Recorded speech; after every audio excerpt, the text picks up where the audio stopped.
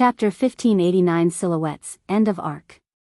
Chapter 1589 Silhouettes, End of Arc. After hearing the Lord's inquiry, Yuan said, "Well, some people think I am a demon because of my regenerative abilities, and I can't really blame them either."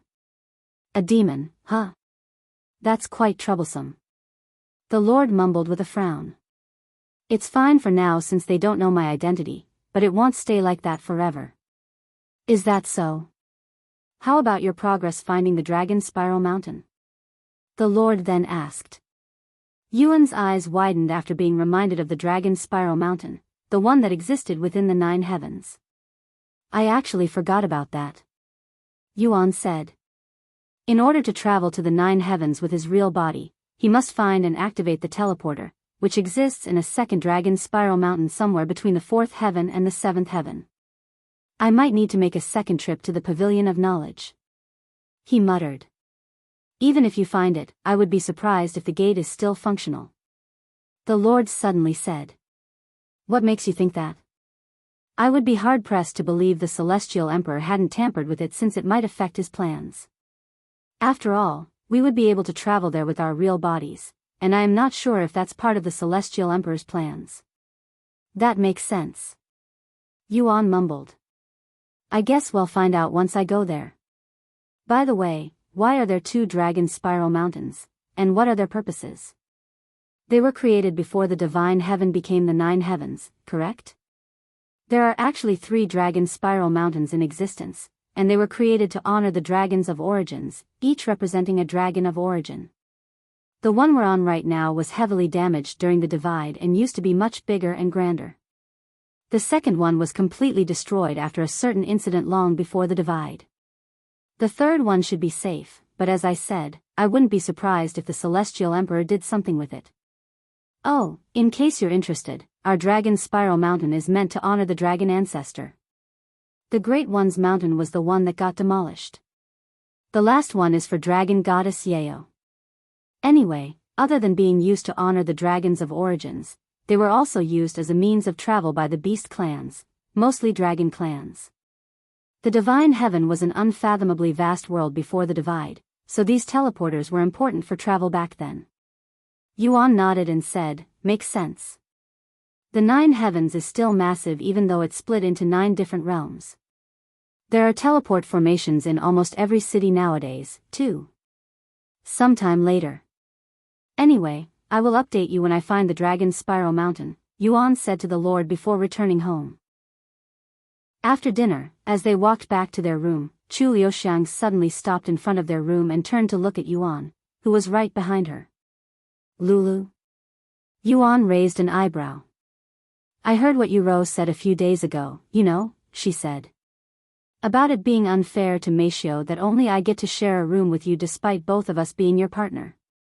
"That's," Yuan tried to respond but was immediately stopped by Yuxiang. "I already spoke with Meixiu about it, and I asked her if she wanted to move in with us. We have plenty of room in the bed, after all." I agreed. Meixiu's voice resounded from behind.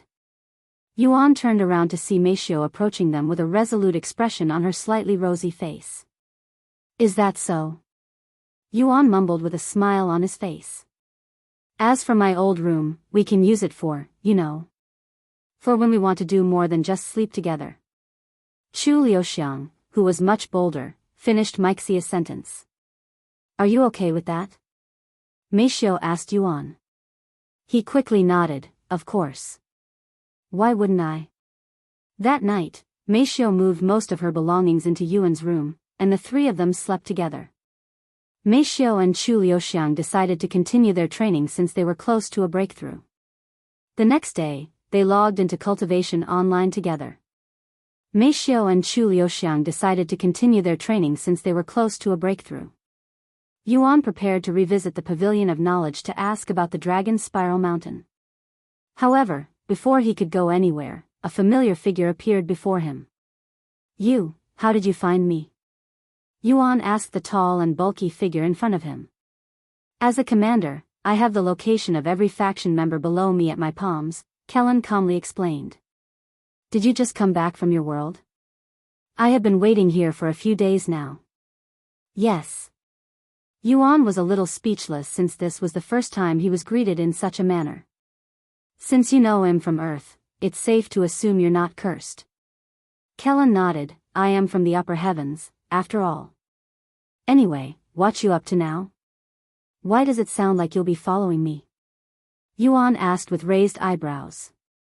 Because I will, for your protection. If you aren't aware, the Demon Sealing Clan and the Demon Sealing Grotto decided to send their top demon sealers to hunt you down after hearing about you. They're moving faster than I'd anticipated. Yuan mumbled. That's just how dangerous they deemed you. Kelan sighed. Oh well. I'll deal with it when the time comes. Anyway, do you happen to know a place called the Dragon Spiral Mountain? Yuan suddenly asked, changing the subject. Kelan raised an eyebrow and said, How do you know that place? Aren't you from the lower heavens? So you do? Of course. It's a pretty famous place in the seventh heaven, sacred, even. I see, so it's in the seventh heaven. I guess I don't have to worry about it for a while. Why are you asking? Kelan asked. Just curious. I learned about it from the Pavilion of Knowledge. Yuan said. Anyway, you asked what I am going to do now, right? I am going to hunt some magical beasts. Do you know a good hunting spot? He continued. Kelan shrugged. You're asking the wrong guy. This is my first time in the fourth heaven. I thought so. Then I'll go ask around. Meanwhile, somewhere in the nine heavens, two silhouettes were chatting away while surrounded by a chaotic energy that would kill even immortals. Did you hear? The Demon Sealing Clan and the Demon Sealing Grotto have sent the majority of their top demon sealers to the lower heavens. This is our chance to make a move. Finally. We have been waiting for this moment for countless years. Once we summon the Ancient, the Demon Clan will rule over this world again. Where's Demon Emperor Carnage? I haven't seen him for a while now. I have no clue, but he was uttering some nonsense about the Divine Paragon before disappearing. He'll show up once we start the summoning ritual. Then let's begin. I cannot wait to take my revenge on the Demon Sealing Clan. Without the Divine Paragon, they're just a bunch of nobodies. Even if the Divine Paragon were still here, he'd be no match against the Ancient. Ha ha ha. He he he. These two silhouettes soon vanished, their laughter echoing eerily until they were completely gone. Chapter 1590 Endless Beast Den. Chapter 1590 Endless Beast Den, a place with a lot of magical beasts, huh? An information broker pondered Yuan's inquiry. After a brief pause, he said, I know of the perfect place. It's called the Endless Beast Den, and as the name suggests, an inexhaustible horde of magical beasts constantly emerges from its depths. He continued, nobody knows why this is happening, but it's a very famous location for cultivators to train. The only downside is that the magical beasts there never drop cores. That said, there are always people there training all year round. Due to its popularity, unless you belong to a powerful sect or have an influential background, you will have trouble hunting there without being confronted by others. Where is this place located? Yuan asked. After receiving the location, Yuan paid the information broker several spirit stones for his services. Thank you for your business. The information broker bowed to Yuan. To think the fourth heaven would also have a place like this. Kelan muttered a moment later. Yuan looked at him and asked, Is there a place like this in the upper heavens? Yes, there are many. Some say the heavens birthed them, while others claim they come from another world, one that is ruled by magical beasts. Unfortunately, all we know for certain is that no matter how many of them you kill, there will always be more. Sounds like the perfect place for me. Yuan smiled. Before they made their way to the Endless Beast Den, Yuan went to pick up Shimeli, who had been visiting every restaurant in the city. Oh, you're back already? Shimeli was in the middle of stuffing her mouth with food when Yuan appeared before her. Yuan smiled and said, Take your time. While they waited for Shimeli to finish her meal, Yuan explained the situation to her. I see, the Endless Beast Den, huh? This is my first time hearing about such a place, so this is going to be a new experience, she said. By the way, who's your new friend? She merely asked with her gaze on Kelan. I'm Kelan, and under the orders of my superiors, I am here to protect him. He's from the same faction as me, the Celestial Overlords, Yuan said. You need protection? She merely looked at Yuan with raised eyebrows. He was powerful enough to kill someone 9 realms above his own cultivation. What could possibly threaten him in the 4th heaven? Because of your friend's rash and reckless action, he's now being hunted by the Demon Sealing Clan and the Demon Sealing Grotto, who thinks they're hunting a powerful demon. How powerful are they? She merely asked. They're experts that specialize in demons, but they're also some of the most powerful cultivators in the 9 heavens, since the ones coming after Yuan are top demon sealers. However, as long as I am here, they won't be able to do a thing to Yuan. Kelan patted his chest with a confident aura around his large body.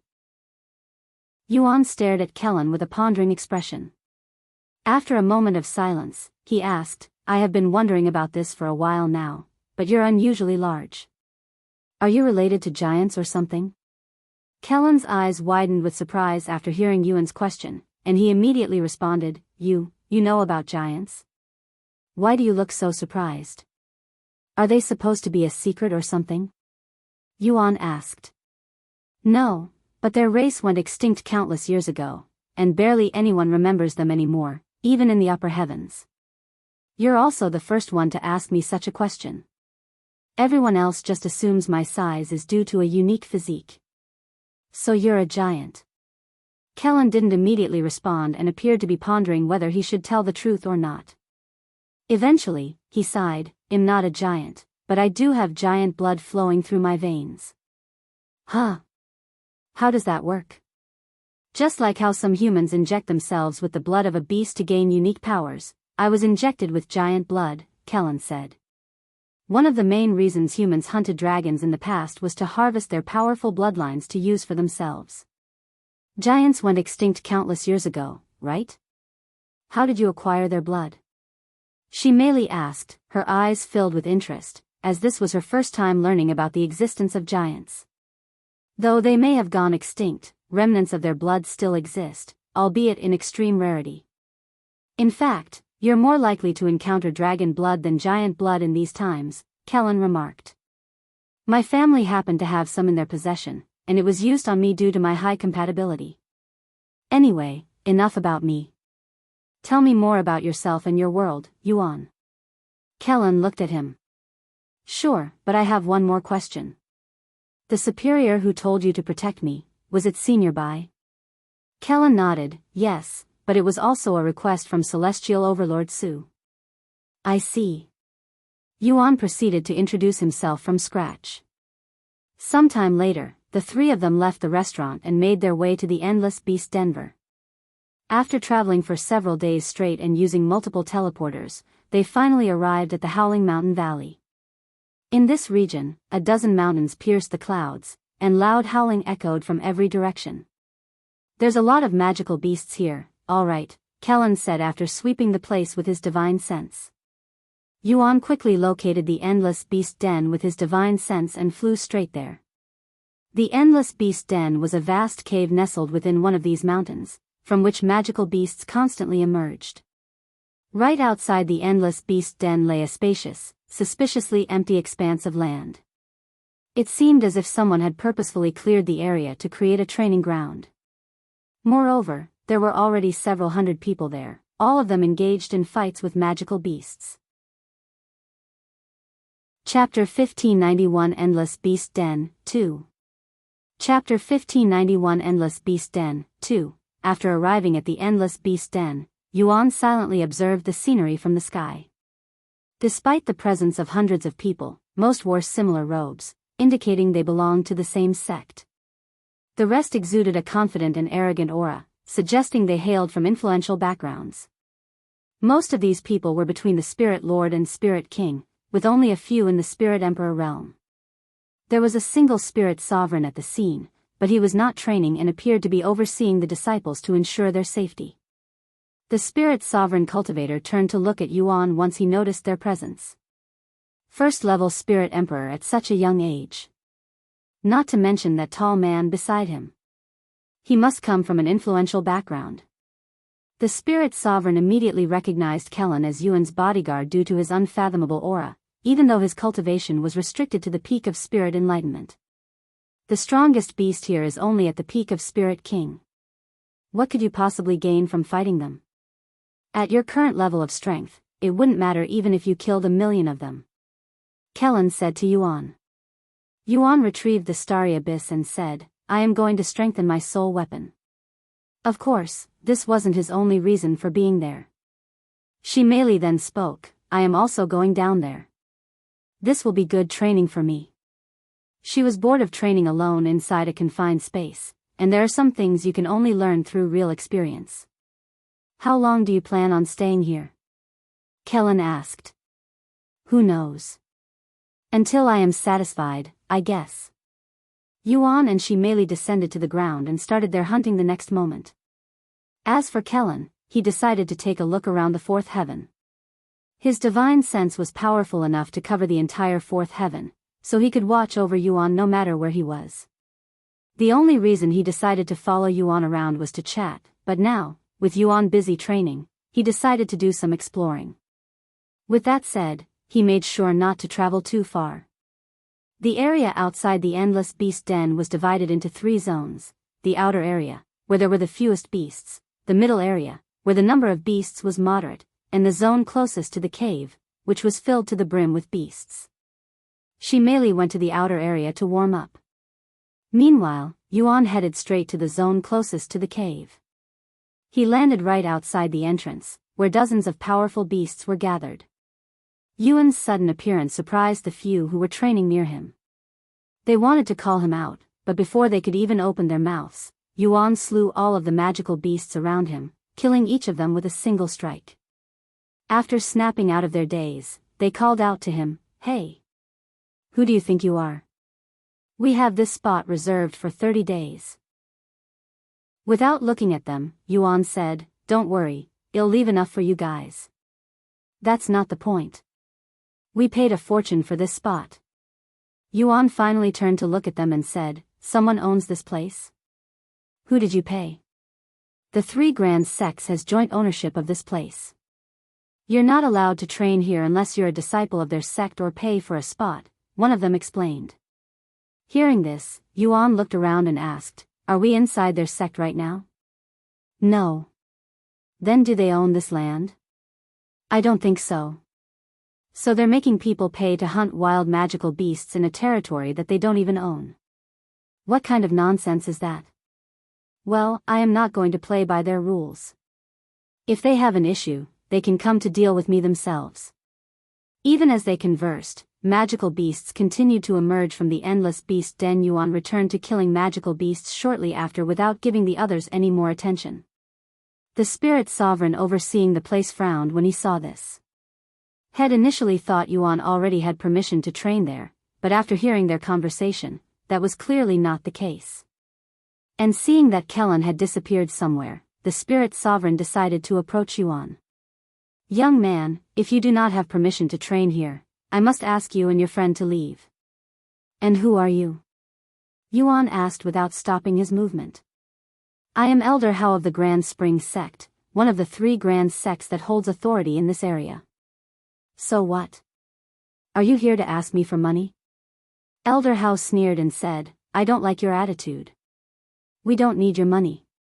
Leave before things become difficult. You're the one making things difficult here. I am merely hunting magical beasts in the wild. Who are you, the Grand Spring Sect, to monopolize this? If anything, I should be getting paid for this. If you don't want unauthorized people coming here, why don't you build a sect around here or something? Yuan continued killing magical beasts without stopping as he spoke to Elder Hao, who was already fuming in anger by now. You must think you're invincible because you have an influential background. Unfortunately for you, no matter how influential you are, the 3 grand sects are still above you. I will give you 3 seconds to get out of here before I force you. Bang! Yuan suddenly unleashed some of his aura, filling the entire endless beast den with tyrannical pressure. You will force me? I'd like to see you try. Yuan stopped hunting to glare at Elder Hao, who subconsciously started backing away from him. Despite Yuan's clearly lower cultivation base, Elder Hao did not dare to underestimate him, as the pressure being exuded by him was stronger than even their sect master. Chapter 1592 3 Grand Sects. Chapter 1592 3 Grand Sects. Are you trying to pick a fight with the 3 Grand Sects? Do you have any idea what kind of trouble you're getting yourself into? Elder Hao growled in anger, realizing he had backed away from a junior. Yuan casually shrugged, no, not really, since I am not from around here. Elder Hao frowned at such words and asked, are you, from the upper heavens? By now, most of the sects in the lower heavens are aware of people from the upper heavens descending. Since it was almost impossible for someone of Yuan's caliber to be unrecognizable, there was a good chance he came from the upper heavens. The opposite, actually. I came from the lower heaven. Elder Hao's face immediately darkened. Since you managed to climb all the way to the 4th heaven, your abilities and talent are unquestionably up there. However, you're simply too arrogant if you think you can offend the 3 grand sects. Since you're new here, let me educate you. The 3 grand sects are the strongest and most influential sects in the 4th heaven. We have been in this position for millions of years. We are unshakable. Thank you for the information, but that doesn't change anything, unfortunately. Yuan shrugged. Elder Hao trembled with anger, enraged that a junior would look down on the 3 grand sects to such an extent. The 3 grand sects were highly respected and revered by everyone, and he had never encountered anyone who refused to show them any respect. Yet, Elder Hao didn't dare to attack Yuan. I won't be able to defeat him alone. I need backup. Thus, without saying another word, Elder Hao turned and disappeared into the distance. Seeing this, Yuan resumed his training. The others were left speechless by the results, but if Elder Hao couldn't deal with him, they had no chance. Reluctantly, they returned to their own training. Over the next several days, Yuan killed thousands of magical beasts. However, that was far from enough to complete his task. At this rate, he'd need to spend over 100 years at the endless beast den just to complete it. I underestimated this task due to its simplicity. 100 million. This might actually take the longest to complete. Yuan sighed inwardly. He suddenly turned to look at the cave where all of the magical beasts were emerging from. Ever since he showed up at the Endless Beast Den, had been getting a weird feeling coming from the cave, almost as if it was beckoning him. However, had already examined the place with divine sense and divine gaze, yet he only found an empty cave. As for the magical beasts, they simply pop into existence like magic. Suddenly, several powerful presences appeared, filling the entire Endless Beast Den and interrupting Yuan's thoughts. Yuan turned around to see 4 individuals staring at him from the sky. One of them was Elder Hao. You left to bring your friends? Yuan smiled at them. The group descended to the ground in the next moment, silently glaring at Yuan with profound frowns etched on their faces. These individuals were all in the early spirit enlightenment realm. You must be the one looking down on our 3 grand sects. Identify yourself. The middle-aged man standing at the very front said in a demanding tone. Yuan tilted his head and said, I don't recall looking down on anyone, though. I do think it's weird you guys are monetizing this place. With an endless number of magical beasts flowing from this cave, if people stop training here, you'd need to hire people to constantly clean up this place, or it will quickly fill the 4th heaven with wild beasts. So everyone training here is actually doing this world a service. Regardless, I believe it should cost nothing to hunt wild magical beasts. I don't care what you believe.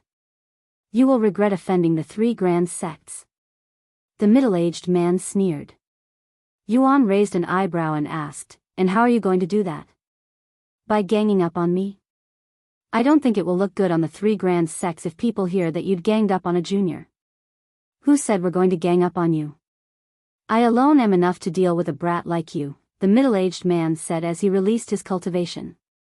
Which sect are you from? Yuan asked. Grand Elder Du of the Grand Mystic Sect, the middle-aged man introduced himself. I'm just a nobody from the lower heaven. I'll let you make the first move. Yuan spoke with a confident smile on his face. Arrogant little bastard. Grand Elder Du's face immediately flushed red in anger, and his aura surged exponentially. Profound mystic strike. Grand Elder Du extended his palms, shooting a powerful blast of spiritual energy at Yuan. Seeing this, Yuan placed his arms behind his back and confronted the blast with his naked body. Bang! The ground trembled violently from the impact, reducing the area around Yuan to rubble. Yet, amidst the destruction, Yuan stood unscathed. What? Grand Elder Du and the others were greatly shocked by the results. Although Grand Elder Du had no intention to kill Yuan, he definitely wanted to teach Yuan a lesson that he'd never forget. The attack was strong enough to break most bones in a spirit sovereign, yet Yuan came out unscathed while being a spirit emperor. Elder Hao had warned them that Yuan was far more powerful than he appeared, but none of them could have anticipated the extent of his strength. I didn't feel that, so I'll give you another chance. Yuan suddenly said. Yuan's provocation immediately infuriated Grand Elder Du, causing him to abandon any thought of going easy. You'll regret this, brat. Grand Mystic Typhoon. Grand Elder Du created a massive typhoon of spiritual energy around Yuan. This is your last chance to apologize because this will really kill you. Grand Elder Du warned.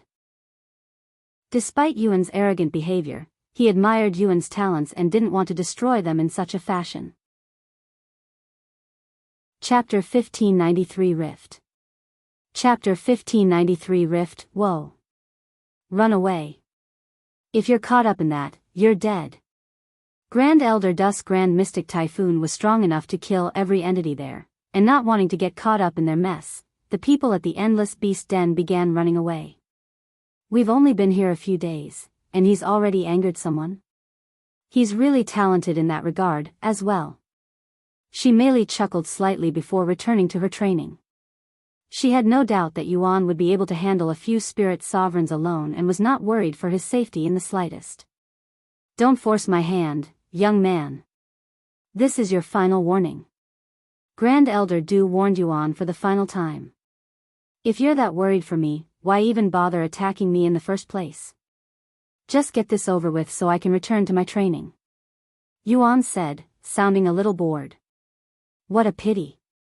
Grand Elder Du shook his head and increased the rate at which he gathered his spiritual energy. A few moments later, he released all of that built-up energy, unleashing the technique. The massive typhoon immediately collapsed on Yuan, consuming him and everything around him. The magical beasts swallowed by the technique were instantly torn to shreds, and their blood scattered everywhere, causing it to rain blood. Grand Elder Du panted afterward, completely out of spiritual energy after using that one devastating technique. Are you sure it was okay to kill him when we don't even know his identity? A talent like that surely didn't come from nowhere. What if he lied about coming from the lower heaven and actually came from the upper heavens? One of the other individuals brought by Elder Hao asked in a slightly worried tone. I think it's a little too late to ask those questions now, Grand Elder Lu, another individual said. Grand Elder Du nodded and said, Grand Elder Tang is right. We're way past that now. I didn't want to kill him, but he left me no choice. You make it sound like I had a sword against your neck or threatened your life.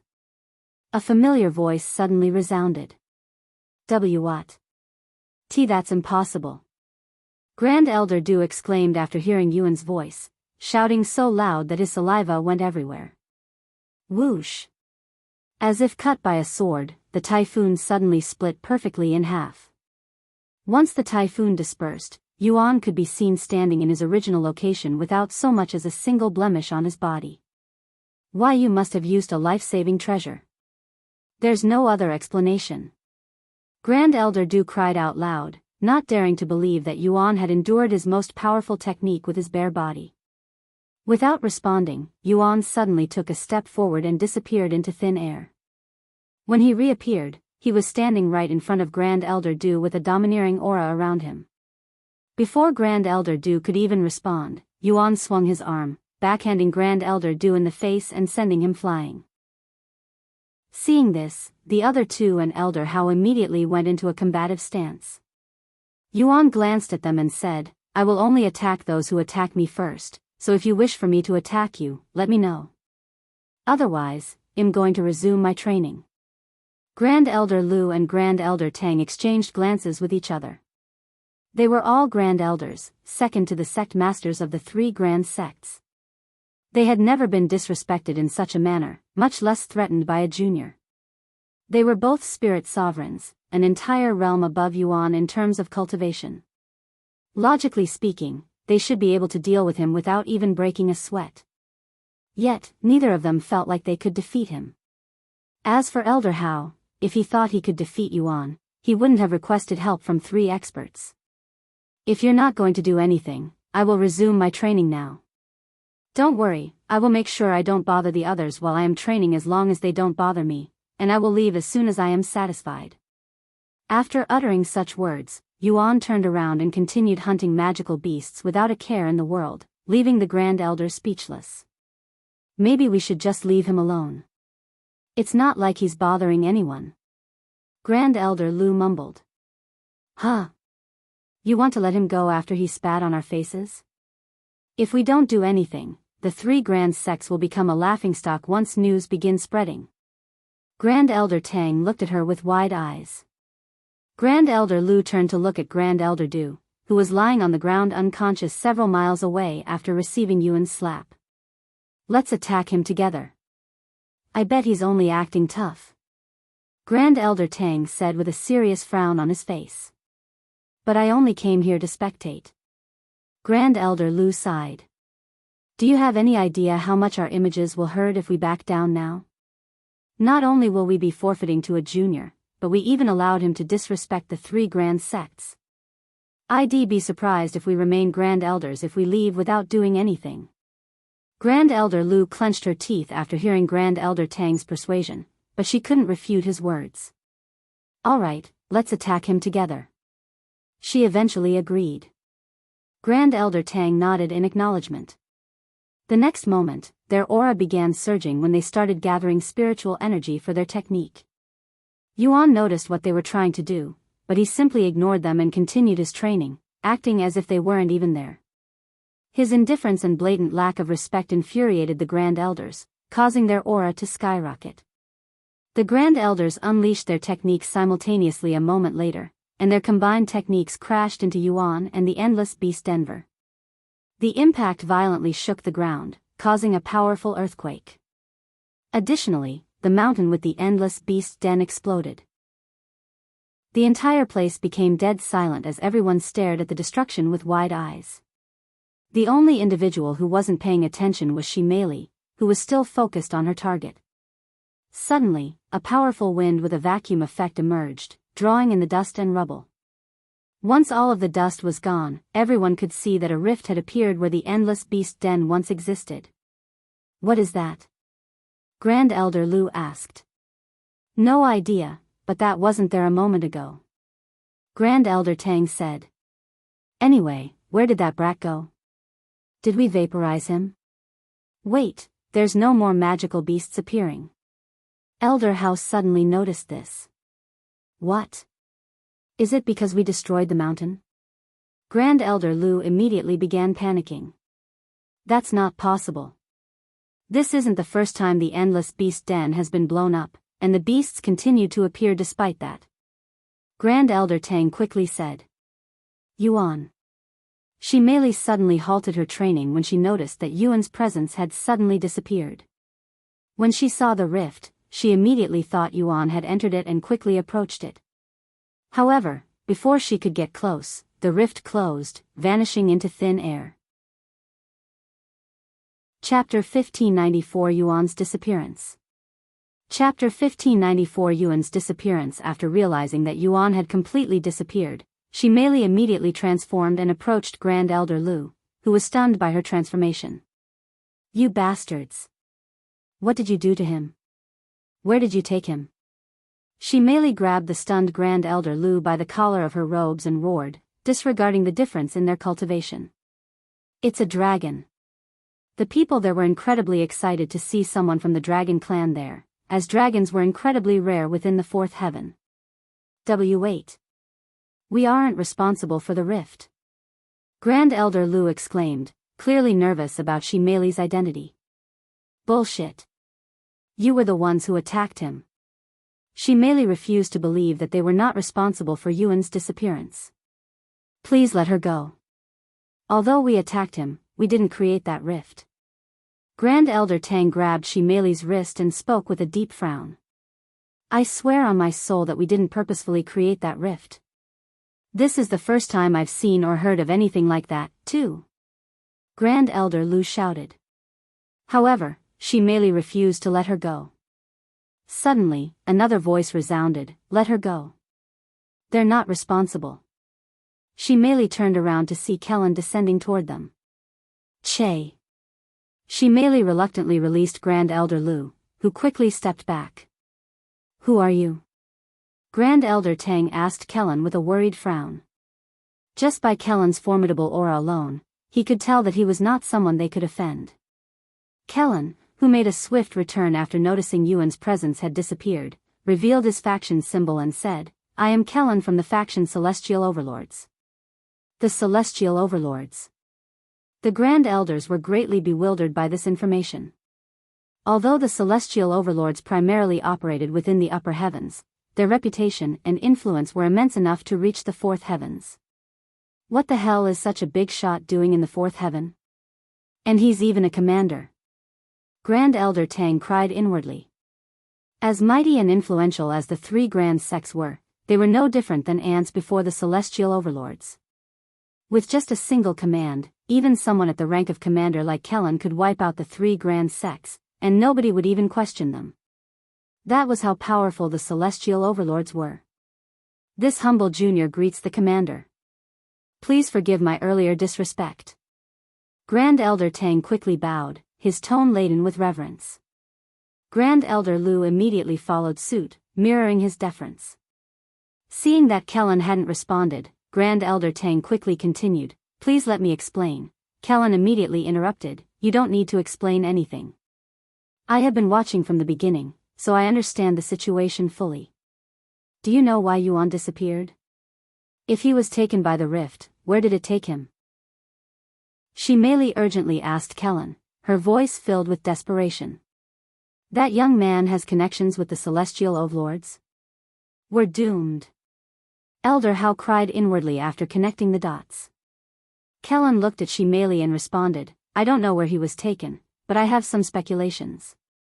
Although nobody really knows where the magical beasts come from, people have speculated that they come from another world, one that is filled with endless magical beasts. As for why they're being sent to the 9 heavens, we don't have the slightest clue. The rift that took Yuan. I have heard about it before. They rarely appear when an endless beast den is destroyed.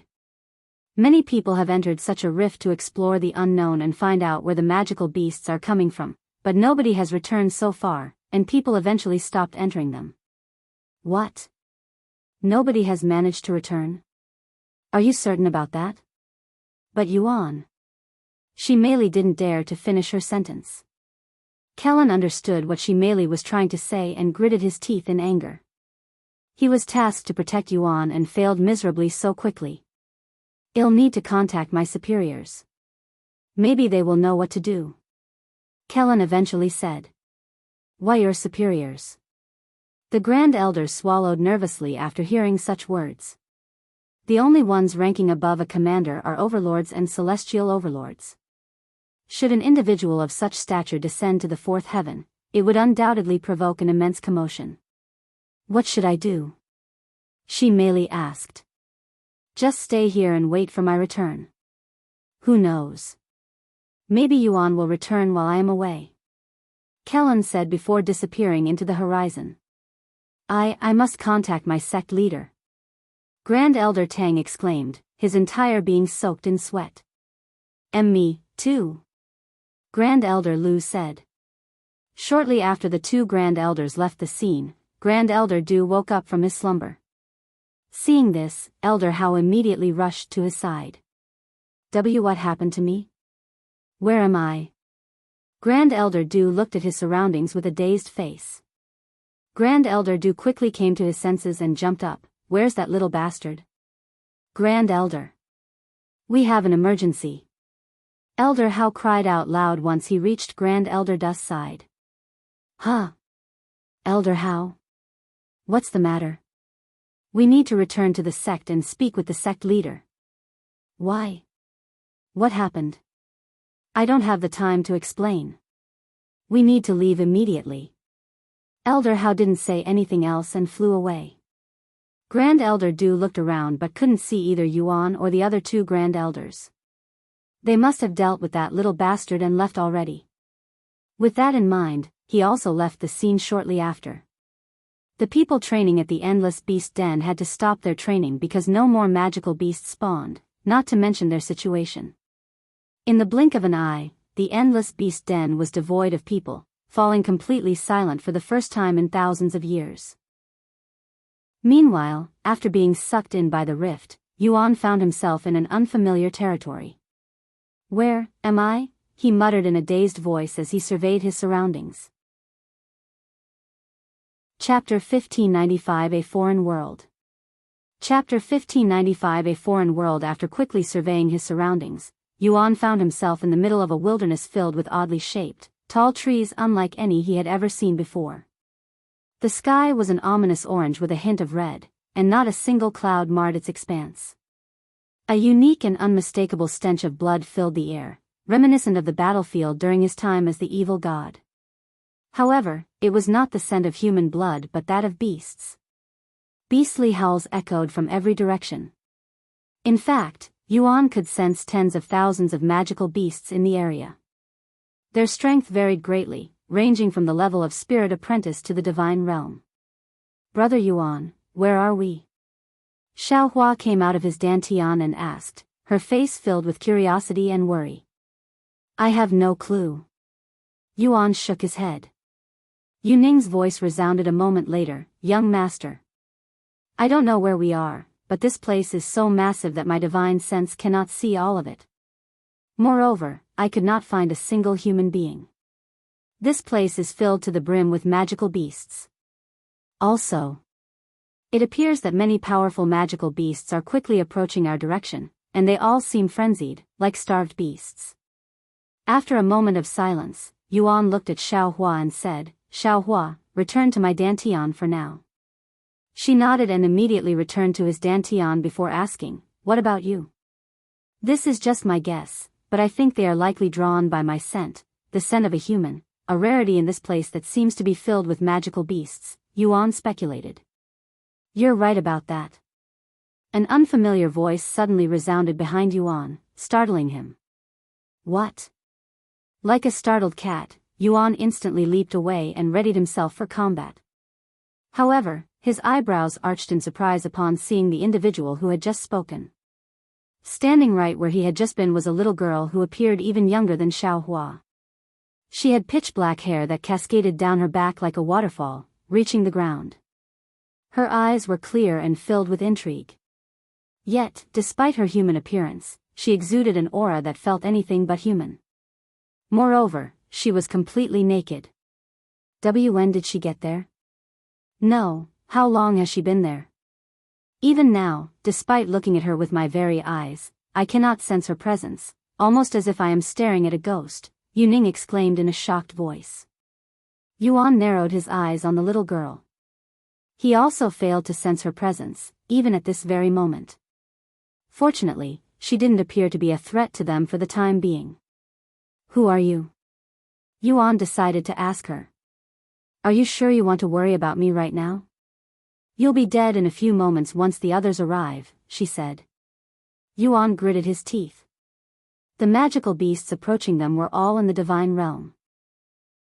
Yuning also warned him of magical beasts at the level of immortals that were too far for his divine sense to pick up.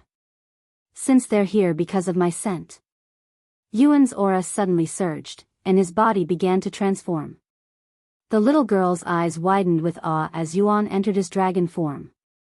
You smell like a dragon now, but you had a vastly different scent just moments ago, one that I have never encountered before. Is this what humans are? I have only heard about your species but never met one, she inquired, her eyes brimming with interest, almost like that of a child visiting the amusement park for the first time. Hearing her question, Yuan became certain that she was not human. Sorry, but I need to leave this place for now. Not wanting to wait for the magical beasts to arrive, Yuan used his movement technique and swiftly left the scene. The little girl silently stood there. A few moments later, a red beast resembling a jaguar emerged. Initially, it didn't notice the little girl, but when it finally laid eyes on her, a terrified expression crossed its face, and its body trembled with immense fear. Without any hesitation, the jaguar turned around and ran away with its tail tucked between its legs. This scene repeated several more times for the beasts that showed up at her location until the little girl disappeared into thin air like a ghost. Sometime later, after running for days without stopping, Yuan finally came to a halt. This should be far enough, he mumbled, feeling relieved that none of the magical beasts chased after him. He lifted his head to look at the sky, which had remained unchanged despite the passage of many days. Just where in the world are we? He sighed out loud. We're currently at the enchanted forest. A calm and familiar voice responded to Yuan's sigh. What the? Yuan jumped after being startled again. His eyes widened with surprise after seeing the little girl had managed to follow him. Yuning, can you sense her cultivation base? He asked. No. I cannot sense anything about her. It's like she doesn't even exist, she quickly replied.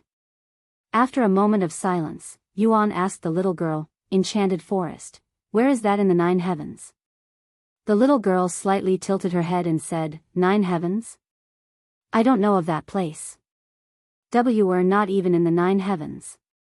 Yuan swallowed nervously after learning this information, though he was not entirely certain of its credibility. After all, it was possible that they were still in the 9 heavens, but the little girl might not be aware of it. He looked at the little girl and continued asking, Then do you know what this world is called? What a weird question, the little girl said. But it'll entertain you. This world is called the Primal Expanse. Primal Expanse. Yuan repeated in a dazed voice. Have you heard of this place? Yuning? Xiaohua? He asked them. No, they both replied simultaneously. Well, it'll be damned. Chapter 1596 Primal Expanse. Chapter 1596 Primal Expanse. After taking a moment to digest the possibility that they had been transported to another world outside the 9 heavens, Yuan turned to look at the mysterious naked little girl and asked, Do you mind telling us a little about the Primal Expanse? Since the little girl had been answering his questions without any issues, Yuan figured it wouldn't be an issue to continue asking her questions. This time, however, she said, I do mind. It feels like I am being used, and I don't like it. Sorry, that wasn't my intention. What do you propose, then? Yuan quickly apologized to her. I want you to answer some of my questions now, she proposed. He nodded, that seems fair. What do you want to know? Where did you come from? Your presence appeared out of thin air. I came from a place called the 9 heavens. I don't know how I got here, but I was sucked inside a rift and arrived here before I realized it. The little girl took a moment to digest this information before asking the next question. You're a human, right? Does this 9 heavens have a lot of humans? Yes to both questions. Where is the 9 heavens? Sorry, but I don't think I can answer that question, not because I don't want to. Since I don't know where we currently are, there's simply no way for me to pinpoint the 9 heavens. The little girl tilted her head in a puzzled manner and said, But I already told you. We're at the enchanted forest within the Primal Expanse. Well, you see. Yuan took a moment to think about how he'd go about explaining the situation to her. This is actually my first time hearing about a place called the Primal Expanse, and I am not sure if it's a place somewhere within the 9 heavens or outside, like another world. That's why I wanted to know more about the Primal Expanse, so I can figure that out. I see. The little girl mumbled. After a moment of silence, she spoke. I have never heard of the 9 heavens, but the Primal Expanse is a world of its own. If you traverse beyond the sky and leave this world, you will only enter an empty, endless dark world we call the Infinite Expanse. Yuan then spoke. If the Primal Expanse is its own world, it's safe to assume that it's separate from the 9 heavens. He wondered if it was a situation similar to Earth and the 9 heavens, where the primal expanse used to be part of divine heaven before the split happened. So, humans are a rarity in this place, huh? The little girl then said, a rarity is an understatement. Humans essentially don't exist in this world. According to legends, humans would occasionally appear in our world in the past, but it's been millions of years since we've had a human visitor. So only magical beasts exist within the primal expanse? Yuan asked. Magical beasts? What is that? The little girl asked. Yuan raised an eyebrow and explained, in the 9 heavens, beasts with spiritual energy that lack intellect and only act upon instincts are called magical beasts. Then there are divine beasts. They are as intelligent as humans and can even transform into one, like you. The little girl fell silent again. After a moment of silence, she spoke, in the primal expanse, those who cannot speak and only act upon instincts are called primals. I am what you call a predator. Yuan found their wording quite weird, but who was he to judge their world? Primal and predators, right? I will remember that. Yuan fell silent afterward and wore a pondering expression on his face. After connecting the dots, he was certain that the primal expanse and the 9 heavens were connected in some way. After all, the very rift that transported him to the primal expanse appeared after the endless beast den was destroyed. It's very likely the magical beasts that appear out of thin air came from the primal expanse. In that case, there must be a way to return to the 9 heavens. He also wondered if she merely had chased after him. Either way, there's no method to contact her while I am here. In that case. Yuan turned to look at the little girl and said, I will be right back. He logged off Cultivation Online the next moment. When he returned to Earth, both Yuxiang and Meixiu were lying beside him. He went to see if Feng was also in Cultivation Online. When he couldn't find Feng, he used divine sense and immediately located her inside her room with the helmet on. The others were also inside Cultivation Online. With no other options, Yuan took out a piece of paper and began writing on it.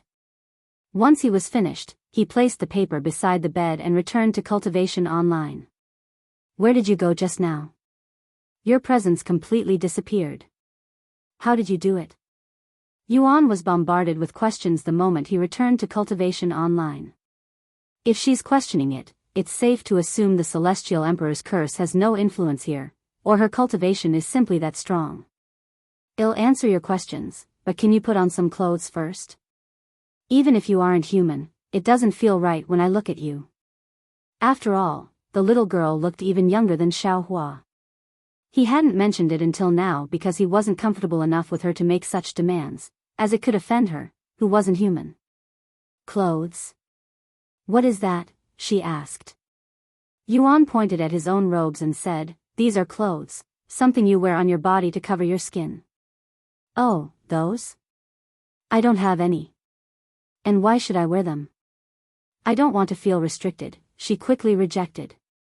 Yuan sighed inwardly, I guess I'll just have to deal with it for now until we part ways. He didn't want to seem forceful and offend this little girl who was definitely much stronger than she appeared. By the way, if humans don't exist and you've never encountered one, why are you in the form of one? Yuan asked a question that had been on his mind for some time now.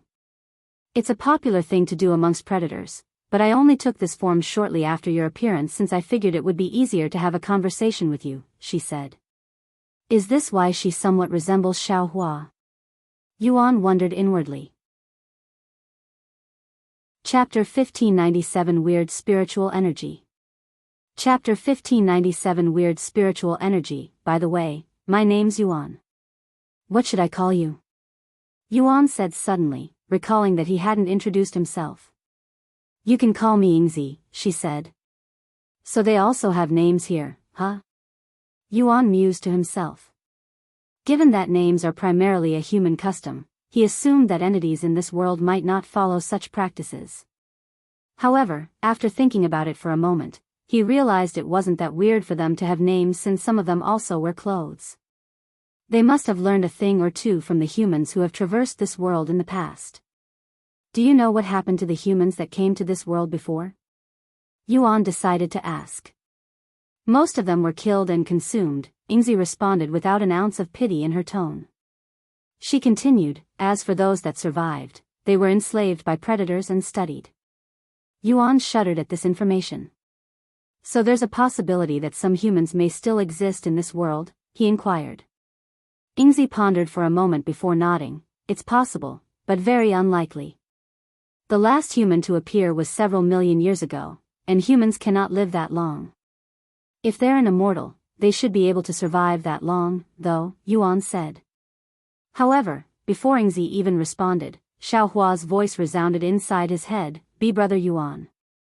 The spiritual energy in this place is very weird." What? Yuan raised an eyebrow. Yuning's voice followed, "I can't believe we haven't noticed this until now.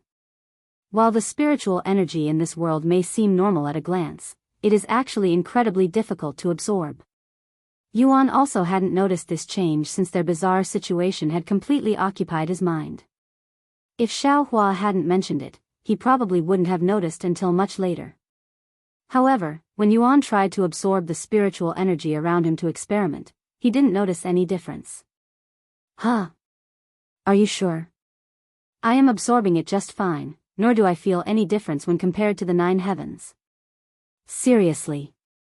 But when I try to absorb it, I would only get about 1% of what I should. It's like trying to breathe while being choked. Yuning tried to describe her own experience. It's the same for me, Xiaohua said. Perhaps this was the real reason why Yuan hadn't noticed anything. After all, he was absorbing the spiritual energy there just fine. If the others were also having trouble absorbing the spiritual energy in this place, even immortals would slowly perish from a lack of spiritual energy. Yuan quickly understood why Yingzi claimed that humans couldn't live for so long. However, he couldn't figure out why he was able to absorb the spiritual energy there without any issues. Hey! Yingzi suddenly called out to him. Yes? What does it mean to be human? She asked, her eyes flickering with intrigue. That's a really difficult question to answer. If I were to ask you what it means to be a predator, how would you respond? Yingzi pondered for a moment before responding, I don't know. Yuan then said, the question of what it means to be human is deeply philosophical. I can't define what it means to be human universally since everyone differs. Whether it be our culture, morals, ethics, emotions, and even biology, none of that really defines us as human. If anything, I'd say it's our soul that makes us human. Your soul. I don't understand. I also have a soul, but I am not human, said Yingzi. I guess it'd be more accurate to say the shape of our soul. I don't know. Yuan shrugged. Yingzi fell silent again. What's she thinking now? Yuan wondered. A few moments later, Yingzi suddenly wore a look of enlightenment on her face, and she spoke. Then I'll observe you until I understand what it means to be human. You want to observe me? Yuan had a bad feeling about this. Does this mean she'll be following me as I explore this world? He wanted to politely refuse, but he had a feeling that she wouldn't care about what he had to say and would still follow him regardless. Moreover, he risked offending her by refusing her company, which might get him killed. Maybe this won't be as bad as I am imagining. She's been a great help thus far, he thought, trying to be positive about the situation. If it weren't for Yingzi, he probably would still be trying to figure out his location. He spoke a moment later, if you want to understand what it's like to be human, you can start by wearing clothes. All of the humans in my world wear clothes throughout the day. Yingzi frowned slightly at his suggestion, but it made sense. I don't have any clothes, she reminded him. Xiaohua, do you have extra clothes? He asked her since they had a similar build. Xiaohua came out of his dantian for a split second to hand him a pair of robes before quickly returning to his body to avoid attracting the beasts there with her scent. However, even though it was only for a split second, the primals nearby had already noticed Xiaohua's scent and were rushing in their direction.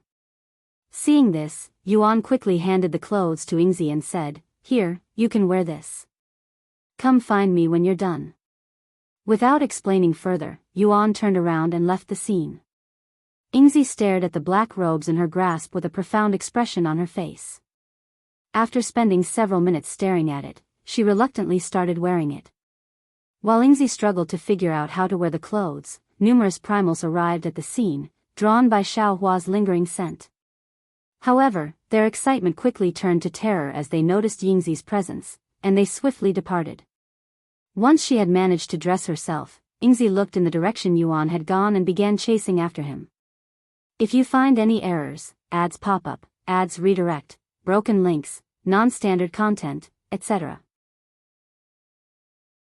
Chapter 1598 Sect Leaders of the Three Grand Sects. Chapter 1598 Sect Leaders of the Three Grand Sects. A whole week has passed since Yuan was transported to the Primal Expanse. During this time, she merely remained at the Endless Beast Den, anxiously waiting for Yuan to return. Kelan went to speak with Senior Bai and explained the situation to him.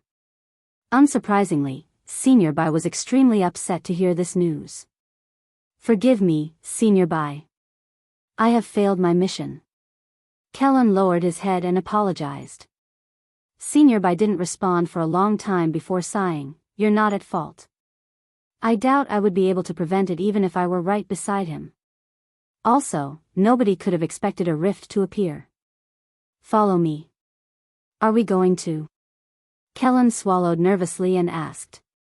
Senior Bai nodded, confirming his suspicions. Yes, we're going to speak with the Celestial Overlord. Sometime later, Senior Bai and Kelan stood before Su Jiechi, who was sitting behind her desk that was stacked with mountains of papers. Didn't you just leave? Su Jiechi spoke without even looking at them. Senior Bai responded, Sorry, but this is urgent. I've been hearing that word a lot lately. What is it this time? Senior Bai turned to look at Kelan, his gaze gesturing to Kelan to do the speaking for obvious reasons. Kelan took a deep breath before falling to his knees and kowtowing. Due to my incompetence, Yuan, who I had been tasked to watch over, was swallowed by a rift, he spoke in a shouting voice. However, Su Jiechi merely raised an eyebrow and muttered, A rift? What rift? The ones that rarely appear when an infinite beast spawn is destroyed. Kelan clarified. What? How did that happen? Su Jiechi exclaimed. This is what happened. Kelan proceeded to recall everything that led to Yuan being swallowed by the rift. Su Jiechi wore a deep frown on her face throughout the entire thing. And that's how Yuan entered the rift. Once Kelan was done, a profound silence filled the room. After a long moment of silence, Su Jiechi stood up and began walking to the exit. Where are you going? Senior Bai inquired. I'm going to speak with an expert.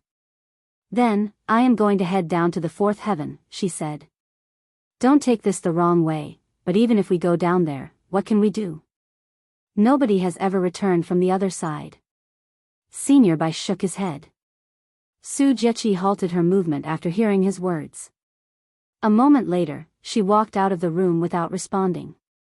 Senior Bai looked at Kelan, who appeared to be on the verge of tears from fear, and said, Let's go. Where? He asked. The fourth heaven. While Su Jiechi disappeared somewhere, Senior Bai and Kelan made their way to the fourth heaven. However, due to Senior Bai's identity and position within the Celestial Overlords, more work and effort were required before he could be permitted to enter the fourth heaven. Upon arriving at the Endless Beast Den, Senior Bai was surprised to see many experts there. The three grand sects, huh? How are they involved? Senior Bai asked Kelan. Kelan didn't go into detail and only recalled the important parts when he explained the situation, so Senior Bai wasn't aware the three grand sects were involved. Actually, they were the ones who were fighting with Yuan, he explained. Huh? The three grand sects? Why? Kelan explained how Yuan thought it was silly to monetize hunting wild magical beasts, which started the whole fight. Senior Bai rubbed his eyes in a stressed manner and sighed, What a headache. They descended shortly after. A few days before Senior Bai and Kelan arrived at the Endless Beast Den, the sect leaders of the three grand sects gathered there after being informed of the situation. Excuse me. The sect leader of the Grand Mystic Sect approached Shimeli, who hadn't moved from her spot since Kelan left. Shimeli didn't respond. Despite being ignored, the sect leader wasn't offended, or more precisely, didn't dare to be offended. He continued, I am Du Daomi, the sect leader of the Grand Mystic Sect. I would like to apologize for what happened to your friend. Save your breath. Shimeli suddenly interrupted. We both know you don't care. The sect leader immediately became speechless. After a moment of silence, he returned to the other two sect leaders. It's pointless. We might actually make things worse if we try to appease her, said Du Daomi. So what do we do? Wait for the people from Celestial Overlord to show up and kill us? The sect leader of the Grand Harmony Sect said. Don't say that, the Celestial Overlord is a righteous faction. They wouldn't kill us over something like this, right? The sect leader of the Grand Defiance Sect said. In addition to the sect leaders of the three Grand Sects, those directly involved with the incident, such as the Grand Elders and Elder Hao, were also present. Fuck, this is all your fault, Elder Hao. Why did you have to bother that young man? Grand Elder Du cursed, blaming him for everything. Don't push your blame on me, Grand Elder. I was only doing my job. You were the one who initiated the fight. Elder Hao exclaimed. So what? I wasn't the one who destroyed the Endless Beast Den. Grand Elder Du turned to look at Grand Elder Tang and Grand Elder Lu, whose complexions were as pale as sheets. I only wanted to spectate. Grand Elder Tang was the one who pressured me into attacking him. Grand Elder Lu pointed her fingers at him. Shut up. I was only avenging Grand Elder Du and trying to save face for the three Grand Sects. If you weren't so weak, Grand Elder Du, we wouldn't be here right now. Grand Elder Tang redirected the blame to Grand Elder Du again, going in circles. They continued to blame each other for the next several days until Senior Bai and Kelan appeared before them. Chapter 1599 Infinite Beast Spawn Rift. Chapter 1599 Infinite Beast Spawn Rift. When Grand Elder Lu and Grand Elder Tang noticed Kelan approaching them, they immediately alerted their sect leaders. Sect leader. It's the Celestial Overlord. They're here. What? The sect leaders immediately froze after hearing this. They were too busy pondering how they could fix their situation to notice Senior Bai and Kelan's presence. Fuck. We messed up. They cried inwardly. However, they had no time to think and immediately greeted Senior Bai and Kelan. They clasped their hands and lowered their body in a respectful manner. We greet the seniors from Celestial Overlord. Kelan responded, if you're here to apologize or make excuses, you can save your breath. We're not here for you. Really? You're not going to punish us? Even if it might cost me my life, I have to admit that we're partially responsible for what happened. Du Daomi lifted his head and said. Well, you've admitted to being responsible. Are you going to take responsibility? How are you going to do that? Senior Bai stepped forward and asked. That's, we will no longer monetize the Endless Beast Den. Du Daomi said. Of course, this decision was made on the spot without the other two sect leaders' approval. However, neither of them objected to it. Although no magical beasts are currently spawning, it was due to the appearance of a rift. Once a rift appears, no more magical beasts would spawn for at least 10 years. Senior Bai sneered at their approach to accountability.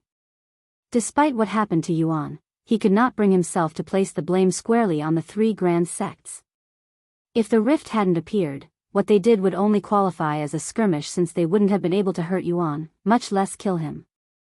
The Celestial Overlords were a righteous faction, and causing trouble for the three Grand Sects over this unfortunate incident would only tarnish their reputation. The next moment, Senior Bai walked past them and approached Shimeli. How are you doing? I am Bai Linyu, a friend of Yuan. Bai Linyu? The sect master of the Gates of Heaven? Those from the three great sects were greatly shocked and bewildered after learning Senior Bai's identity.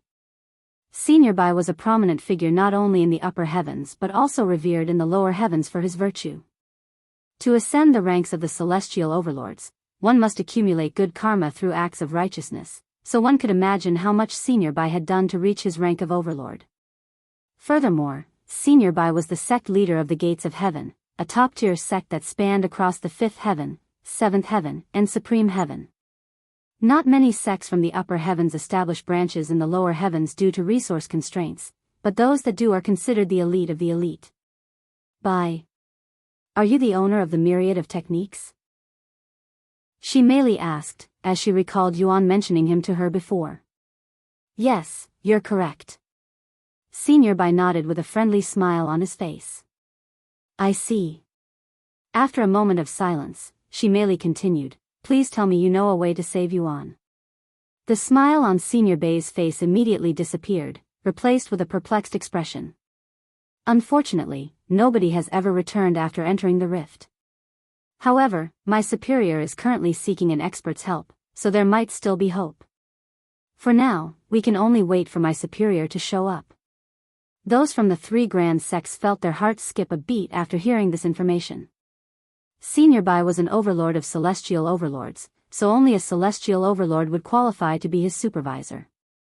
Senior, does this mean a celestial overlord will make an appearance here? The sect leader of Grand Harmony Sect asked Kelan with a nervous look on his face. Kelan looked at him and said, not just any celestial overlord either. Lady Su will make an appearance herself. See Celestial Overlord Su Jiqi. Du Daomi fell on his buttocks after hearing her name. Among the few celestial overlords in their faction, Su Jiqi stood out as the most prominent and influential figure. She also had a reputation for being incredibly ruthless and merciless. Just her name alone would scare even the most vicious immortals out there. Su Jiqi. The celestial goddess? Grand Elder Du cried out loud. No, we're doomed. Elder Hao fell to his knees with a despaired look on his face. Kelan understood their emotions very well. In the celestial overlords, there was nobody more fearsome than Su Jiqi, and her involvement was reserved only for the most significant of tasks. Since we're going to die anyway, I might as well ask. Who was that young man? And what's his relationship with the celestial overlords? To make the celestial goddess come down to the 4th heaven, he must be very important to her. Du Daomi asked. I don't know about his relationship with celestial overlord Su, but he's a good friend of Senior Bai and also a general within the celestial overlords. A general? But he looked very young. Grand Elder Du exclaimed in disbelief. That's just how talented he was. Kelan shook his head, his voice filled with disappointment. Grand Elder Du swallowed nervously as he recalled Yuan effortlessly defeating him despite having a much lower cultivation. This sort of talent was almost unheard of. Unfortunately, Yuan had gone inside the rift, and the chances of him returning were pretty much zero, so he was essentially already dead. Meanwhile, Su Jiqi was engaged in a conversation with the expert she had sought out with some difficulty. Is there a way to bring back someone who entered an infinite beast spawn rift? This expert, a tall, beautiful woman with brown hair, tan skin, and green eyes, was surrounded by many powerful magical beasts as she spoke. You should already know the answer to that question, so why waste your time coming here to ask me? Su Jiqi silently clenched her jaw and narrowed her eyes, fixing the woman with a cold, piercing glare. Chapter 1600 Yuan's Message. Chapter 1600 Yuan's message. The beasts surrounding the woman instantly sensed the threat in Su Jiqi's gaze toward their master and bared their teeth in a defensive warning display. In response, Su Jiqi's body emitted killing intent. I don't have the time to joke with you today, Huyao. Su Jiqi uttered the next moment in a cold voice. Sensing her killing intent, the beasts began to howl and roar, their cries echoing with aggression. Seeing this, the woman named Huyao sighed. Stop it, you idiots. You know I won't be able to avenge you guys if you fight her and perish, right? The magical beasts immediately calmed down after hearing her words. Huyao continued a moment later, to answer your question, no, there's no way to bring back someone who'd entered such a rift. Why are you asking? Did someone you know enter a rift? It's been a long time since I have heard of someone entering one of those. However, Su Jiechi didn't respond to her inquiries and was even walking away. Leaving already? What's the rush? If you don't have any helpful insights, I have no reason to stay here any longer. Su Jiechi said. Huyao showed a mysterious smile and said, actually, now that I think about it, there might be a way. Su Jiechi instantly halted her movement and turned around to look at Huyao, who continued speaking. If someone as powerful and as capable as you enters a rift, perhaps you might find a way to bring them back. The atmosphere in the room suddenly changed drastically as an overwhelming pressure was exuded by Su Jiechi. I thought I said I didn't come here to joke around. Su Jiechi stared daggers at Huyao. That's none of your business. You made it my business by coming to me for advice. Who said I was joking? Most of the people that went to explore the rift were run-of-the-mill immortals. If someone like you were to explore the rift, there's a good chance you might make it back. Huyao explained with a brave smile. Su Jiechi remained silent, her expression contemplative, almost as if she were seriously considering the possibility presented to her. Huyao's eyes widened at this, and she said, don't tell me you're actually thinking about it. Now I am really interested in this individual you're trying to save. That's none of your business. You made it my business by coming to me for advice. You think you're giving me advice? You've only given me nonsense. Huyao shrugged and said, then let me tell you this. Even if you were to enter the rift to rescue this individual, you'd need to find a rift to enter. A rift only remains open for a few moments before disappearing, so you'd need to find a new one, which is only possible by destroying infinite beast spawns, which has a very low chance of spawning.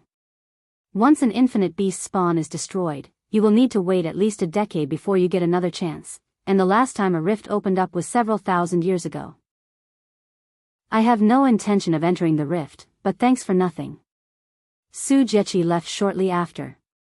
Never easy to please that woman. Huyao shook her head with a smile. A few days later, Su Jiechi arrived at the Endless Beast Denver. However, given her prominent status, she discreetly made her way into the fourth heaven to avoid drawing unnecessary attention. This time, the sect leaders of the three grand sects made sure to pay attention to their surroundings and noticed Su Jiechi's arrival almost instantly. Who are they? Su Jiechi pointed to those from the three grand sects with her gaze. Senior Bai gave her a quick explanation of their involvement. After learning of the full situation, Su Jiechi's gaze remained on them for a few moments, her thoughts unknown. The sect leaders were so nervous that none of them dared to utter a word without Su Jiechi's permission, and even their greeting was done in silence. In the end, Su Jiechi decided to ignore them and asked Senior Bai, any news on Yuan or the rift? He shook his head and said, unfortunately not. What about your end? Nothing useful, she sighed. So there's nothing we can do besides wait for Yuan to return by himself? She merely asked. Su Jiechi silently nodded. Overwhelmed by emotion, Mei's composure shattered, and she began to weep, releasing a torrent of tears she had restrained for more than a week. Seeing this, the urge to go after Yuan grew stronger inside Su Jiechi's heart. However, just as they pondered how to comfort Mei, they noticed several individuals approaching them from a distance. 4 individuals, to be precise. Those ladies are. Senior Bai recognized them, as had seen them at the myriad of techniques before. They were Meixiu, Chu Liuxiang, Li Jinxi, and Lan Yingying. What are you guys doing here? Mei wiped her tears and forced herself to stop crying to ask them. Yuan told us to come here, Meixiu said. What? Yuan? How? Mei wore a puzzled look on her face, as did everyone else there. Let's just say I have a method to contact Yuan even when we're far away from each other. Anyway, he wanted me to tell you not to worry about him. Wait a minute. Let's slow down a little. Who are you guys? And where is Yuan now? Su Jiechi stepped forward and asked. They're Yuan's friends. I have seen them with him at the myriad of techniques on several occasions. Senior Bai quickly explained.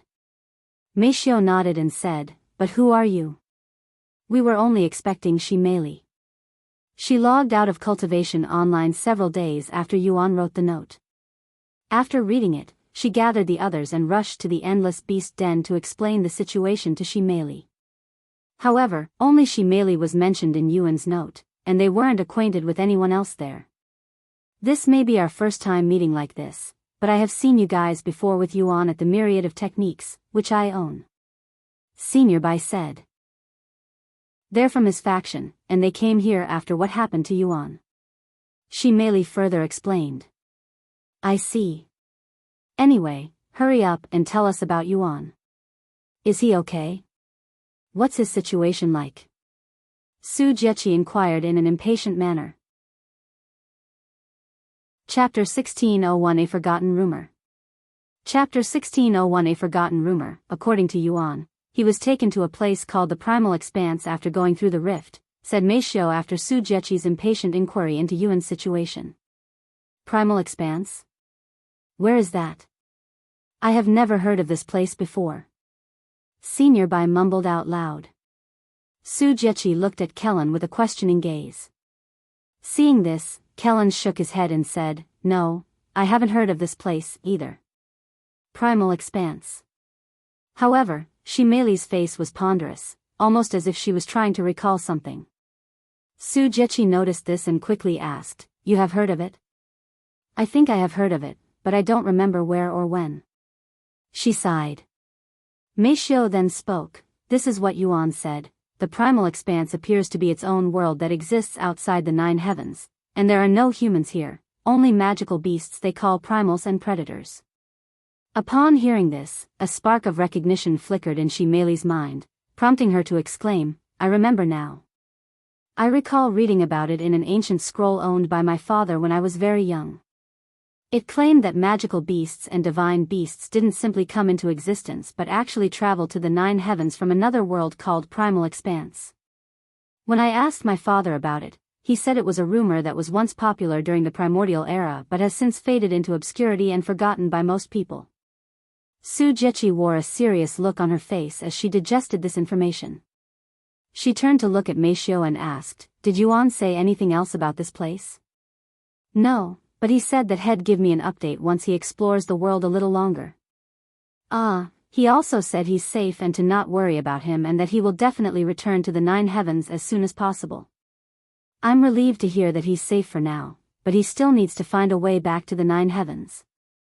Moreover, the existence of this Primal Expanse has serious implications now that we've confirmed its existence, Senior Bai said. Even if we know about its existence, what can we do about it? Kelan shrugged. It exists outside the 9 heavens, and those who have gone there never returned. It might as well not exist. Su Jieqi suddenly glared at him with a dangerous gaze. Kelan trembled when he realized that he'd screwed up by essentially saying that Yuan would never return from the Primal Expanse. I believe in Yuan. He'll definitely return to us. Lan Yingying suddenly said. Sometime later, Senior Bai asked Su Jieqi, What are you going to do now? I'm going to see if I can learn more about the Primal Expanse, so I'll leave now. Make sure to update me whenever Yuan gives an update. You heard it yourself, Kelan. If I am not available, you can directly notify the Celestial Overlord. Senior Bai said to Kelan. Yes. Kelan acknowledged. He never thought he would work as a mere messenger, given his position in the faction, but he did not dare to complain and considered this as punishment for his failure to protect Yuan.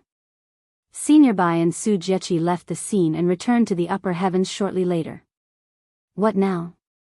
Chu Liuxiang asked. Well, there's nothing we can really do until Yuan updates us, so I guess we can return to training, Meixiu said. Upon hearing this, Kelan said, If you need training, how about I train you guys? I don't mean to brag, but nobody trains as hard as me in the faction. I have nothing else to do, and I need to stay by your side to contact Yuan. They looked at him with doubtful gazes. What's with those looks? Do you not believe me? How about this? If even one of you doesn't see any significant improvements after training with me for a month, I'll give each of you an Empyrean grade treasure. Kelan suddenly realized something and quickly said, let me introduce myself first. My name's Kelan, and I was assigned to be Yuan's bodyguard. We're from the same faction, and I am his senior by 1 rank. Meixiu and the others began introducing themselves afterward. This bastard is surrounded by so many beautiful women. Are they his lovers? Kelan wondered inwardly. Once the introductions were over, Kelan turned to look at those from the 3 grand sects and said to them, "Hey, I need a favor." "Oh, of course. Whatever you need." Du Daomi immediately responded. "We're going to borrow the training facilities in your sect for a little. Don't worry, I will compensate you for the troubles." "Please, you don't need to worry about any compensation. You can use our sects as much as you want for free. We'll even give you your own living quarters." Sometime later, Kelan and the group of ladies followed Du Daomi to the Grand Mystic Sect. Meanwhile, in the Primal Expanse, after spending several days running because Xiaohua had to reveal her scent, Yuan finally came to a halt. Without even looking back, Yuan had a feeling that Yingzi was behind him. He slowly turned around to look behind him, and sure enough, Yingzi was standing there, wearing Xiaohua's clothes. However, it was evident that Yingzi had never worn clothes before, given the disheveled way she had managed to put them on. You're wearing them incorrectly. Let me help you," Yuan said to her. Yingzi silently nodded. Yuan approached her and had to completely strip her naked before he could even begin fixing her clothes. After helping her with the clothes, Yuan said, "Since I don't know anything about this world, do you mind giving me a tour?" "Where would you like to go?" she asked. "Do you have cities in this world?" "I don't know what cities are," she said. "A city is an area in which a large number of people, or primals and predators, in your case, live close together. It's a community of sorts," Yuan explained. Chapter 1602 Sword-Head Serpent's Territory. Chapter 1602 Sword-Head Serpent's Territory, a place where primals and predators live together? We call those territories here. For example, we're currently in the Sword-Head Serpent's territory, Yingzi said. Yuan surveyed their surroundings with a raised eyebrow and further clarified, "There's been a slight misunderstanding. Cities also have buildings for dwelling and marketplaces where you can buy or sell things. There's no place like that in the Primal Expanse. While the idea of buying and selling exists, it's rarely practiced. Most predators engage in trade, but for everyone else, acquisition typically involves taking directly from others," Yingzi said. In the Primal Expanse, the saying "the strong prey on the weak" was not just a principle but a stark reality.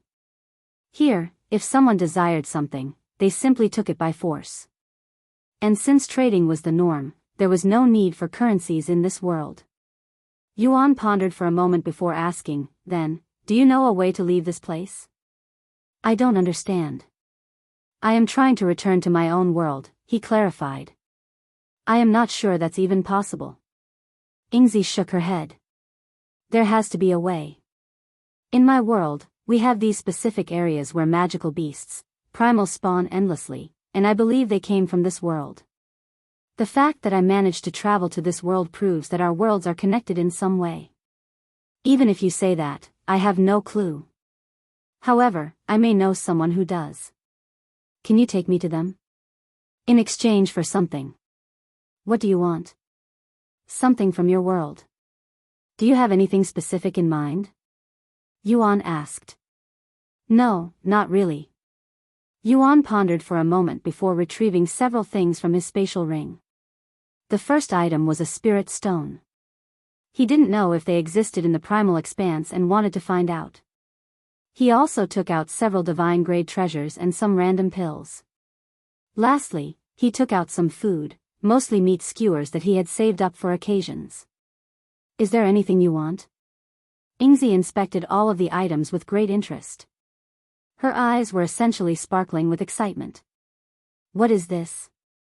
Yingzi pointed to the spirit stone and asked.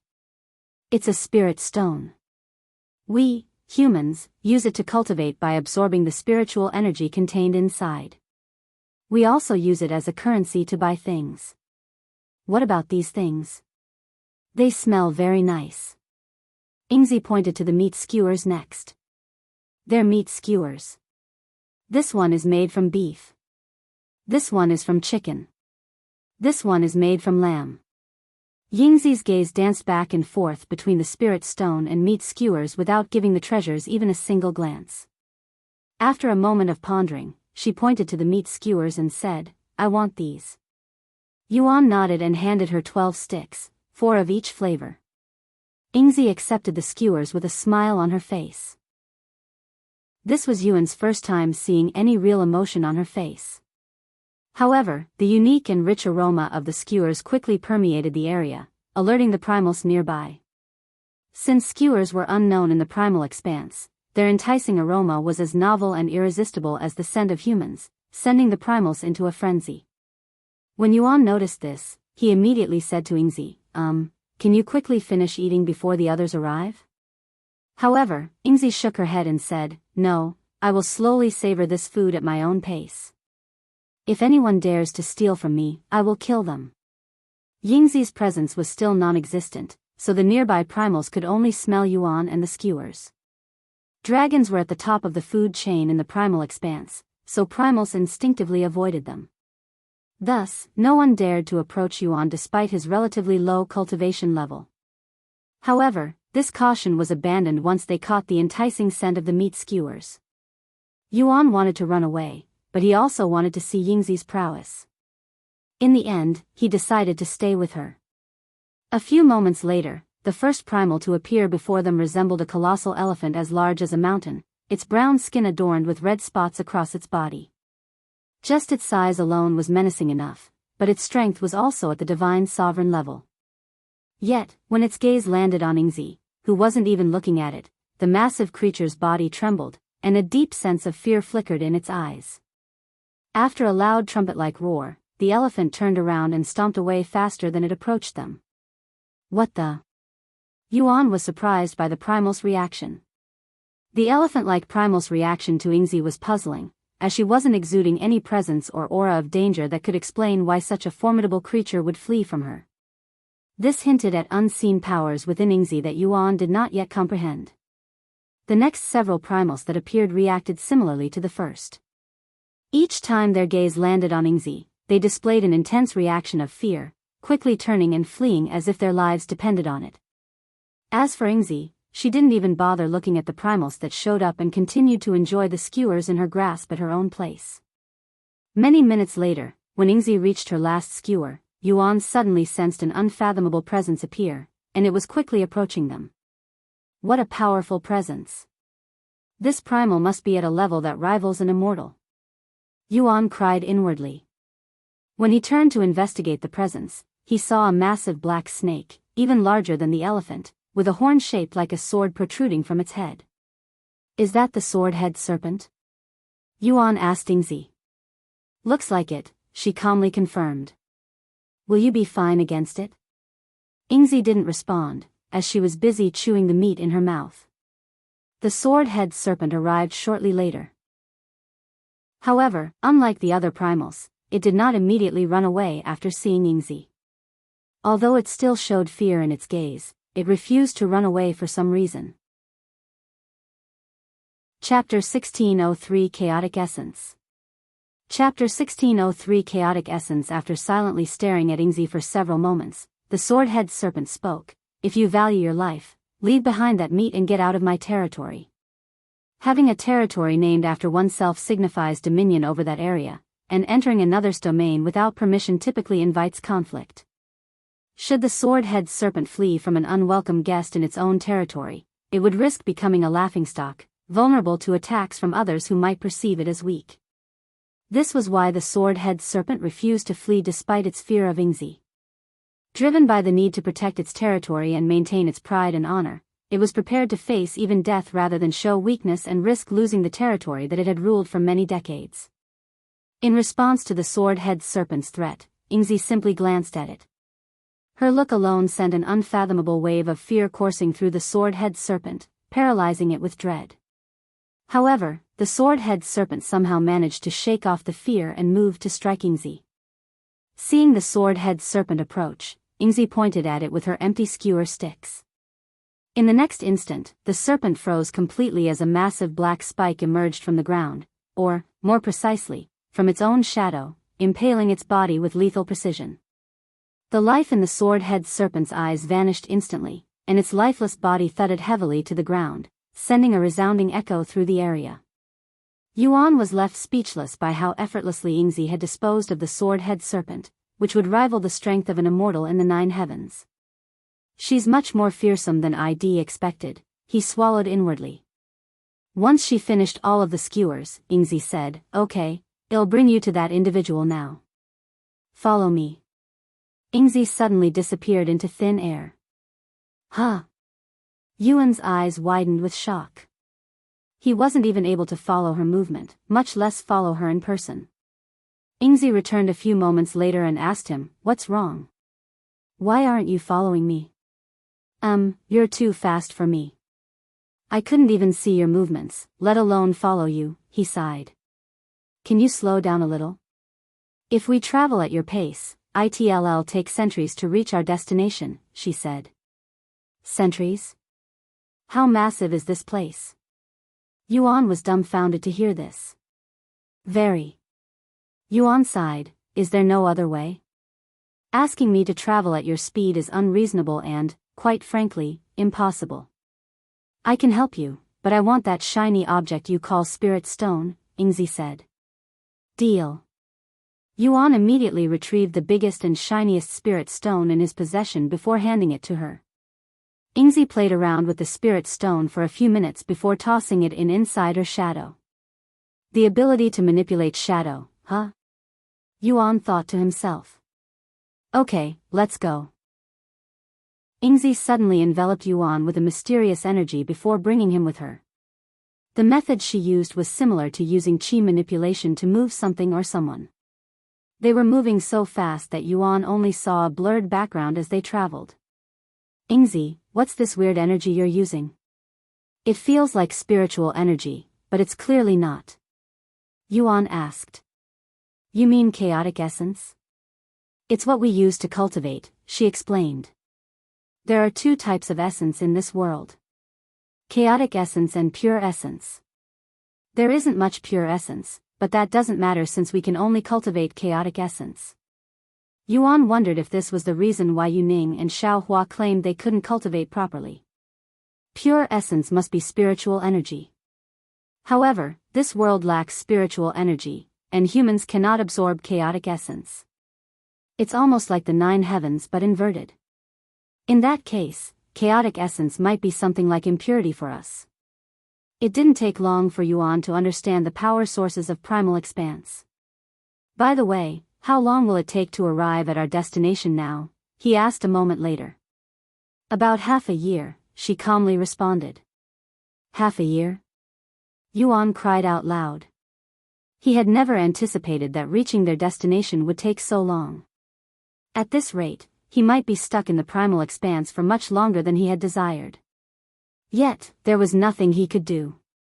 If it weren't for Yingzi, he might actually be stuck in this world forever. When the divine heaven used to be one world, it would take immortals hundreds of years to travel around the world without teleports. Yuning suddenly recalled. At the speed we're currently traveling, I wouldn't be surprised if this little girl already surpasses the fastest flying treasure in existence, she continued. Do you know what kind of bloodline she has? She appears to have the ability to manipulate shadows. Yuan asked.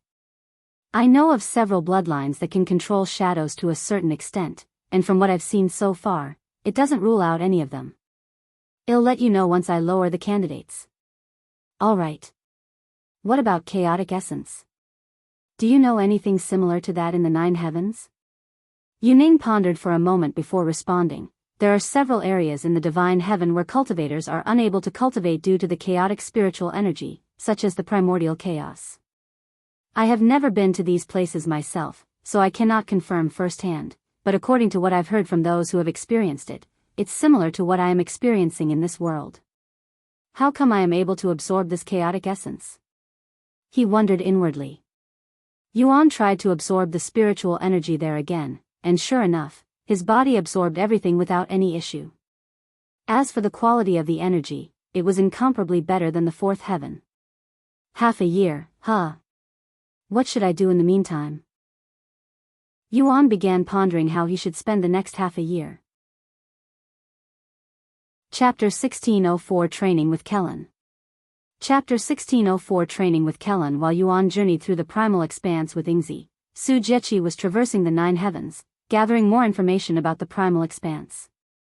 Since this topic was related to magical beasts, she focused on meeting the beast clans, such as the Dragon Clan and the Phoenix Clan. At one of the most ancient dragon clans in the Supreme Heaven, Su Jieqi requested to meet with their historian. The primal expanse, huh? It's been a very long time since someone has brought this place up. The Dragon Clan's historian, Long Qi, spoke with interest as he combed his white beard. He retrieved a large, ancient scroll and opened it, revealing all sorts of information on the primal expanse. Don't let the amount of information here fool you, Lady Su. They're all just speculations and rumors. In truth, nobody has been to the primal expanse. Then where did the rumor even come from? Who started it? Su Jieqi asked. Do you know how some people claim they have memories of their past life? Well, some beasts vaguely recall a place called the primal expanse, where they lived in their past life. According to these individuals, the primal expanse is strictly ruled by beasts, so no humans exist there. It's exactly like how Yuan described that place. Su Jieqi thought to herself. Do you mind if I borrow this scroll? She asked Long Qi a moment later. Of course, but why are you suddenly interested in the primal expanse, if you don't mind me asking? Su Jieqi pondered whether she should reveal the fact that the primal expanse was not just a rumor but existed somewhere outside the 9 heavens. I heard someone mention it, and it piqued my interest. That's all. In the end, Su Jieqi decided not to reveal this information yet, fearing it might make the world a little chaotic. I need more information about the primal expanse before I reveal this information, if I even should, she thought to herself. After leaving the Dragon Clan, Su Jieqi visited the Phoenix Clan and asked for information on the primal expanse. She would visit multiple clans over the next several weeks, gathering as much information as she could. Meanwhile, Meixiu and the others began their training with Kelan after a quick assessment. It only took a single 5-minute spar with each of them for Kelan to understand their prowess and how to train them. I will spend a day training each of you, starting from the one I think is the weakest currently. Kelan's gaze fell on Meixiu as he spoke. So you'll be first. Okay, she nodded. I already knew I was quite weak compared to the others, but it still hurts. Meixiu sighed inwardly. Although she had been rigorously trained in combat by her mother from a young age to serve the Yu family, she couldn't match Yuxiang, who had the advantage of training with a cultivator since childhood. Kelan shifted his gaze to Yuxiang next. You'll be training with me after her. Then he looked at Lan Yingying and said, you're third. On the 4th day, you'll be training with me. Kelan looked at Meixiu, who wore a surprised expression on her face. Huh? Me? She pointed at herself, seemingly in disbelief. Yes, you, Kelan confirmed. Meixiu turned to look at Li Jinsi for a moment before looking at Kelan again. You think she's stronger than me? Surely, you are mistaken. Meixiu couldn't believe that she would be weaker than Li Jinsi, who had a much lower cultivation. Kelan shook his head and explained, while your cultivation is indeed superior, when it comes to experience and execution in combat, she is superior. How is that possible? There's no way she has more experience than me. I have lived for over 10,000 years. Meixiu refused to believe that someone as young as Li Jinsi would have more combat experience than her. You don't have to believe me. The two of you can spar with each other, without any cultivation. Kelan shrugged. Meixiu looked at Li Jinsi, who calmly nodded and said, I can do it. Meixiu then said, please don't take this the wrong way. I just have a hard time believing that you have more experience than me. Don't worry, I won't. Li Jinsi said. They entered one of the arenas available at the Grand Mystic Sects training ground sometime later.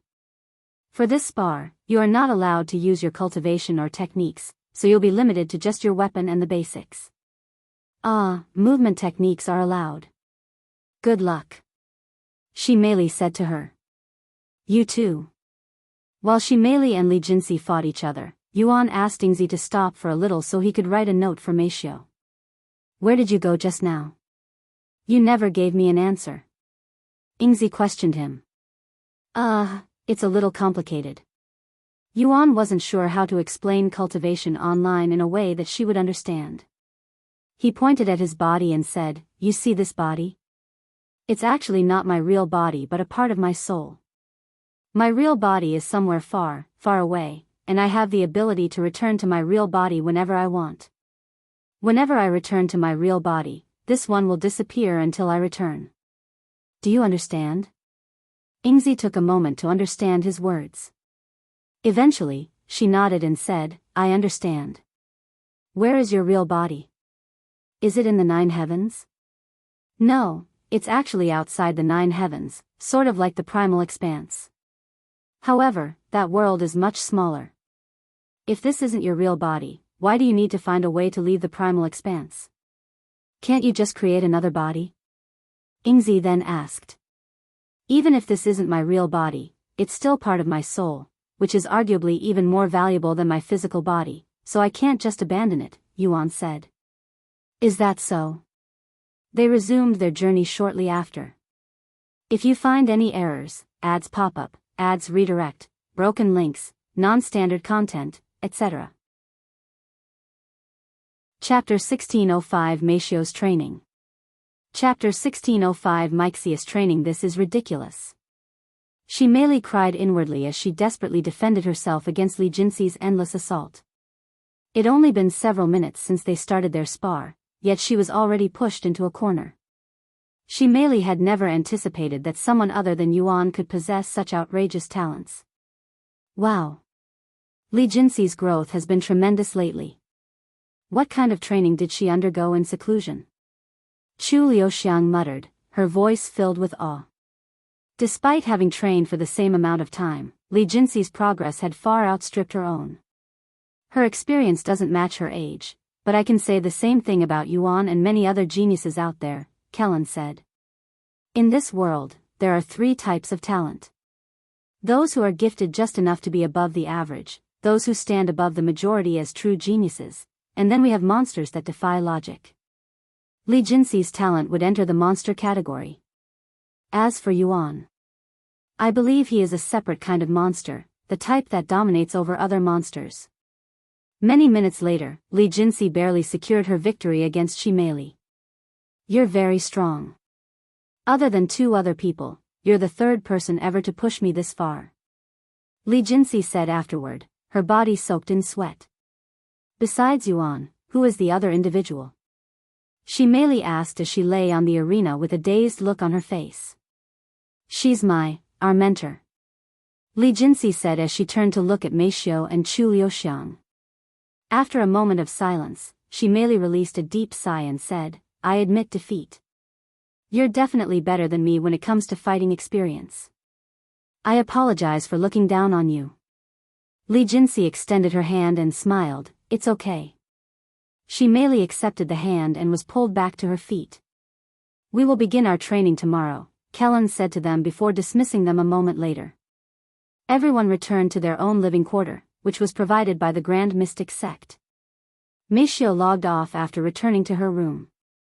The first thing she did was look for Yuan's note, and sure enough, there was one by the bed. Her eyes widened with surprise after reading it. Half a year just to visit someone who may or may not know how to leave the Primal Expanse? Meixiu knew it would take a while, but she hadn't anticipated it would be to this extent. Once she finished reading, Meixiu began writing her own note. She mentioned their meeting with Senior Bai and Su Jiaqi and their training sessions with Kelan and suggested scheduling a meeting to discuss their experiences in more detail in a few weeks during the Eternal Lotus's boot camp. The following day, Meixiu began her training with Kelan. I see, so he won't be back for at least half a year. That will be more than enough time to transform you guys. Now, in order to wield a bow properly, you must first build a foundation and strengthen your body, so begin with tempering your body. Kelan retrieved a spatial pouch and handed it to her. You will use these when you're not training with me to temper your body. It will be very painful, but it's the fastest and most effective way to temper your body. I also grabbed a few body tempering techniques for you. You can choose the one you like the most. Since you're not trying to become a body refiner like myself, you don't need any crazy body tempering technique. Meixiu spent the next hour reading the techniques before choosing one. Good. Then, well, focus on your technique today. We will begin your training next week. Kelan spent the entire day helping Meixiu comprehend the technique. At the end of the day, Meixiu returned to her living quarters and began her body tempering process. Inside the spatial pouch provided by Kelan contained all sorts of medicine that could only be found in the upper heavens. While they were not priceless treasures, it wasn't something that could be obtained easily. This wasn't Meixiu's first time tempering her body, since she would occasionally temper her real body. In fact, every member of the Demon's Sealing faction tempered their body to a certain extent. Not only did it strengthen their bodies, but it also helped them with Leah's Spartan-like training. After following Kelan's instructions inside a jade slip, Meixiu tossed a specific medicine into the bathtub. After waiting for half an hour, she entered the hot water. The moment the tip of her toes touched the water, intense pain coursed through her entire body. Ah! Meixiu exclaimed, immediately jumping back and staring at the bathtub with wide eyes. She had endured many painful moments in the past, from her first body tempering experience to training with Leah, but none compared to the excruciating pain she had just experienced. However, she could already feel her body strengthening just from that slight touch. Meixiu silently stood there, staring at the bathtub with a nervous gaze. Eventually, she clenched her teeth and entered the bathtub again, sticking an entire foot inside the water. MMH. Meixiu nearly lost consciousness from the pain but managed to endure it. Many minutes later, once she felt like she could endure more, she submerged her other foot into the water. An hour later, she submerged the rest of her body in the water, which increased the pain substantially. Meixiu couldn't handle the pain for long and jumped out of the bath a minute later to catch a breath. Over the next several hours, Meixiu repeated this process, slowly increasing the time she could remain submerged in the water. The medicine was so potent that even after an entire day, the water retained its full strength, as effective as when it was first prepared. As for Meixiu's condition, she felt better than ever before, her body brimming with energy. Although the experience was incredibly painful, the rewards were significant enough to motivate her to continue. Chapter 1606 Qi Resistance Ball. Chapter 1606 Qi Resistance Ball. The day after Meixiu's training, Yuxiang met Kelan at the training grounds. As someone who specializes in spiritual attacks, you need to focus on increasing your spiritual energy, spiritual strength, and your control. While increasing your spiritual energy will come naturally through cultivation, in order to increase your spiritual strength and control, you need specific techniques and rigorous training. Kelan retrieved a black, round metal ball from his spatial ring. At first glance, this metal ball appeared quite ordinary, but it gave out a peculiar aura that made Yuxiang feel anxious. This is a Qi resistance ball. As its name suggests, it has very high resistance against spiritual energy, even outright repelling it if it's weak enough. Your training will consist of levitating this Qi resistance ball until you can hover it above your head and keep it there for an hour. Give it a try. Yuxiang nodded and proceeded to wrap her spiritual energy around the ball. However, the moment her spiritual energy touched the ball, she immediately lost control, causing it to disperse into the air. What? Wuxiang's eyes widened with surprise, and she quickly tried again, only to find that the results were the same. Not only is your spiritual energy too weak, but your control is also atrocious. The spiritual energy was too flimsy. Watch how I do it. Kelan said before wrapping his spiritual energy around the ball, lifting it into the air with seemingly no effort. Can you see the difference? He asked her. Yes. While my spiritual energy is spread apart like a cloud of mist, yours are tightly compressed and wrap around the ball like sheets, Yuxiang explained, highlighting the difference between the way they manipulated their spiritual energy. Kelan nodded in approval and took out a technique before handing it to her. This will teach you how to properly control your spiritual energy. For the next 2 hours, Yuxiang studied the technique. Once she had memorized it, she tried to pick up the chi resistance ball again. However, while her control over her spiritual energy had improved, it was still nowhere near being able to touch the ball, much less pick it up. Yuxiang returned to studying the technique again, and Kelan would give her advice here and there. By the end of the day, while Yuxiang still failed to pick up the ball, she was able to cover it with her spiritual energy without it dispersing. You can keep the chi resistance ball to practice on your own time. I want significant improvements by our next session, said Kelan. It was Lan Yingying's turn the next day. Before we begin, I must admit that out of the entire group, it's going to be the trickiest to train you, who specializes in sacred fire, Kelan said to her. I can't use sacred fire, and I am unfamiliar with such techniques. However, I know someone who is, and I have already contacted them for assistance. Until they respond, I will have you focus on strengthening your spiritual energy like Yuxiang. When she first started, Lan Yingying was unable to touch the ball, just like Yuxiang. However, after a day of training with the chi resistance ball, Lan Yingying managed to levitate the ball an inch off the ground for 3 seconds. The next day, it was Meili's turn to train. Since your lack of experience is your biggest weakness, that's what we'll be focusing on, Kelan said to her. The fastest way to gain experience was through practice, so they immediately began sparring with each other. However, even after sparring for an entire day without any breaks, Meili was not even close to landing a hit on Kelan.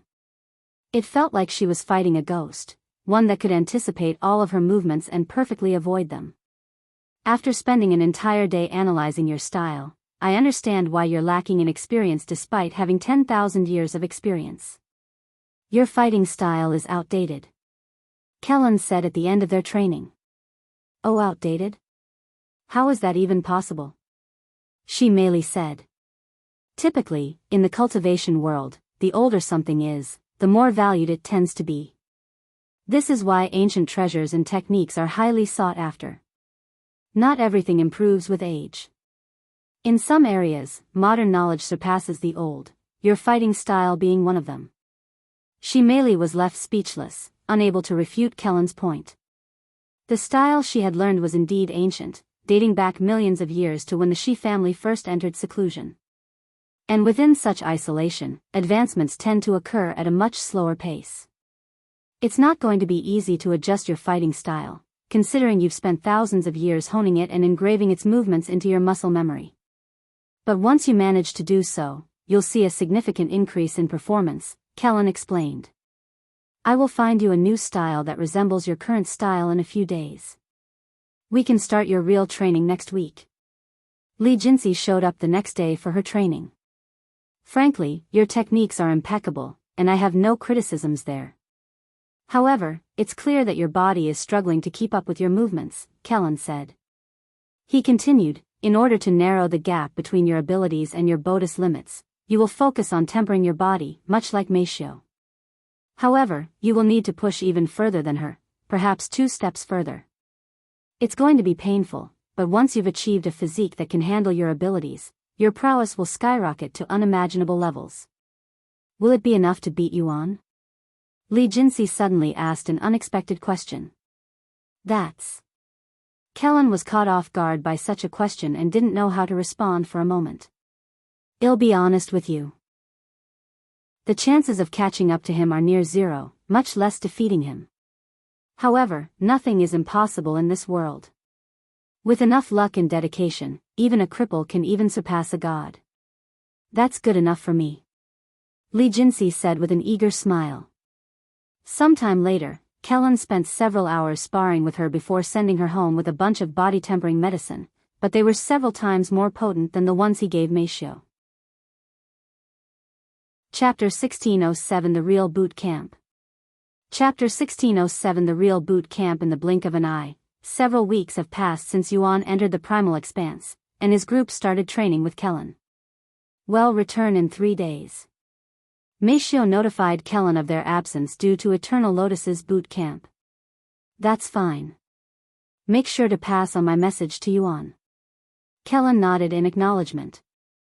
Of course. After logging off together, Meixiu and Yuxiang were greeted by the sound of heavenly music coming from their balcony. When they looked at the balcony, they could see Yuan playing the zither. They joined him on the balcony and waited for him to finish. Sometime later, they talked about their training with Kelan and conveyed his message. "How's your training with Kelan?" "I haven't known him for long, but he's definitely one of the strongest people I've met," Yuan asked. "It's only been a few weeks, and my prowess has already increased significantly. While Manager Leah trains us through brute force and teaches us how to fight, Kelan trains us individually and focuses on our weaknesses and foundation," Yuxiang said. Meixiu nodded, agreeing with her, and said, "I never thought having a proper teacher would have such drastic differences. I wouldn't be surprised if he has many disciples under him. I guess I'll have to thank him once I return." Yuan smiled. "Speaking of your situation, how is it?" Meixiu asked. "The same as usual.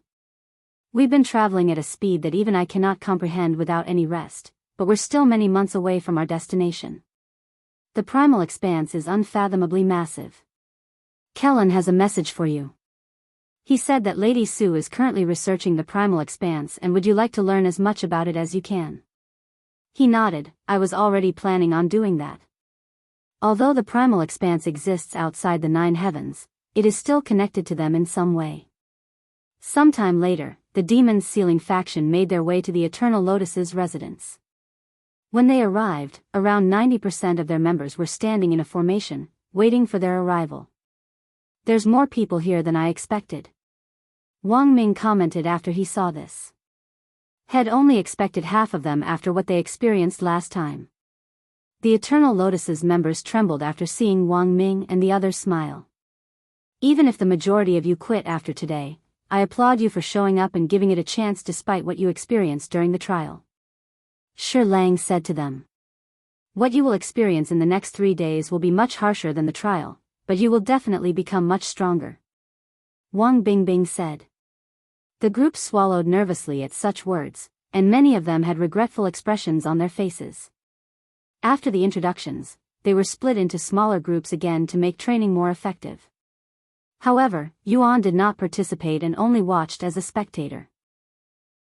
Though, he would occasionally give advice to the instructor, as well as the participants. The boot camp was gruesome and Spartan-like, with the participants training until they threw up or fainted. 10% of the participants gave up within an hour, and 50% gave up in just the first half of the day. By the end of the day, only 30% remained. "Good job enduring today. Now, you just need to endure the next 2," Wang Ming said, reminding them that the boot camp was a 3-day event. One of the participants then asked out loud, "That's physically impossible. We're all completely drained. We won't have enough energy tomorrow, much less for the remaining 2 days." Yuan stepped forward and said, "Don't worry. We have something that will not only help you with your recovery but also strengthen your body simultaneously." "Really? What is it?" "A medicine bath," he said.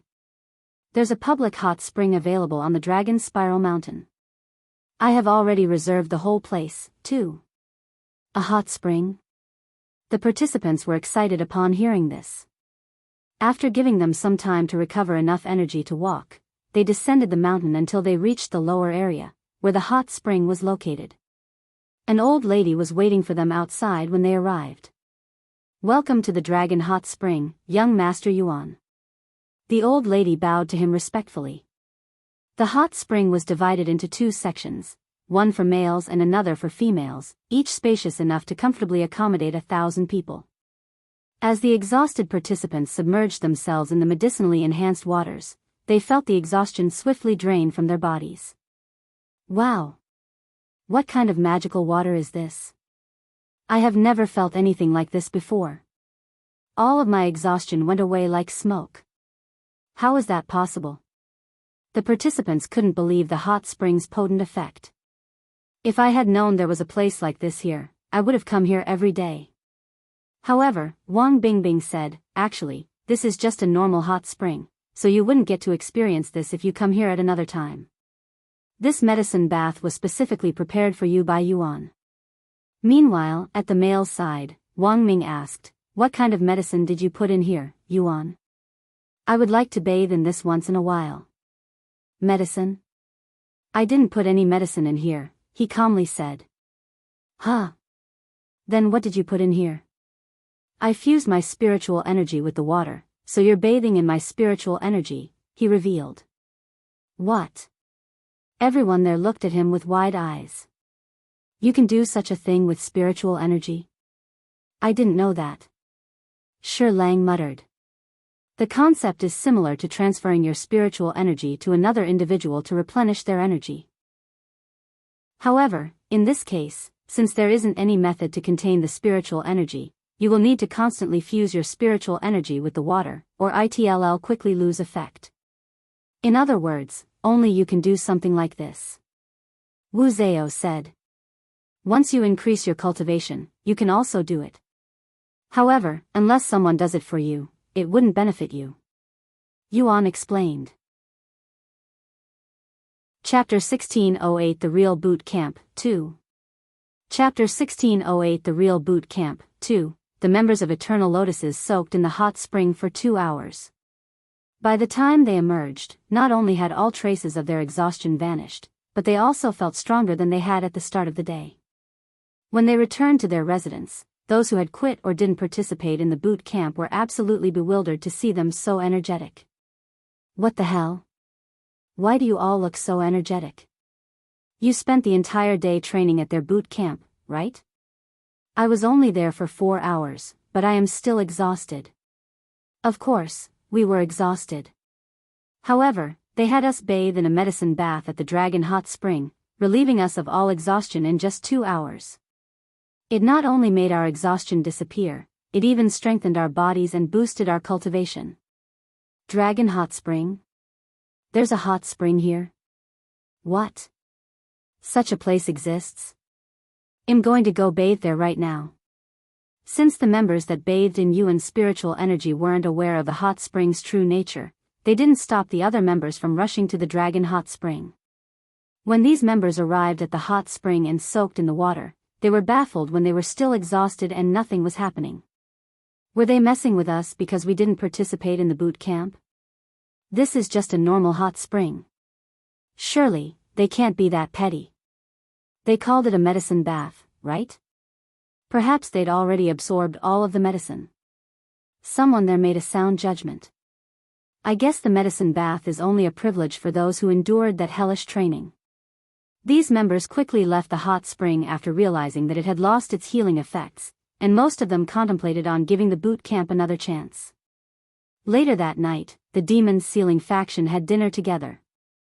Have you guys done any faction wars since our last one? Yuan asked them. Who would dare to send us a challenge after what you did to the fiery garden of hell? Wang Ming shook his head. The faction war scene has exploded in popularity and participation because of the formation, though, Feng commented. Any movements from the 10 great families or the government? Yuan then asked. No, they have been awfully silent. However, I was told by manager Leah that there have been many people watching the Dragon's Spiral Mountain. She's not doing anything about it? Yuan raised an eyebrow. She said that as long as they don't enter the Dragon's Spiral Mountain or cause trouble, they have no reason to act. Sounds fair. Yuan nodded. Actually, I have something to say. Wang Xiuying suddenly raised her hand. What's the matter? I don't know if this is related, but there's been many people trying to contact me through my grandfather. Dr. Wang? Yuan frowned slightly at this news. I wouldn't think too deeply into it. After all, our exposure exploded after Yan Xiaoxiao's interview was released. Su Murong commented. Murong's right. In fact, it would be weird if nobody tried to reach out to you. Hong Xiuquan said. I guess you're right. Wang Xiuying nodded. It's never bad to be cautious, Yuan said. He continued, speaking of Dr. Wang, how is he doing lately? The same as usual, I guess. He started cultivating recently. Oh. Then I will need to send him some support. Yuan said. Although it was a job, Dr. Wang looked out for him since childhood. If it weren't for Dr. Wang, He might have died before Cultivation Online came out. It's okay. I have already sent him some pills and resources to help with his cultivation. Wang Xiuying said. Still, I should, trust me, it's fine. Wang Xiuying interrupted. I bet you're going to give him valuable resources, correct?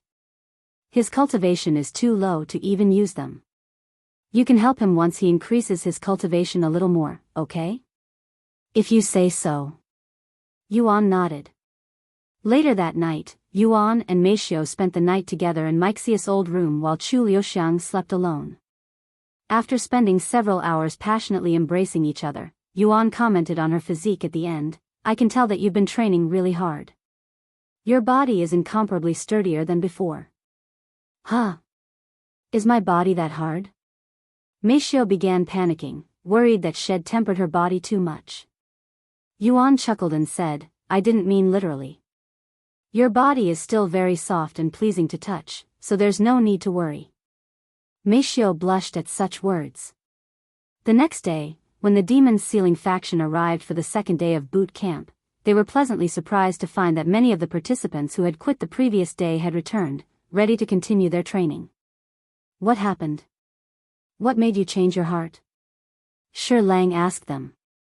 These returning participants explained that they were motivated to rejoin after seeing the significant improvements their peers had made after just one day of training. I'm glad to hear that you'll give it another chance, but actions speak louder than words. With that said, no matter how many times you quit, we won't stop you from returning. Wang Ming said. They started training shortly after, with the second day proving even more intense than the first. Many of those who had quit on the first day found themselves unable to withstand the increased rigor, while those who had endured the initial day's challenges barely managed to hold on through the entire session. Surprisingly, by the end of the second day, a higher number of participants completed the training compared to the first day. Although the increase was modest, it was still an impressive achievement, given the heightened intensity of the day's challenges. Soon, they were rewarded by the spiritual hot spring. Wow! This is even better than I anticipated. I'm so glad I held on. One of the participants who had quit on the first day exclaimed after experiencing the hot spring. Instructor Wang, only those who have endured the training can enjoy this luxury, correct? Another asked. That's right. Those who quit won't be allowed in here. Wang Bingbing confirmed. Chapter 1609 Half a year later. Chapter 1609 Half a year later, after spending 2 hours at the Dragon Hot Spring, everyone returned to their living quarters.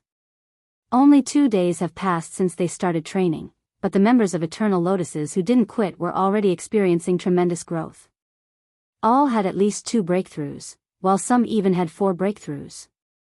As for those who had stopped training on the first day but returned on the second day, they had at least 1 breakthrough. The rest of the Eternal Lotuses were envious of their exponential growth and contemplated returning to training. Later that night, Yuan spent the rest of the night with Yuxiang. Is the Primal Expanse a dangerous place? Yuxiang asked at the end of their passionate session, which lasted for hours. Yes, it's a gruesome place where only the strong survive. Doesn't that apply to our world, as well? It's much more so over there, where humans don't exist. When humans want something, the normal ones will negotiate for it. However, according to what I was told, they forcefully acquire everything in the Primal Expanse. It's a place where laws don't exist and the strong rules over the weak. The law of the jungle, huh? I guess that makes sense since it's a world of beasts. Be safe over there. Yuan smiled and said, unless my immortal monarch's dominion doesn't work on the beasts there, I should be relatively safe no matter what I am up against. I also have an expert guiding me. He had been curious whether the immortal monarch's dominion would affect the beasts in the Primal Expanse, but he hadn't yet had the opportunity to test it. The following day, even more participants showed up at the boot camp than on the second day. However, as many had expected, the third day of boot camp was even more torturous than the previous 2 days combined. Every single participant had either puked or lost consciousness at least once.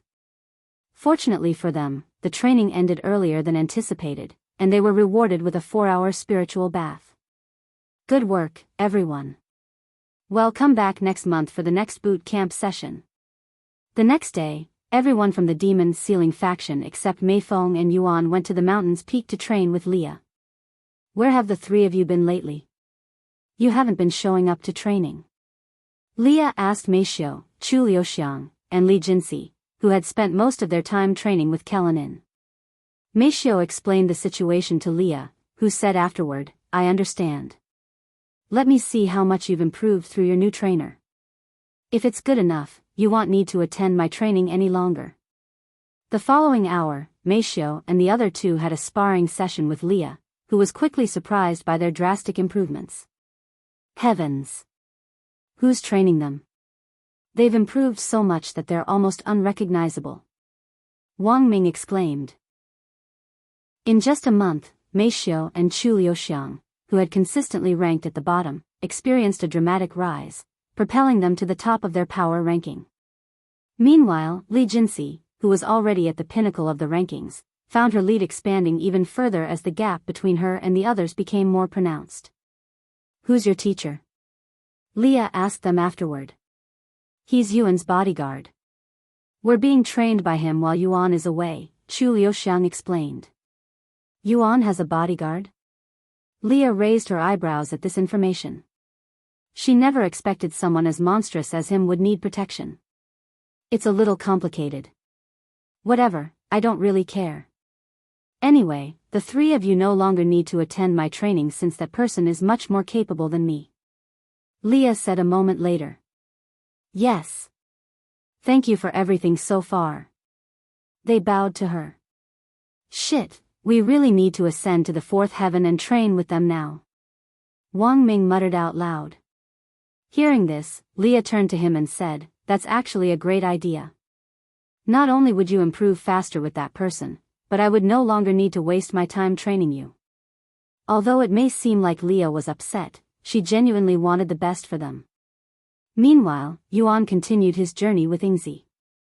My body is feeling sore. Yingzi suddenly said as she slowed down. Seeing this, Yuan retrieved a meat skewer and handed it to her without uttering a single word. Yingzi accepted his offering and immediately continued their journey, acting as though the soreness magically disappeared. This was Yingzi's way of asking for more food, and she would do it once a week, so it wasn't anything new to Yuan. Fortunately, I have an immense stock of meat skewers due to Shimei's eating habits. Yuan thought to himself. A month passed in the blink of an eye, and it was already time for the Eternal Lotus's second boot camp. During this month, Yuan spent most of his time doing mental training since it was pointless for him to improve his cultivation normally. Meixiu and the others had become celebrities within the Grand Mystic Sect, recognized by the disciples as the Five Ethereal Fairies. Whenever they trained with Kelan on the training grounds, a crowd of spectators would gather, cheering them on enthusiastically. Their beauty and diligence had captivated the hearts of many young disciples, drawing attention from even the top disciples within the sect. However, no matter who approached them, they consistently shut down any advances. Due to disturbances caused by a few troublemakers and the increasingly rowdy crowd at the training ground, sect leader Du Daomi took decisive action. He restricted access to the training ground and forbade any disciple from disturbing the group, threatening expulsion for those who defied the order. In the blink of an eye, another month had passed, and it was time for the second boot camp. The Demon's Ceiling faction spent 3 days training the members of Eternal Lotuses and returned to their daily routine. 1 month, 2 months, 3 months, half a year has passed since Yuan entered the Primal Expanse. We're almost there. Yingzi notified Yuan as they reached the end of their 6-month-long journey. Chapter 1610 Supreme Ox's Territory. Chapter 1610 Supreme Ox's Territory. After traveling for another 2 weeks, Yingzi suddenly stopped moving and said, We're at the Supreme Ox's territory. Finally, after almost 7 months. Yuan stretched his body. Since he had to attend boot camp 3 days every month, it extended their trip slightly. Yingzi remained still even many moments later, prompting Yuan to ask, What's the matter? What do you mean? She asked. Why aren't you moving? He clarified. I do not have a good relationship with the Supreme Ox, so my presence there will only make things difficult. You will have to meet him yourself, she explained. How strong is this Supreme Ox? His cultivation is at perfect chaotic immortal. Sorry, but I am not familiar with your cultivation system. Yuan proceeded to explain Nine Heavens' cultivation system to her. After taking a few minutes to comprehend Nine Heavens' cultivation system and comparing it to the Primal Expanse's cultivation system, she began explaining it to Yuan. The Primal Expanse had 10 major cultivation realms, each divided into 4 minor realms: early, intermediate, advanced, and perfect. The major realm consisted of Chaotic Establishment, Chaotic Adept, Chaotic Master, Chaotic Commander, Chaotic King, Chaotic Emperor, Chaotic Overlord, Chaotic Immortal, Chaotic Supreme, and Chaotic God. The strength of a perfect Chaotic Immortal was akin to a peak-level Golden Immortal, but that was only pure speculation. Unless two fights with such cultivation collided, there was really no method of finding out. Equal to a peak-level Golden Immortal, huh?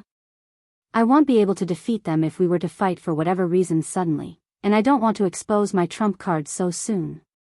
Although Yuan trusted Yingzi to a certain extent, he couldn't completely trust her at this moment, and he was confident that she would be watching him, so he didn't want to use Immortal Monarch's dominion and reveal it to her just in case he needed it for her. He turned to look at Yingzi and spoke, "Yingzi, as you can probably tell, my cultivation is a little lacking. If this Supreme Ox were to attack me for whatever reason, I'd die for sure. If that happens, can I count on you to protect me?" "Of course, I will compensate you." Yingzi pondered for a moment before sticking out her hand, with 3 fingers raised. "What is that?" Yuan asked. 300 meat skewers. "If you can provide me with that, I will guarantee your safety," she calmly said. "It's a deal," he immediately agreed. He'd be willing to exchange 3 million meat skewers for his life, much less 300. To further improve their relationship, Yuan gave her 10 skewers as a down payment. "Why are you giving me them?" she asked. "I'll give you 10 now and the rest if you protect me. We call this a down payment in our world." "What if I don't need to protect you? Will I have to give them back to you?" Yingzi asked. "You can keep the 10 skewers even if nothing happens to me." Yingzi nodded and immediately began eating the meat skewers since she didn't have to return them. Meanwhile, Yuan ventured into the Supreme Ox's territory.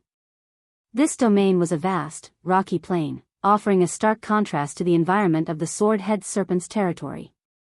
Furthermore, the gravity in this region was significantly altered, being 10 times heavier than usual, adding an extra layer of challenge to navigating the area. The Supreme Ox's territory spanned 10,000 miles, a vast expanse that could easily bewilder anyone from Earth. However, Yuan was guided by Yingzi's directions through divine sense, ensuring that he wouldn't lose his way. As Yuan traveled across the rocky plains of the Supreme Ox's territory, he observed many primals roaming the area. Most of these creatures were around the level of a divine warrior, equivalent to what would be called an intermediate chaotic master in their world. 2 days into his journey, Yuan spotted a massive mountain in the distance. In the Primal Expanse, the sky was positioned much higher than in the Nine Heavens, towering several times higher, yet this colossal mountain nearly grazed these lofty heights. Moreover, the side of this mountain bore an impressive engraving of an axe-shaped symbol. Once Yuan approached a certain proximity, a domineering voice resonated through the air, carrying an authoritative echo. "Halt, intruder." Yuan halted immediately, and he could see a silhouette descending towards him from the direction of the mountain. This individual possessed a bulky physique similar to that of a human, with 2 arms and 2 legs, but its head was distinctly that of an ox. The ox raised an eyebrow after examining Yuan closely. "Are you really a dragon? You smell like one, but your cultivation is. What does my cultivation have to do with my bloodline? Who are you, anyway?" Yuan said. "I am the captain of the Supreme Ox's Axe Squad. Why have you entered our territory?" "I'd like to speak with the Supreme Ox." The captain narrowed his eyes at Yuan, seemingly pondering something. After a moment of silence, he said, "I understand. I will bring you to the Supreme Ox now." That was too easy. Yuan thought inwardly. The ease with which they permitted him to meet their leader seemed suspiciously straightforward, prompting him to question if there were any ulterior motives behind their accommodating behavior. Is it because I am a dragon? Regardless of what they were up to, with Yingzi protecting him, Yuan had no need to worry and followed the captain. Sometime later, they reached the peak of the mountain, where a large throne made of bones was situated at the center, commanding a view of the surrounding landscape. However, sitting on the throne was an ugly middle-aged man with unnatural facial features so unsettling they could scare even ghosts. Yuan's eyebrows twitched upon seeing this middle-aged man, who was easily the most unattractive individual he had ever encountered. Supreme Ox, you have a visitor. The captain kneeled before the Supreme Ox and said. The middle-aged man, who had been staring at Yuan long before they even arrived at the mountain, spoke with a mysterious smile on his face. What brought you to my territory, young dragon? Chapter 1611 Appearances. Chapter 1611 Appearances. The Supreme Ox's gaze felt unsettling to Yuan. It carried a mixture of craving and shock, leaving Yuan puzzled about the reason behind such an intense stare. However, he decided to ignore it for now and answered the Supreme Ox's question. I am looking for a method to leave this world, and I was told you might know the method. Huh? The Supreme Ox's eyebrows raised in a puzzled manner. Putting your request aside, who told you that I would know such a thing? Knowing that Yingzi and the Supreme Ox weren't on good terms, Yuan refrained from mentioning her before him. Some predator I met by chance. I never got to learn his identity, unfortunately. Supreme Ox shook his head and said, I don't have the slightest clue to what you're talking about. However, I may know someone who might. Yuan was left speechless. After spending half a year traveling to this location, he discovered that the Supreme Ox knew nothing significant, and now, the Supreme Ox was echoing the same information Yingzi had given him. Am I being scammed here? He couldn't help but wonder inwardly. Who might this individual be? Yuan eventually asked. Slow down, young dragon.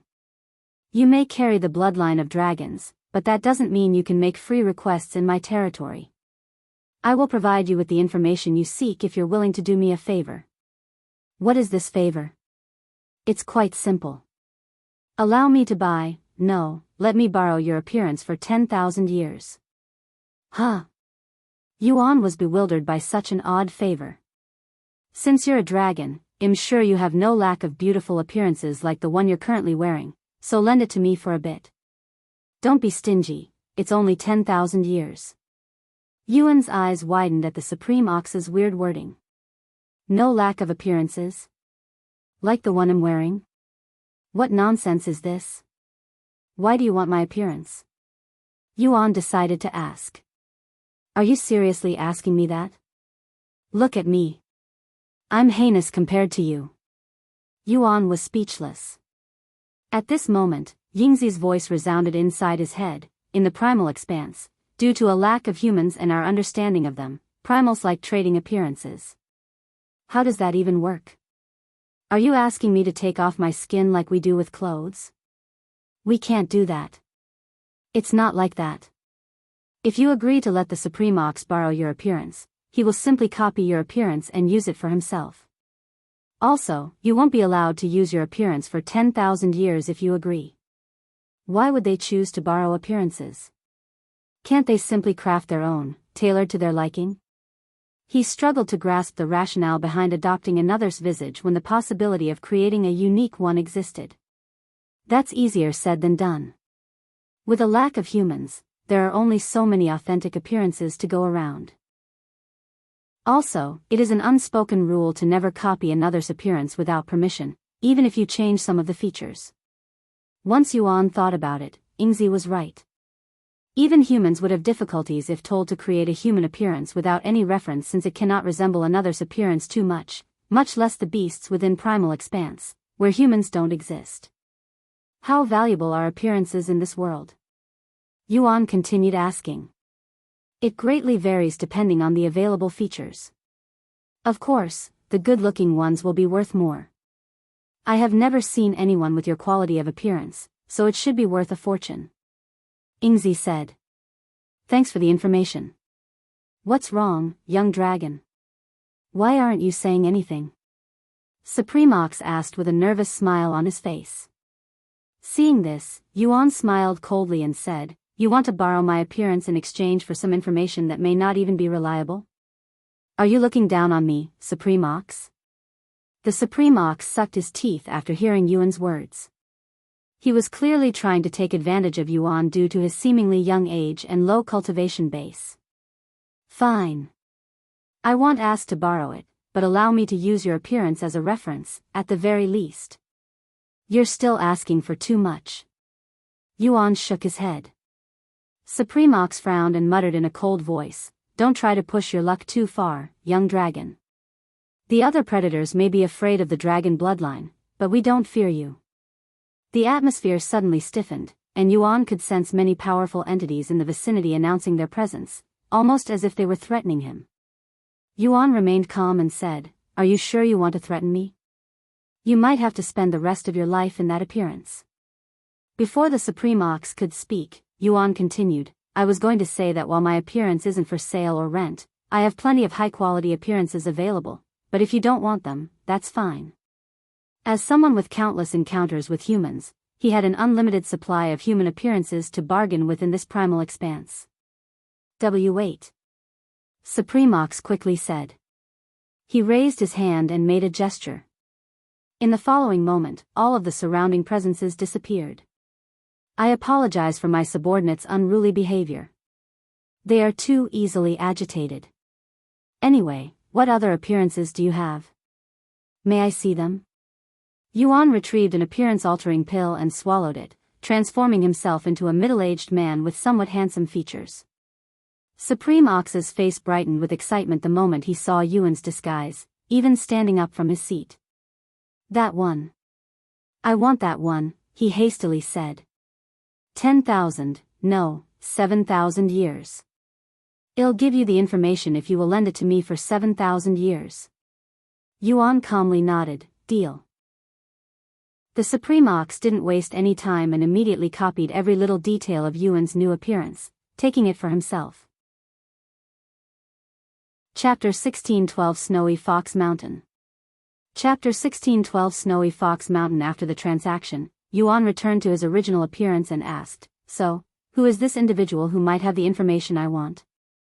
The Supremox, now with a pleasing to the eyes appearance, spoke with a satisfied smile. "The divine fox of grand prophecy is known to have knowledge that surpasses every predator in the primal expanse. If she doesn't have the information you need, I'm afraid that nobody else in the primal expanse does. Where can I find this divine fox?" "The Mystic Valley, but unless the divine fox of grand prophecy wants to see you, it's almost impossible to find her." "Sounds a bit troublesome, but I'll figure it out when I get there. Thank you for the information. By the way, which dragon tribe are you from?" The Supremox suddenly asked. "That's a secret." "Is that so? Then keep your secrets." A moment later, a small figure appeared before Yuan like a ghost. Who the hell are you?" The Supremox was startled by Yingzi's sudden appearance, looking like he couldn't believe he didn't notice her presence until she stood right before him. "No, even with my eyes directly on her, I cannot sense her presence. This ghost-like presence, she must be Shadow Dweller. What are you doing in my territory? And that appearance, where did you acquire such a high-quality appearance?" "Shadow Dweller?" Yuan raised an eyebrow at this familiar name. He turned to look at Yingzi, who turned out to have the same bloodline as one of the 9 divine supremes. "Are you trying to start another bloodbath in my territory?" The Supremox roared, and the presences that appeared to threaten Yuan returned, but there were significantly more this time. "Don't mind me. I am only here as that guy's travel guide." Yingzi remained calm despite the many threatening presences surrounding them and pointed at Yuan with her gaze. "Travel guide? You?" The Supremox couldn't believe what he was hearing. How could an entity like her become a guide for someone else, even if that individual was a dragon? "Are you ready to go to the Mystic Valley?" she asked Yuan the next moment. "How far away is the Mystic Valley from this place?" Yingzi pondered for a moment before responding, 50 years, give or take." "You can't be serious." Yuan was left absolutely gobsmacked by the ridiculous distance. He thought half a year was already bad enough, but 50 years? That's too long, he cried out loud. Seeing an opportunity to earn more appearances, the Supreme Ox said, I know of a way to get to the Mystic Valley in 6 months. Oh. Yuan turned to look at him with a hopeful gaze. There's a natural space tunnel that will take you to the snowy Fox Mountain, which is around 6 months away from the Mystic Valley. I can get you there in 2 months, Yingzi then said. As for the location of this space tunnel. The Supreme Ox spoke with a suggestive smile. Yuan immediately realized what the Supreme Ox was thinking, smiled back, and said, not just 7,000 years. I'll let you keep that appearance permanently. Deal. It's a deal.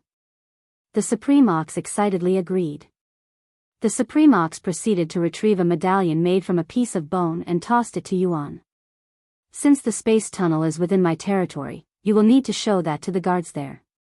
He turned to look at one of his minions and said, bring them to the space tunnel. As you command, Supreme Ox. The minion acknowledged with its head lowered. Yuan left the mountain to follow the guide shortly later. They arrived at their location 3 days later. The space tunnel appeared to be an ordinary cave at a glance, but Yuan's divine sense told a different story. There were 2 ox guards standing outside this cave, and they glared at Yuan and Yingzi as they approached. The Supreme Ox has given them permission to use the space tunnel. The ox minion explained. Yuan showed the bone medallion to the guards, who took it and examined it. Very well, you may enter. Yuan and Yingzi entered the cave the next moment while the ox minion stayed behind. Just keep walking until you exit the other side.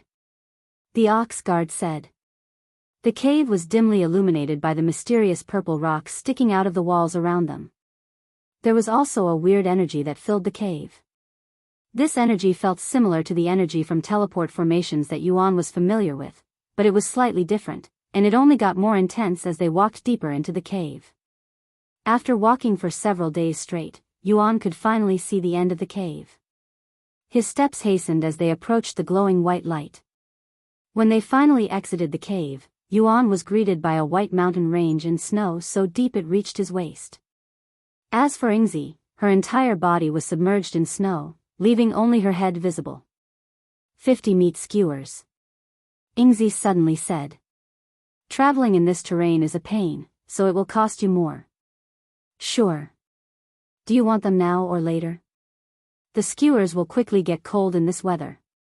If he didn't protect his body with spiritual energy, the intense cold would easily freeze it within seconds, but even with his body protected, it was still freezing cold. I can't recall the last time I felt this cold. Cultivators can regulate their body temperature using spiritual energy, ensuring comfort even if they stand naked in a snowstorm. However, this ability can be challenged under extreme conditions that are too severe for their energy to suppress. Moreover, the snow in this area seemed to possess a unique trait that drains spiritual energy, making it even more challenging for Yuan to maintain a steady body temperature. You can give them to me later, she said. All right. Yingzi picked up Yuan and flew toward the Mystic Valley shortly later. Chapter 1613 Shadow Dweller. Chapter 1613 Shadow Dweller. As they ventured deeper into snowy Fox Mountain, a fierce blizzard raged around them. The harsh conditions didn't affect Yuan, but he could sense the relentless blizzard gradually chipping away Yingzi's energy that protected them from the blizzard. Fortunately, Yingzi was able to replenish her energy faster than it was being depleted, averting what could have been a perilous situation. Yingzi, if you don't mind me asking, what kind of predator are shadow dwellers? Yuan suddenly asked this question that had been on his mind since it was revealed to him that she was one. What do you mean? Can you be more specific? You know how the sword-head serpent is a snake, and the supreme ox is an ox? What about shadow dwellers? If you're asking about my shape, we don't really have one. We can become any shape or size, just like shadows. A shape-shifting beast? Yuan tried to imagine her true form, but the closest image he could conjure was that of the shadow monster's head seen on television, an entity devoid of any distinct features, merely a shadowy figure resembling a silhouette. We dwell in the shadow, hunt with shadows, and traverse through shadows. We are the pinnacle of hunters, at least, that's what the others say. Sounds like a species that prefers living in isolation, Yuan commented. It's true. Shadow dwellers rarely show themselves. I, however, am an exception.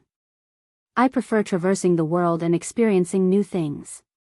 That's probably why I am considered an outcast, Yingzi casually remarked. Despite calling herself an outcast, Yingzi didn't sound dispirited or saddened, almost as if she was completely fine with it. Tell me about your world, this 9 heavens. Yingzi suddenly said. Yuan nodded and recalled some of his experiences in the 9 heavens with her. A month passed in the blink of an eye. Halfway through their journey, in the midst of Yuan's mental meditation, a voice suddenly rippled loudly throughout the snowy Fox Mountain. This voice carried a profound power that had the ability to stop the blizzard. Yingzi stopped moving after hearing this voice, and she warned Yuan, the owner of this territory will be here shortly. The moment Yingzi finished her sentence, and before Yuan could even respond, a white-haired woman wearing white robes appeared before them. You may be a dragon, but how dare you trespass into my territory without permission? Are you looking for death? The woman spoke in a bold tone. At a glance, the aura exuded by this woman was slightly stronger than the Supreme Ox. Huh? There are 2 of you? The woman's eyes widened with surprise after realizing that Shed failed to sense Yingzi's presence. I apologize for entering your territory, but we don't have any business with you or this place. We're just trying to reach the Mystic Valley. Yuan explained the situation to her. I don't care what you're doing or where you're going. It doesn't change the fact that you're trespassing into my territory, she sneered. Are entering another's territory usually such a big deal? Yuan asked Yingzi through divine sense. It varies from individual to individual, but it's usually considered rude to enter another's territory without permission. This only applies to predators, though. Primals have no intelligence, so we can't really blame them for trespassing. They're also considered a source of food and power for predators, so they're more than welcome to trespass. After taking a quick moment to ponder a way out of this, Yuan spoke. Is there anything we can do to make it up to you? Would a high-quality appearance be good enough? Why you? Are you bribing me?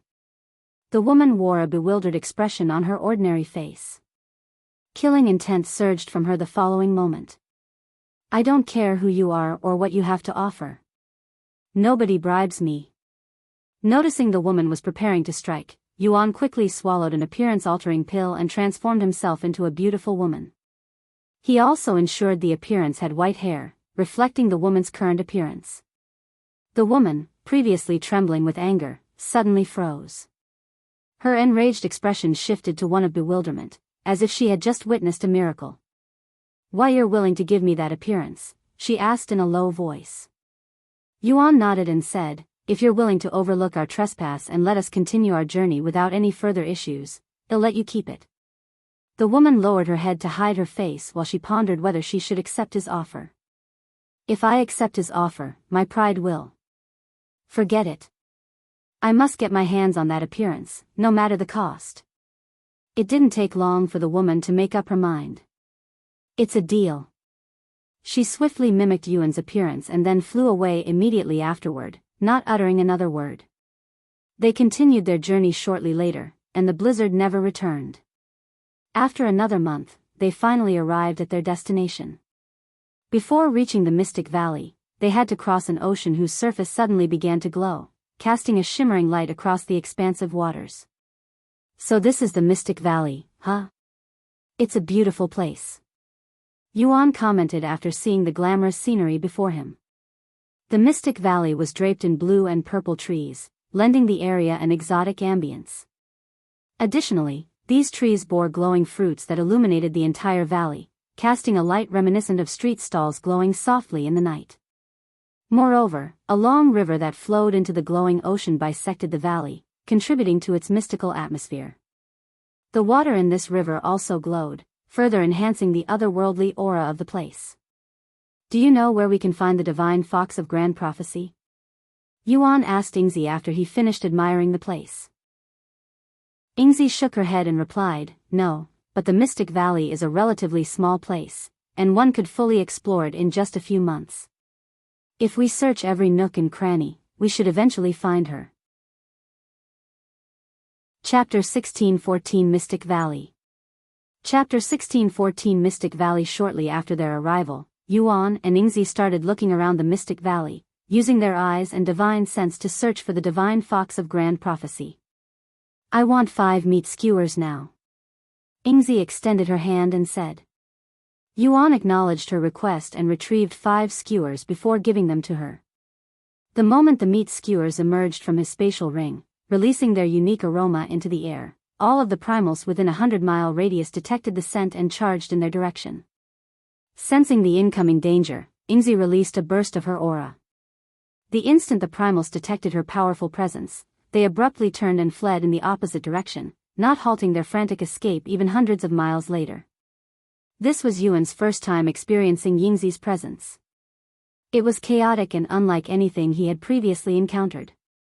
There was something fundamentally different about the beasts in the primal expanse compared to those in the 9 heavens. Is this due to the chaotic essence that they absorb? Yuan wondered how it would affect his body if he cultivated chaotic essence, but he was reluctant to try, as it could harm his body. Over the following weeks, Yuan and Yingzi methodically traversed the Mystic Valley. Throughout this journey, they encountered numerous species of primals, none of which Yuan recognized. Most of the primal strength ranged between Spirit King and Divine Ancestor, with a few having the strength of an immortal. However, regardless of their strength, not many approached them, primarily due to Yuan's dragon scent. The few who dared to approach them were instantly scared away when they saw Yingzi, so their journey was relatively peaceful. One day, Yuan halted abruptly when a unique glow caught the corner of his eye. Turning his attention to the source, he discovered it was a glowing purple mushroom nestled among the branches of a nearby tree. Intrigued by its luminous appearance, he moved closer for a better look. Do you know what this is? Yuan asked Yingzi, who stared at it from a distance, seemingly unwilling to get closer to it for whatever reason. That is a primal bane. It contains a tremendous amount of chaotic essence, but it's also extremely poisonous. Just its scent alone could kill, she explained. Is that why I don't sense any primals in this area? Are you okay? He asked her. Yingzi replied, I am not weak enough to be killed by its scent, but I dislike its smell. More importantly, how are you fine? Yuan shrugged and said, I'm not sure, but I don't think it's poisonous for me. After all, I can feel my cultivation rising just by being near it. He proceeded to pick the mushroom, which was the size of an apple. Are all humans as reckless as you? Yingzi asked with raised eyebrows. Yuan chuckled and said, I can't speak for all humans, but I am definitely not as reckless as you think. Yuan examined the primal bane in finer detail once it was in his hands. After staring at it for several minutes, Yuan suddenly opened his mouth and tossed the glowing mushroom inside. Yingzi was taken aback by Yuan's actions. However, her immediate concern wasn't for his safety but rather the prospect of not receiving any more meat skewers if something were to happen to him. As Yuan bit into the glowing mushroom, it released a sweet nectar that tingled his taste buds and offered a surprising burst of flavor. Not only did Yuan gain poison resistance from the mushroom, but he also experienced 3 consecutive breakthroughs in his cultivation despite the Celestial Emperor's curse, which was a pleasant surprise. Yingzi's eyes widened slightly as she witnessed these events, leading her to ponder whether Yuan's human nature made him unique, or if there was something inherently special about him. This primal bane is great. Do you see any more around here? Yuan turned to Yingzi and asked. Although she was speechless, Yingzi still used her divine sense to search for more primal banes. A few moments later, she said, there's another one about 2 days away. Great. Let me eat that one, too. 2 days later, Yuan tossed the second primal bane into his mouth. He only managed to break through once this time around, but he still felt it was worth it. As they continued to look for the divine fox of grand prophecy, Yuan also kept an eye out for more primal banes or anything that seemed like it would strengthen him. A week later, Yingzi suddenly descended toward the glowing river. With a swift hand gesture, she raised an azure-colored flower from the water and hovered it before Yuan. This is a luminous aquatic lily. It's poisonous enough to instantaneously kill a chaotic overlord. I'll give it to you for 100 meat skewers, she said. Yuan stared at the beautiful flower that glowed even brighter than the primal bane and swallowed nervously. Young master. That's the sacred ocean lily. Yuning's shocked voice suddenly resounded. Oh. You recognize this treasure? He inquired. Of course. It's an extremely rare treasure that can only be found in the Azure Dragon clan's territory, deep within the Azure Ocean. It's said to grant one immunity to poison. Yuning explained. Immunity to poison, huh? Alright, it's a deal, Yuan said to Yingzi the next moment. This is safe to consume, right? Yuan asked for confirmation from Yuning. You're asking that now, after you ate that weird mushroom, even though you knew it was poisonous? She said in a dumbfounded voice. Anyway, yes, it's poisonous and can only be safely consumed if taken with Saint Dew, which neutralizes the poison when consumed together. Chapter 1615 Luminous Aquatic Lily. Chapter 1615 Luminous Aquatic Lily. With a pondering face, Yuan stared at the luminous aquatic lily, also known as the sacred ocean lily in the nine heavens. Despite Yuning's confirmation that it was poisonous, he had supreme poison resistance, and he managed to consume the primal bane without any resistance. I cannot rely on Yingzi forever since I only had a limited amount of skewers left to use on her. Moreover, I don't feel any sense of dread from it.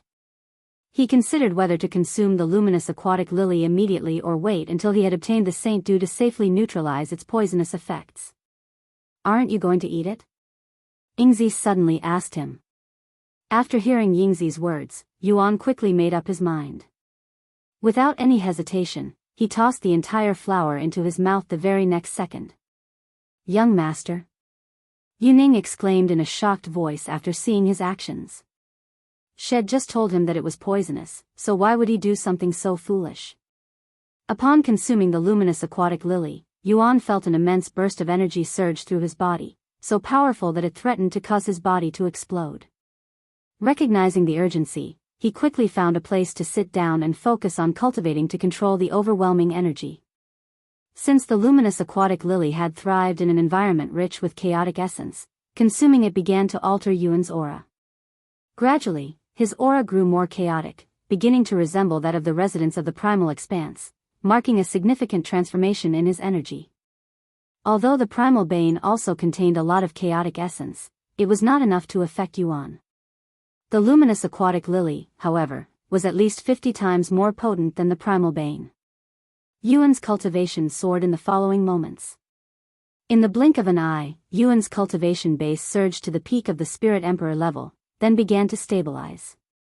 Over the following hours, his cultivation slowly advanced, inching closer to the threshold of Spirit Sovereign. A day after Yuan consumed the luminous aquatic lily, his aura, which had been tranquil for some time, suddenly skyrocketed. Ding! Quest, Chaotic Heart, Difficulty, Hard, Quest Description, Consume Chaotic Essence and complete your Chaotic Heart, Progress, 10%, Reward, Chaotic Heart. Yuan stared at the quest with wide eyes. Congratulations on your breakthrough, young master. Yuning's dumbfounded voice snapped him out of his daze. He turned to look at Yingzi and asked, "What's a chaotic heart?" "That's what we have and need to cultivate," she calmly responded. Her eyes suddenly narrowed as she fixed an intense stare at him. "I can sense a chaotic heart, one that didn't exist before, within you. However, it doesn't seem complete." "How is that possible?" she muttered in a dazed voice. The residents of the Primal Expanse are naturally born with a chaotic heart, so nobody knew it could be created, in a human, much less. "What did you do?" Yingzi asked him a moment later. "Besides consuming the luminous aquatic lily, nothing really. I think it's because I consumed a large amount of chaotic essence, which I am not used to," he said. Yingzi wore a pondering expression on her face, but she didn't say anything else. "Give me a few more hours. I want to try something." Yuan closed his eyes again and began cultivating. 6 hours later, his progress increased by a single %. At this rate, I will need to cultivate for 23 days to complete the chaotic heart. I need 23 days to complete my chaotic heart. Can you wait a little for me? Yuan asked Yingzi, who calmly nodded. Once Yuan returned to his cultivation, Yingzi sat beside him and watched him slowly form his chaotic heart. However, Yuan emerged from his cultivation only a week later. This won't work. My progress slowed down significantly after reaching 20%. I will need to consume treasures if I want any decent progress. He should have gained 28% in the last week, but he only managed to achieve an increase of 9%. He reached 20% overall progress on the second day but failed to make any further progress in the subsequent days. What's wrong? Yingzi asked when she noticed had suddenly stopped cultivating. There were some errors in my calculations. It seems the requirements increase as I get closer to completing the chaotic heart, Yuan sighed out loud. At this rate, I don't know how long it will take me to finish it. I will need to consume more treasures containing chaotic essence if I want to complete my chaotic heart anytime soon. Treasures, right? I can find them for you, but in exchange. You want meat skewers, right? She nodded. All right. They returned to looking for the divine fox of grand prophecy shortly after. As they continued to search the Mystic Valley, Yingzi would occasionally bring Yuan treasures rich with chaotic essence. While these treasures were not as potent as the Primal Bane, much less the Luminous Aquatic Lily, it was still enough to progress his chaotic heart. Chapter 16:16 Divine Fox of Grand Prophecy. Chapter 16:16 Divine Fox of Grand Prophecy. A month has passed since Yuan consumed the Luminous Aquatic Lily. During this time, had consumed numerous treasures while searching for the Divine Fox of Grand Prophecy. His progress with the chaotic heart had reached 50%, but his cultivation hadn't increased even slightly due to the chaotic heart absorbing all of the chaotic essence. Most of the treasures were acquired by Yingzi, and in exchange for them, Yuan had to give her several hundred meat skewers. Will my supply last until I can create my chaotic heart? Yuan wondered inwardly as he checked his swiftly declining stock of meat skewers. He had only about 5,000 meat skewers left, which might seem plentiful, but given Yingzi's rapid consumption rate, his supply could be depleted within a year. We've searched the entire Mystic Valley, Yingzi suddenly announced. Is it possible the Divine Fox of Grand Prophecy isn't in her own territory? Yuan asked. There is a chance she isn't home, but we won't know for sure unless we burn down this whole place to draw her out. Yuan looked at Yingzi with wide eyes, clearly surprised by her savage suggestion. It won't take much effort or time, Yingzi said, misunderstanding his feelings. Before Yuan could respond, a new voice echoed through the air. I knew my Mystic Valley would be receiving some special visitors, but alas, what a disappointment. How dare you even speak of destroying my beautiful territory? The tone was stern, filled with a mixture of anger and disappointment. A formidable presence suddenly enveloped the area, and Yuan caught a glimpse of a silhouette in the corner of his eye, prompting him to swiftly turn his head toward the source. Standing atop an enormous boulder in the distance was a majestic azure-colored fox with golden eyes and purple patterns across its body. Its four tails fluttered gracefully behind it, adding to its ethereal presence. This golden fox possessed a cultivation level that was at least 2 to 3 tiers higher than both the Supreme Ox and the woman Yuan had encountered in the snowy Fox Mountain, and it exuded a fierce holy aura, almost as if it was a divine being from heaven. Are you the Divine Fox of Grand Prophecy? Yuan asked despite knowing the answer. That's right. Who's asking? She responded, her voice tinged with a mix of pride and arrogance. Hello.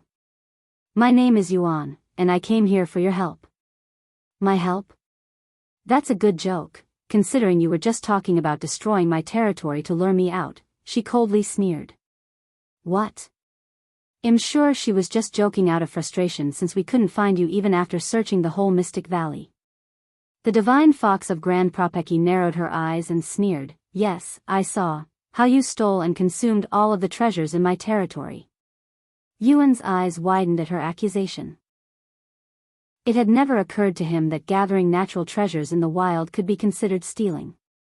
Unbeknownst to him, in the Primal Expanse, once an individual claimed a territory, everything within it was considered their possession. Thus, taking anything from that territory was viewed as stealing. To tell you the truth, I'm not from around here, so I don't know your rules. I apologize if I offended you, and if there's any way I can compensate you, don't hesitate to let me know. The divine fox of grand prophecy fell silent after hearing his words. Eventually, she said, if you wish to compensate me, then give me those meat sticks you have been giving that shadow dweller. Of course. How many do you want? All of it, she responded without hesitation. That's. However, before Yuan could even formulate a response, immense killing intent suddenly surged from Yingzi's small frame, enveloping the entire Mystic Valley in an instant. Don't push your luck too far, divine fox, she growled in a shivering tone. Despite the intense atmosphere, the divine fox neither fled nor showed any signs of fear, standing firm and composed. In stark contrast, the nearby Primal scrambled away in terror, visibly shaken to their core, even pissing themselves while they fled. What? You want to go at it? I'm not afraid of you. The divine fox sneered, her posture oozing with confidence for some reason. We didn't come here to fight you. Also, I would give you all of my meat skewers if I could, but as you can see, it will only lead to an even bigger problem, so I will refrain from doing so. Yuan sighed. How about 500 meat skewers? After a moment of silence, the divine fox nodded, fine. I'll forgive you for 500 of those meat sticks. Yuan immediately retrieved 500 meat skewers and offered them to the divine fox, who started eating them the moment it was in her grasp. Oh my! What a unique flavor! I have never tasted anything like this before. What kind of primal meat is this? Exclaimed the divine fox, her entire body trembling with joy as she savored the meat skewers, clearly delighted by the unfamiliar and exquisite taste. I can tell you if you answer one of my questions. Yuan saw this opportunity and said. There is almost nothing I don't know. What do you want to know? A method of leaving this world, he said. The divine fox stopped chewing on the meat skewers and stared at him in silence, her thoughts unknown. Sometime later, she quickly chewed her food and swallowed before speaking in a calm voice. As I thought, you're not from this world. How can you tell? Yuan asked out of curiosity. How can I not after watching you for the last several weeks? Not only do you lack common sense, but you also lack a chaotic heart. Are you even a dragon or a human disguised as one? It's been a few million years since we've had a visitor from the other side. Yuan smiled inwardly after observing the divine fox's knowledgeable demeanor, hopeful that she might possess the information he needed to return to the Nine Heavens. Chapter 16-17 Primal Monarch. Chapter 16-17 Primal Monarch. You're right. I am not from this world originally. I came to the Primal Expanse by accident, and I am trying to look for a way back to my own world. Yuan said to the divine fox of grand prophecy after she correctly guessed his identity. And you think I know this method? What made you come here, anyway? The divine fox asked. That's what the Supreme Ox said. Don't tell me you don't. Yuan swallowed nervously. I do know how to leave this world. Really? Yuan's expression brightened after hearing this. Yes, but I do not have the power to do so.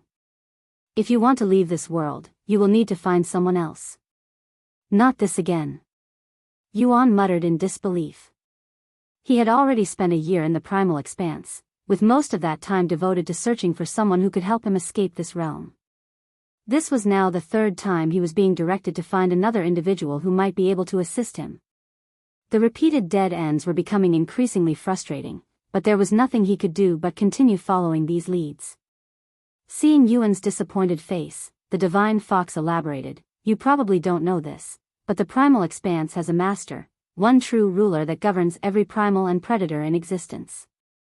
Not only does he rule over the entire Primal Expanse, but he also has the power to connect this world to the other world. If you want to leave this world, you'll need to find him.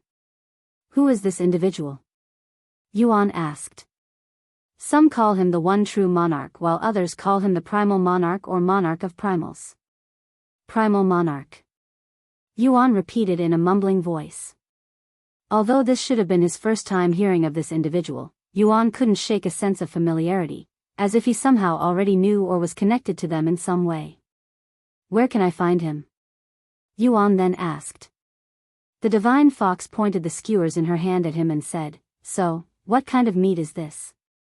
Clearly, she had no intention of answering all of his questions for free. The divine fox pointed the skewers in her hand at him and said, So, what kind of meat is this? Clearly, she had no intention of answering all of his questions for free. There are 3 types of meat used for those meat skewers. They come from animals we call chicken, lamb, and cow. Are animals in your world what we call primals here? She asked. No. Animals don't have spiritual energy. They're essentially powerless primals. I see. Which meat is this? Divine Fox asked as she showed him one of the skewers. That white meat is from chicken. The small, chunky ones are lamb meat. The brown slices are beef, cow meat. Yuan explained. And what are these tiny specks of dust on it? I can tell that's where most of the flavors come from. The divine fox continued to inquire. We call those spices, which are commonly used to give or enhance flavors in our food. Without them, the meat will taste quite bland. I see, how intriguing. The divine fox stared at the meat skewers. I happen to have some spices on me. If you want, I can give you some.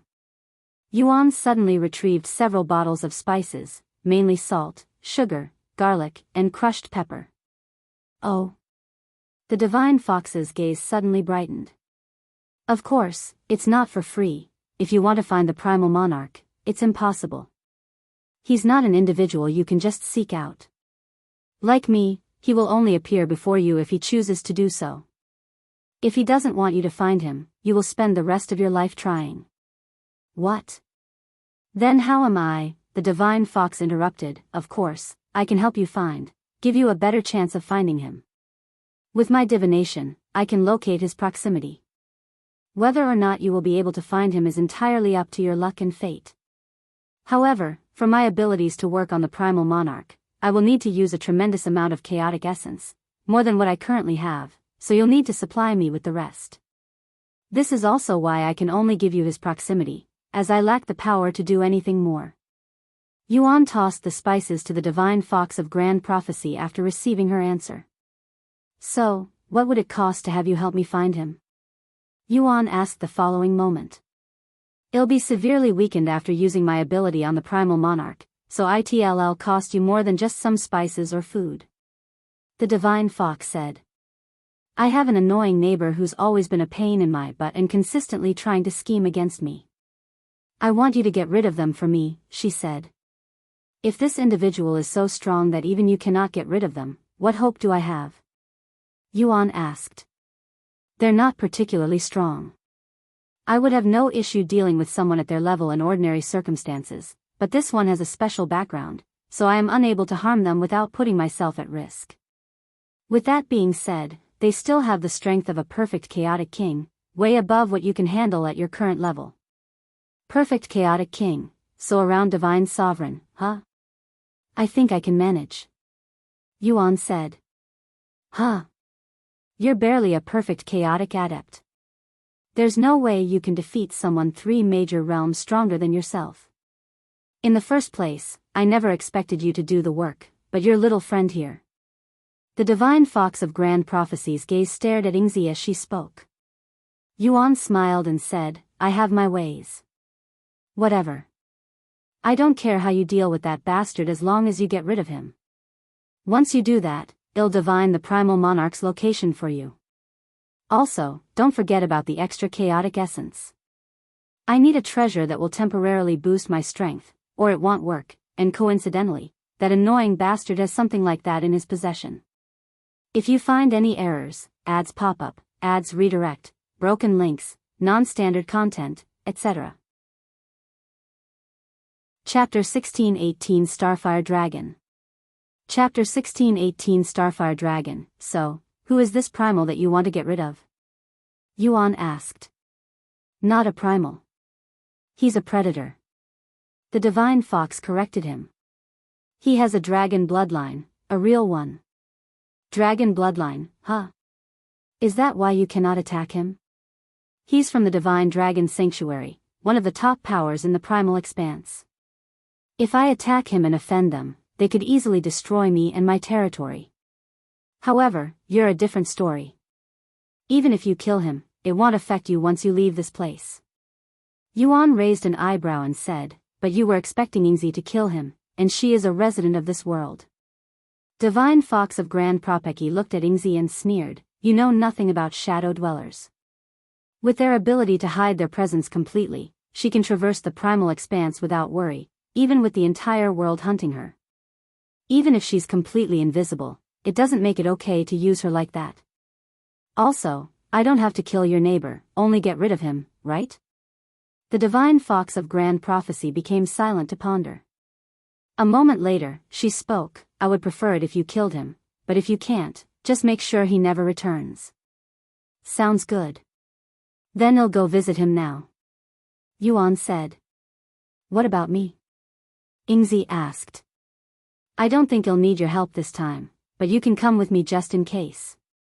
Yingzi nodded and decided to follow him, motivated by the opportunity to possibly acquire more meat skewers. Yuan began traveling to the dragon's territory after acquiring more information from the Divine Fox. According to the Divine Fox of Grand Prophecy, Yuan's next target was a Starfire dragon, who resided within the Flaming Peak, a fiery land perpetually engulfed in flames. The Flaming Peak was roughly 10 days away from Mystic Valley, even when traveling at Yingzi's swift pace. As they neared their destination, the temperature soared to extreme levels, reaching intensities that could melt even spirit kings if they ventured too close. If it weren't for my physique, I would probably be a puddle right now. Yuan thought to himself as he tried to cool himself. He looked at Yingzi, who didn't have a single drop of sweat on her, seemingly unaffected by the intense heat. The heat only worsened as they approached the Flaming Peak. However, despite his situation, Yuan took this opportunity to temper his body. As Yuan bolstered his fire resistance, the oppressive heat began to affect him less. Gradually, he adjusted until the once scorching temperatures felt merely warm, akin to that of lukewarm water. Upon arriving at Flaming Peak, Yuan was met with a fiery spectacle. The place itself was an island featuring a solitary mountain at its center. The entire island was engulfed in flames, and the mountain was an active volcano, further intensifying the blazing landscape. Upon arriving at Flaming Peak, Yuan was met with a fiery spectacle. The place itself was an island featuring a solitary mountain at its center. The entire island was engulfed in flames, and the mountain was an active volcano, further intensifying the blazing landscape. Resting within the volcano, submerged in lava, was a solitary silhouette. Upon closer examination with his divine sense, Yuan discovered it was a handsome young man with short red hair. When the handsome young man sensed Yuan's divine sense probing, his eyes snapped wide open, revealing their striking golden hue. Who dares to spy on this young lord? The Starfire dragon roared as he leaped into the air before staring directly at Yuan's direction. A dragon? The Starfire dragon narrowed his eyes after realizing this. Which clan do you belong to? And what business do you have here in my territory, with a shadow dweller, no less? The Starfire dragon immediately began interrogating Yuan. How dare a lowly Starfire dragon question me? Yuan roared in an arrogant voice. Given that the Primal Expanse was a dog-eat-dog world, Yuan decided that it would be in his best interest to project strength, adopting an overbearing demeanor to show no signs of weakness. Lowly Starfire dragon. The handsome young man trembled in anger and disbelief. While it was true that the Starfire dragon's bloodline wasn't top tier, ranking only in the lower middle in terms of quality and purity, the Starfire dragon had never before been humiliated or looked down upon in such a manner. How dare you! As the Starfire dragon's anger surged, so did its aura, sending powerful ripples across the entire island, causing the flames to dance violently. I don't care who you are or where the fuck you came from, but you will not be leaving here alive today. The Starfire dragon soared toward Yuan like a flaming meteor. Seeing this, Yingzi spoke, do you want me to suppress him for you? No, it's fine. I can handle this. Yingzi puffed her cheeks at his refusal, seemingly disappointed that she couldn't earn some meat skewers. Once the Starfire dragon was close enough, Yuan suddenly activated Dragon's Gaze. Wah! The Starfire dragon halted upon being struck by Dragon's Gaze. This power is Dragon's influence. Your royalty. The Starfire dragon cried out loud, his anger dissipating instantly after realizing he was baring his fangs against royalty. Even if he had the divine dragon sanctuary's backing, they would not hesitate to disown him if they knew had offended a dragon of a royal bloodline. Why the hell is a royal dragon causing trouble for me, a nobody? Although the Starfire dragon found it weird that he didn't recognize Yuan even though he memorized every member of the royal family, not to mention Yuan's low cultivation base, he was in no position to think properly. Your Highness.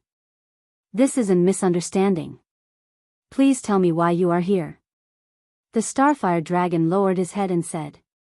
Not only do you dare to question me, but you even dare to give me orders? Who do you think you are, huh? Yuan roared, sending chills down the Starfire dragon's spine. This overbearing demeanor. The strength of his dragon's influence. He's definitely royalty, a high-ranking one, at that. He cried inwardly. Chapter 1619 Starfire Dragon, 2. Chapter 1619 Starfire Dragon, 2, and my apologies, Your Highness. It wasn't my intention. I was wrong. Starfire Dragon quickly lowered his head. If you know you're wrong, why are you still hovering above me and looking down on me like you're above me? Get on your knees. Or are you waiting for me to help you with my authority? A lowly dragon like you? Yuan shouted, increasing the intensity of Dragon's Gaze. This fucker is really too overbearing. But there's nothing I can do. The Starfire dragon cried inwardly before reluctantly descending to the ground and kneeling before Yuan. Yingzi stared at Yuan with slightly widened eyes, clearly surprised by his domineering demeanor. Once the Starfire dragon was forced to kneel on the ground amidst the flames, Yuan fell silent. He spent the next several moments staring intently at the subdued dragon, his silence serving to further humiliate the proud creature. Eventually, Yuan spoke. So, what are you doing here, on this island that is obviously too small for you? This place may be small, but the yang energy here is very beneficial for me, so I am training here. The Starfire dragon didn't dare to reveal the truth, that he was actually there to court the divine fox of grand prophecy, fearing that it might make him look weak and pathetic. Moreover, he was afraid that Yuan might take an interest in the divine fox of grand prophecy and steal her away from him. However, Yuan suddenly trembled, his face filled with anger. Why, Your Highness? The Starfire dragon had a bad feeling after seeing this. Do you think I am stupid? That I am easily fooled? How dare you, a lowly dragon, mock me? Yuan roared, his body surging with immense killing intent. The Starfire dragon was left in utter shock and fear after sensing Yuan's immense killing intent, which manifested as a red miasma enveloping the entire island. Even Yingzi, who had encountered countless bloodthirsty primals and predators throughout her life, was taken aback by the intensity of Yuan's killing intent. Despite her extensive experience with formidable beings, she had never felt anything as overwhelming as the aura Yuan now emitted. I will give you one last chance to tell me what you are doing on this island. Yuan roared. I am truly sorry, Your Highness. Training here was just an excuse. I am actually here for the divine fox of grand prophecy, whose territory is close by. I have been trying to court her for many years now, and living close to her makes it more convenient. If you don't provide me a good reason why you lied to me the first time, I'll ensure you experience a fate worse than death. Yuan said. I truly don't know why I lied to you, Your Highness. Please forgive me. No, that's not good enough. Yuan shook his head with a profound glint in his eyes. But I'll give you a chance to redeem yourself. Anything. Let's have a spar. If you can defeat me within half an hour, I will pretend you never lied. However, if I win, you will leave this place and never approach the divine fox of grand prophecy. The Starfire dragon couldn't believe his ears. He wants to spar with me? As far as I can tell, he's only at perfect chaotic adept. He won't last a second against me, much less half an hour. Yuan narrowed his eyes at the Starfire dragon and muttered in a cold voice, "Are you looking down on me right now?" Huh? Oh, of course not. I wouldn't dare. The Starfire dragon vigorously shook his head. He's probably hiding his cultivation. There's no way someone with a royal bloodline would have such a low cultivation. The Starfire dragon convinced himself. A few moments later, Yuan descended to the fiery ground. Despite his entire body being engulfed in flames, he did not burn and only felt mildly uncomfortable due to his enhanced resistance. "Do you need some time to prepare?" Yuan asked. "No, I can start whenever." He nodded and said, "Don't hold back just because of my status. I don't want any excuses later." "As you command." The Starfire dragon transformed entirely the following moment, becoming a giant, red dragon. He had expected Yuan to shift into his true form for the battle, as fighting in human form would be a disadvantage. So, when Yuan remained in his human guise, he couldn't help but ask, "You're going to fight me in that appearance? You're not even worth it. In fact, if you can make me fully transform, I'll consider it my defeat," Yuan said as he partially transformed. This arrogant bastard. The Starfire dragon clenched his teeth, cursing inwardly. "Then here I come." Without using any weapons, Yuan made the first move and approached the Starfire dragon. He wanted to see his current limit after so many breakthroughs. They clashed shortly after, with the Starfire dragon unleashing devastating flames with every movement. Using nothing but his fists, Yuan struck the Starfire dragon's body, each strike as heavy as mountains.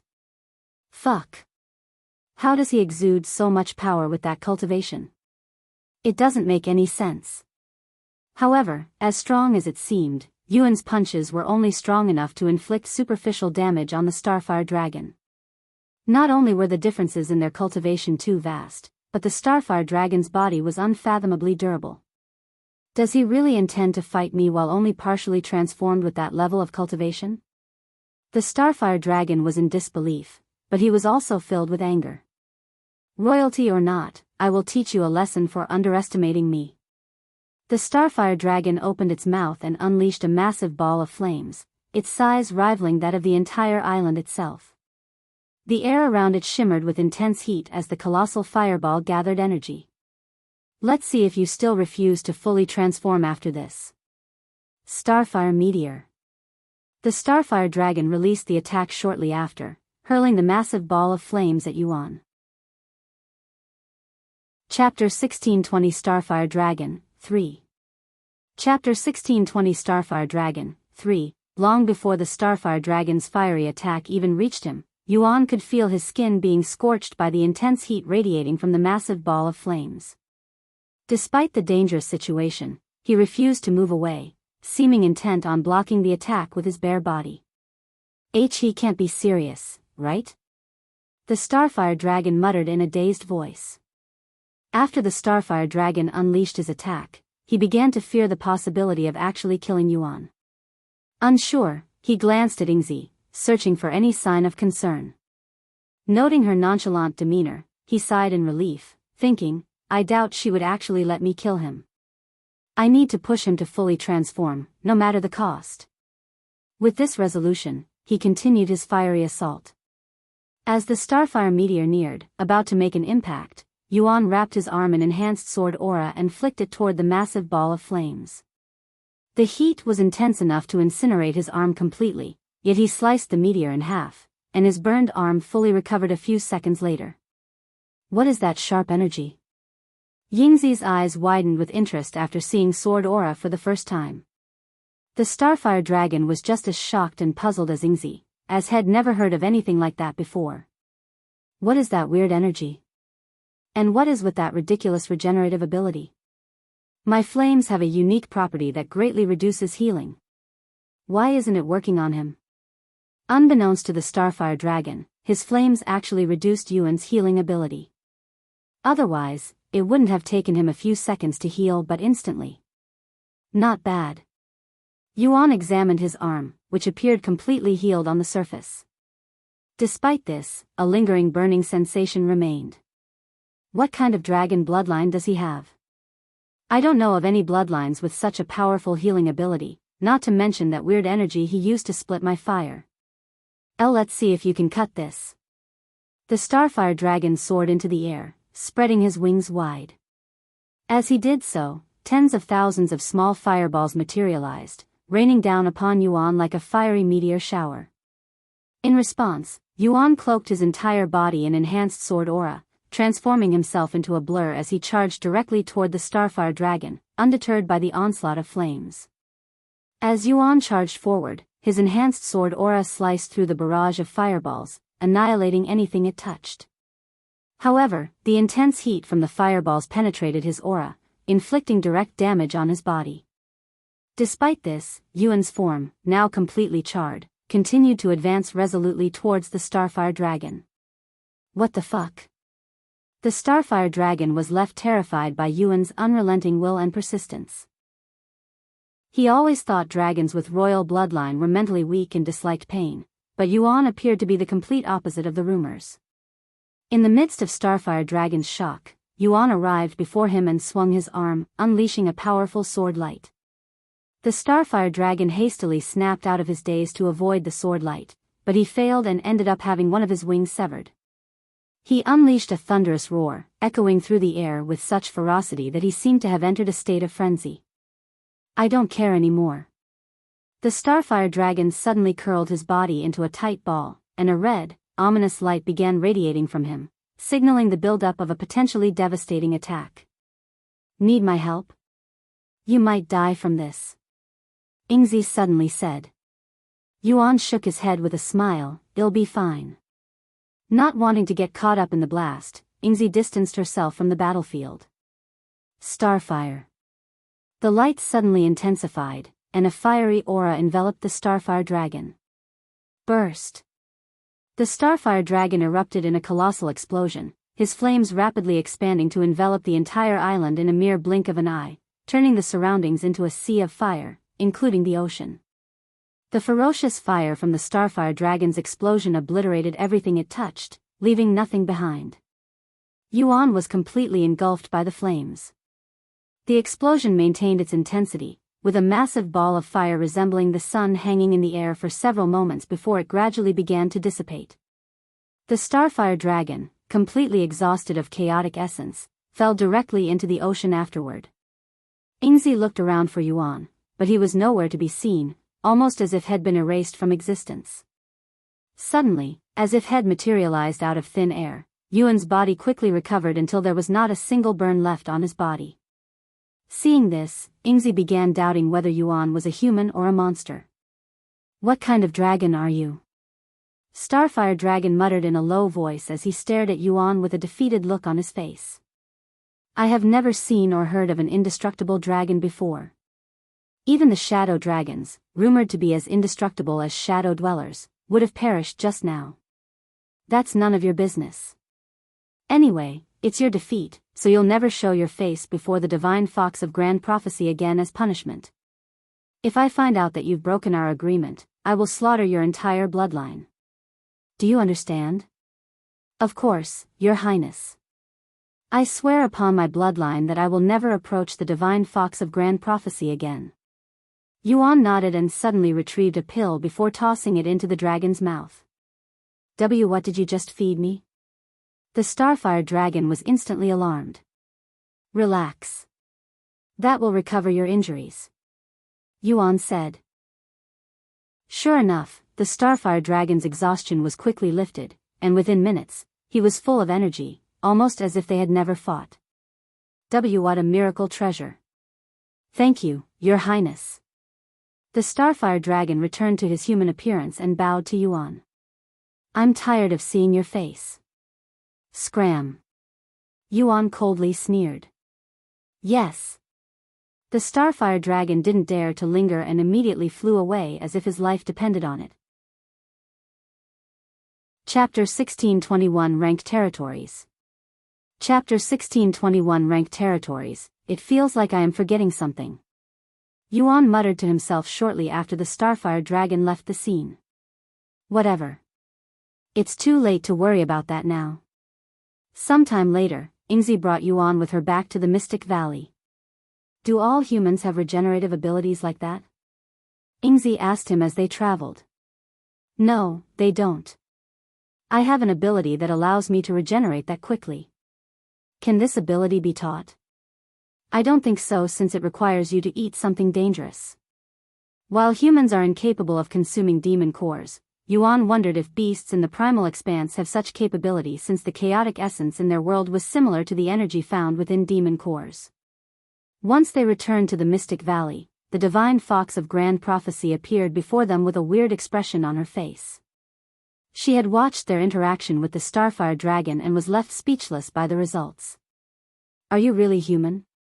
She suddenly asked Yuan with a doubtful face. Of course. What makes you think otherwise? The divine fox of Grand Prophecy explained, because humans aren't capable of using the power of our world. Moreover, you managed to create an incomplete chaotic heart. Are you perhaps half human and half primal?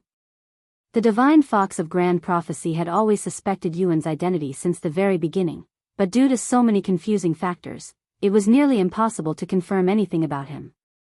No, I am full human. I am also unsure why I can cultivate chaotic essence, but I think it might have something to do with my physique. The divine fox of Grand Prophecy pondered for a moment before responding. If I recall correctly, some humans are born with special bodies and bloodlines, just like primals, but they're incredibly rare. What about your healing abilities? Is that also due to your unique physique? No, that's something else entirely. Is that so? Well, I won't pry further. Anyway, I believe you may have forgotten about something. Oh. I also had the same feeling, but I don't remember what exactly.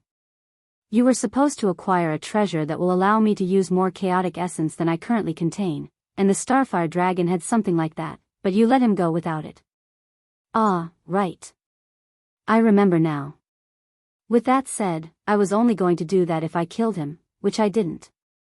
Also, he would become suspicious of my identity if I suddenly asked for his treasure. I'm supposed to be royalty, after all. Dragon's influence, huh? I was extremely shocked when you used it. Does your world have dragons, too? Of course. In fact, I think the beasts in my world originally came from the Primal Expanse. The only difference is that they cultivate different resources. It's possible, but there is only one individual who can confirm that, the Primal Monarch. The divine fox of Grand Prophecy said. Anyway, now that you've dealt with my annoying neighbor, you'll need to find me a treasure that can temporarily boost my chaotic essence. The closest place with something like that would be the Phoenix's territory. They're about 3 months away from here. Yuan narrowed his eyes at this information. Phoenix's territory? He wondered if they could help accelerate Feng Yuxiang's recovery. Despite his efforts in constantly feeding her his blood, there were still no signs that she would awaken anytime soon.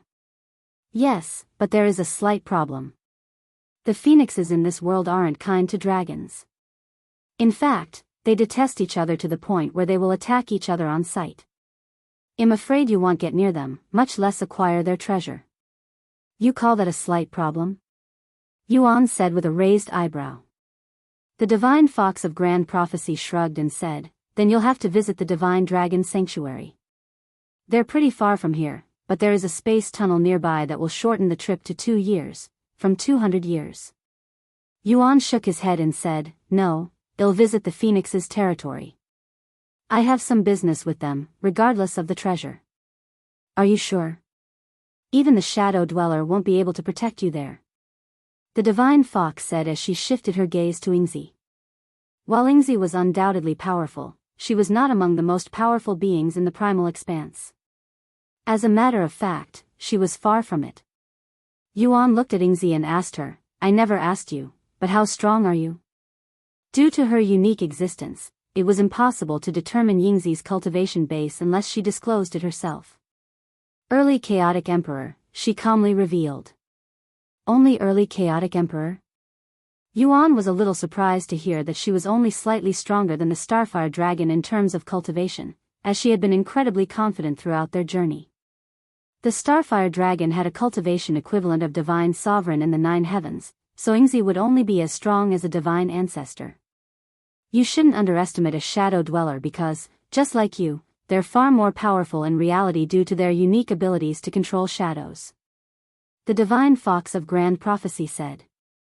At her level, she can probably defeat even a chaotic overlord, much less a perfect chaotic emperor, and the difference between a chaotic emperor and a chaotic overlord is immense, sort of like the difference between being a mortal and an immortal in your world.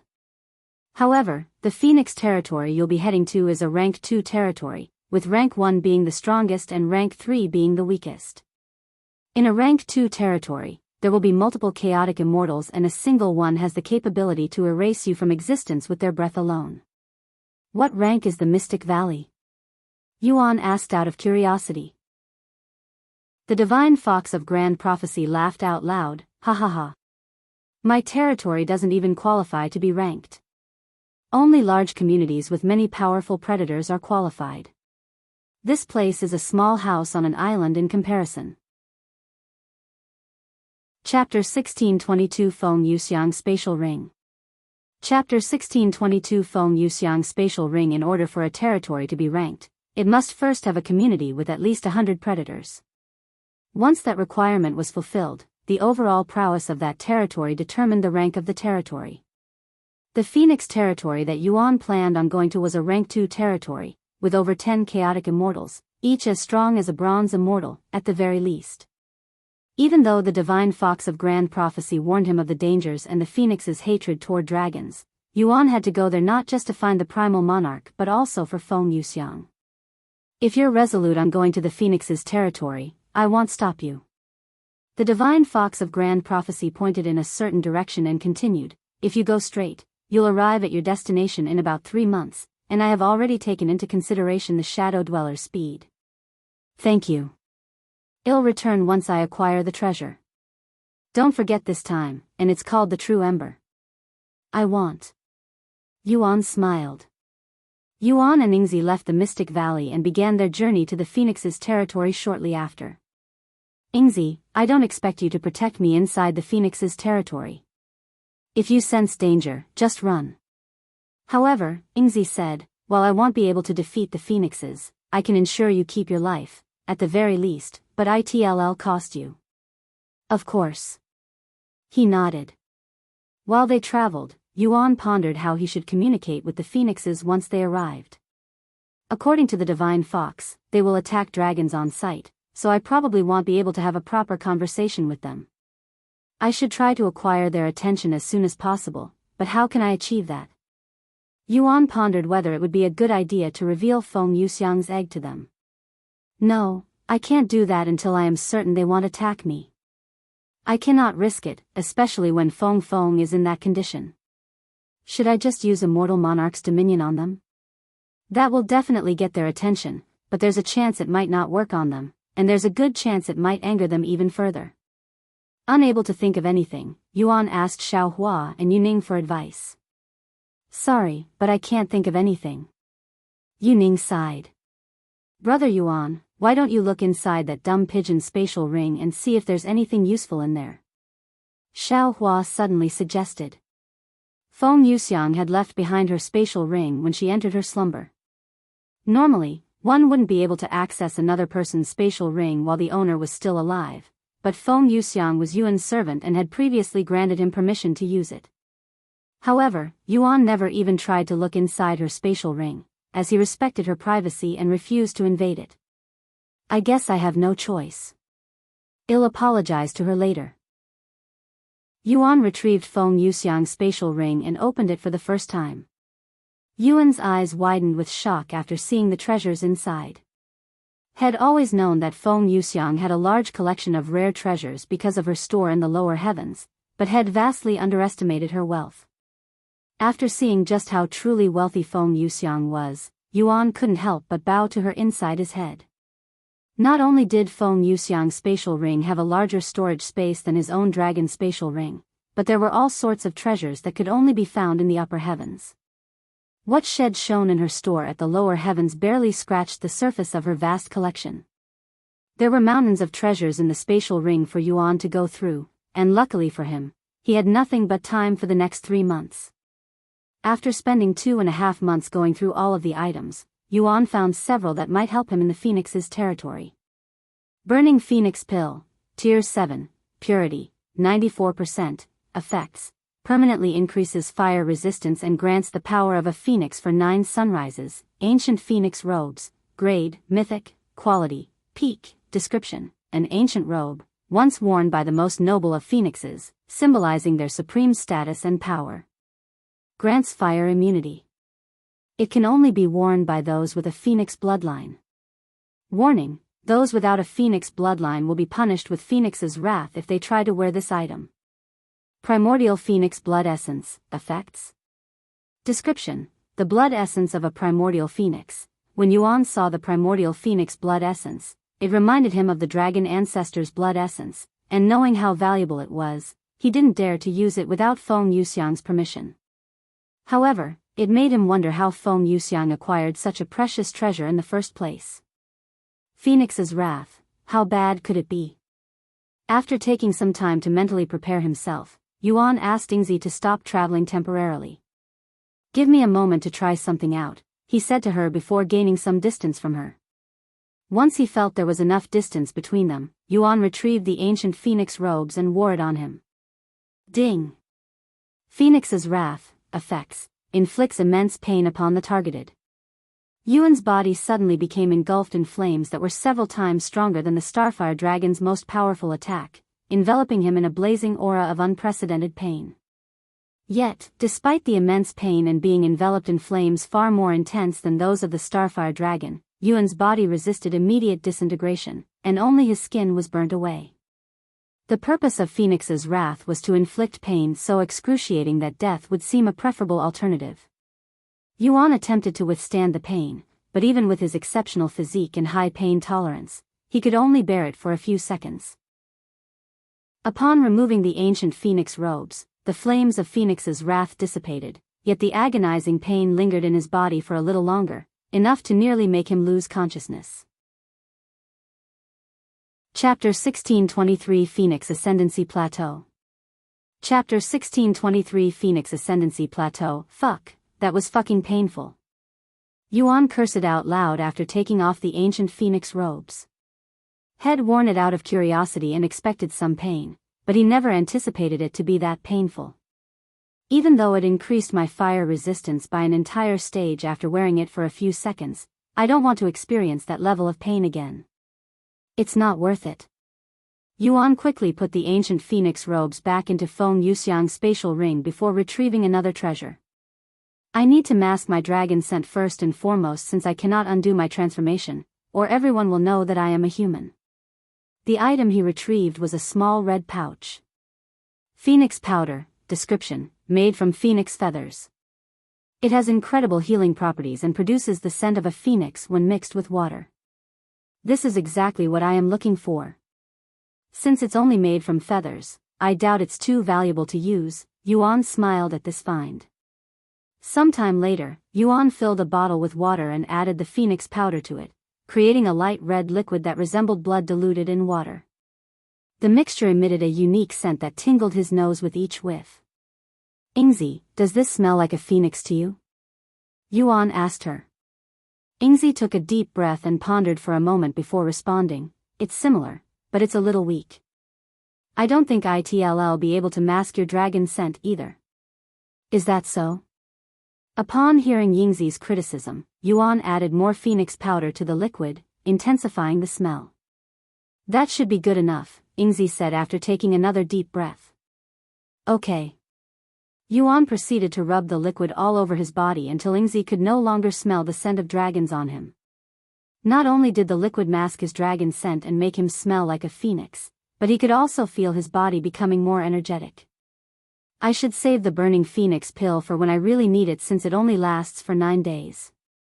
Now that Yuan had found a way to mask his dragon scent, he needed to make his identity more convincing, a challenging task given that he wasn't originally from their world, and crafting a believable persona required careful attention to the cultural and social nuances of this new environment.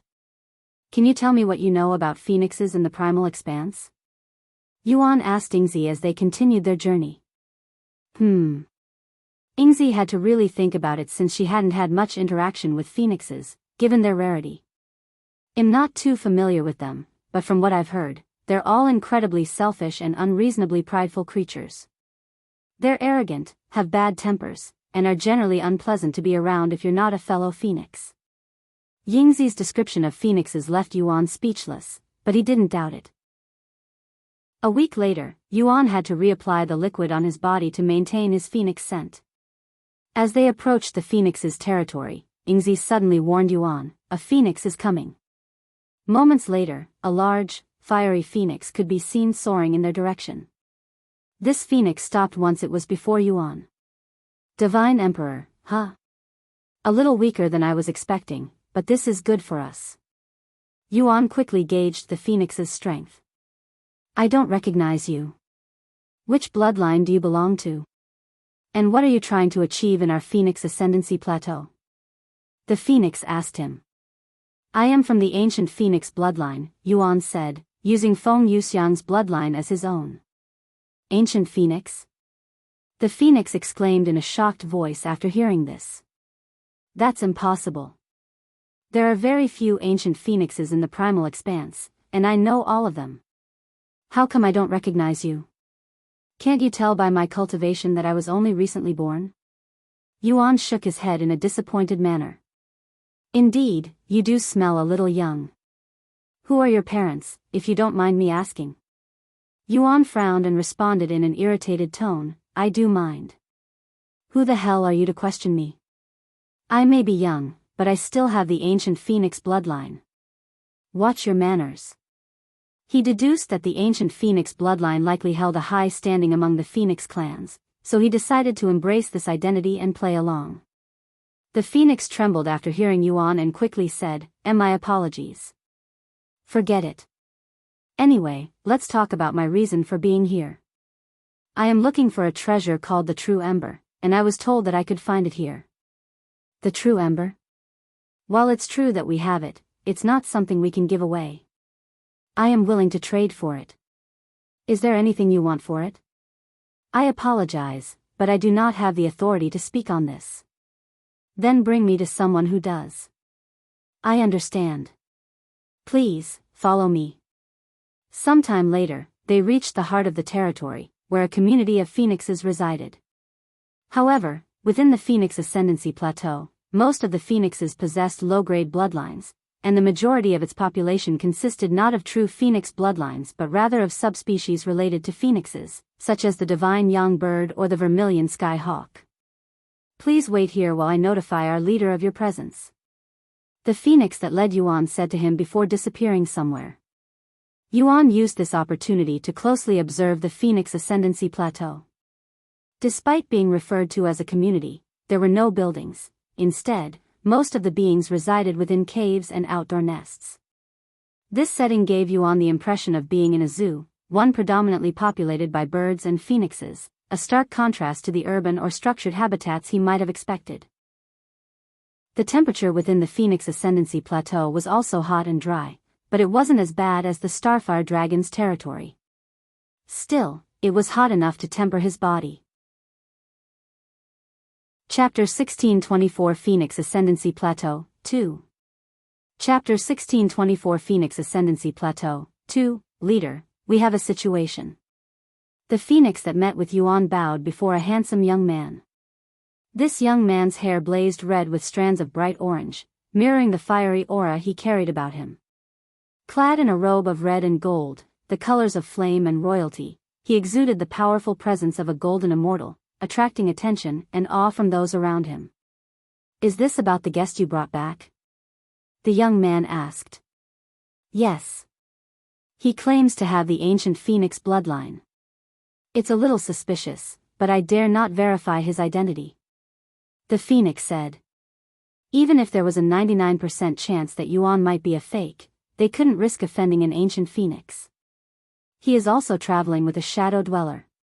A phoenix and a shadow dweller traveling together? What an odd pair. A young lady with features reminiscent of the young man sat beside him, her expression marked by curiosity. The ancient phoenix bloodline is an imperial-grade bloodline, and it ranks in the top 3 amongst all phoenix bloodlines. They're essentially royalty. Meanwhile, my scarlet phoenix bloodline is only ranked 9th. If he turns out to be real, we must assist him to the best of our capabilities. However, if he is a fake, it'll make him suffer a fate worse than death. The young man said. What does he want, anyway? He wishes to trade for our true Ember. The true Ember, huh? While it's not a priceless artifact, it's quite valuable. If he's an ancient phoenix, he is likely to have come from the rank 1 phoenix territory, eternal phoenix domain, and they have plenty of artifacts that surpass our true Ember, so why would he come all the way here? Forget it. There's no point guessing their motives. Bring them to me, and I'll ask them myself. Yes. The phoenix departed the next moment, returning to Yuan and Ningzi. Nobody is dumb or bold enough to imitate an ancient phoenix, right? The young lady suddenly muttered out loud. The young man sighed. The primal expanse is immense beyond comprehension. There are bound to be some fearless individuals out there. Sometime later, the phoenix returned to Yuan's side. Esteemed guest, our leader would like to meet you. Please, follow me. The phoenix led Yuan and Ningzi to the summit of the tallest mountain within the territory. Upon reaching the peak, Yuan was greeted by a surprisingly familiar sight. A pagoda stood prominently on the mountaintop. So they do have buildings in this world. I guess they're just incredibly rare. Yuan thought to himself. However, the pagoda was striking in its simplicity, almost to a fault. It appeared that the builder, while earnest in their efforts, had clearly lacked experience and imagination in its design, resulting in a structure that was functional but unadorned and stark. It was almost as if the builder had to work on it with nothing but a brief explanation of its outer appearance. Once the phoenix brought Yuan and Ningzi inside the pagoda, it became even more apparent that the builder had no idea what they were building. Although the pagoda looked like it had 4 floors from the outside, inside, there was only 1 floor and room. The other floors were just an empty space. Inside, at the far end of the modestly decorated room, sat 2 individuals, a handsome young man and a beautiful young woman. Their appearance was top quality, surpassing even the appearance Yuan had given the Supreme Ox. However, they would still only be considered slightly above average when compared to those truly beautiful in the 9 heavens. The young man narrowed his eyes at Yuan the instant they entered the room, his gaze as sharp as swords. Before Yuan could even open his mouth, the young man spoke with a cold expression. Bastard, what are you trying to pull here? What do you mean? Yuan frowned. The ancient phoenix bloodline ranks the 3rd purest amongst all phoenix bloodlines, and all inferior bloodlines would naturally feel submissive toward them. You may smell like a phoenix, but I don't feel anything from you. I have seen phoenixes with royal bloodlines before, and your aura is nothing like theirs. You may be able to mimic our smell, but you will never be able to mimic our royal bloodline. You should have disguised as an ordinary phoenix instead, you bastard. Even though his disguise was instantly exposed, Yuan remained calm and began to think of a way out of his predicament. Are you willing to bet your life, your territory and all its residents on those accusations? Yuan asked. Your threat is as weak and empty as your attempt to fool me. I can easily erase someone at your cultivation with a sneeze. As for the Shadow Dweller, even if she has the ability to wipe us out, the Eternal Phoenix Domain will avenge us. Kneel before me. The young man suddenly roared, and his body exuded a profound aura that instantly filled the room. A few moments of silence went by without anything happening, leaving Yuan puzzled. The young man frowned and muttered, If my phoenix's influence failed to work on you, then you must not be a phoenix at all. What are you? Yuan swiftly noticed an opportunity to turn the situation around and showed a cold smile on his face. You dare order me to kneel? A lowly phoenix like you? The young man's face twisted with anger as he stood up. How dare, who permitted you to talk back? Shut up. Upon hearing Yuan's voice, imbued with an unfathomable power, the young man felt his own voice falter, leaving him unable to utter another word. The young lady turned to look at him with wide eyes. Father? Please tell me you're only pretending to. Yuan shifted his gaze to her and shouted, "Shut up." The young lady immediately felt as though someone had suddenly seized her throat, sealing her ability to speak. Kneel. Thud. Unable to resist his command, the young man and young lady suddenly fell to their knees, their gaze filled with shock and horror as they stared at Yuan. Chapter 1625 True Ember. Chapter 1625 True Ember. This power. Phoenix's influence? Impossible. He should be a fake. Why does he wield such power? The young man exclaimed inwardly as his entire being was forced to obey Yuan's commands. He was a genuine ancient phoenix. We're screwed. Our entire territory is screwed. The young lady cried inwardly.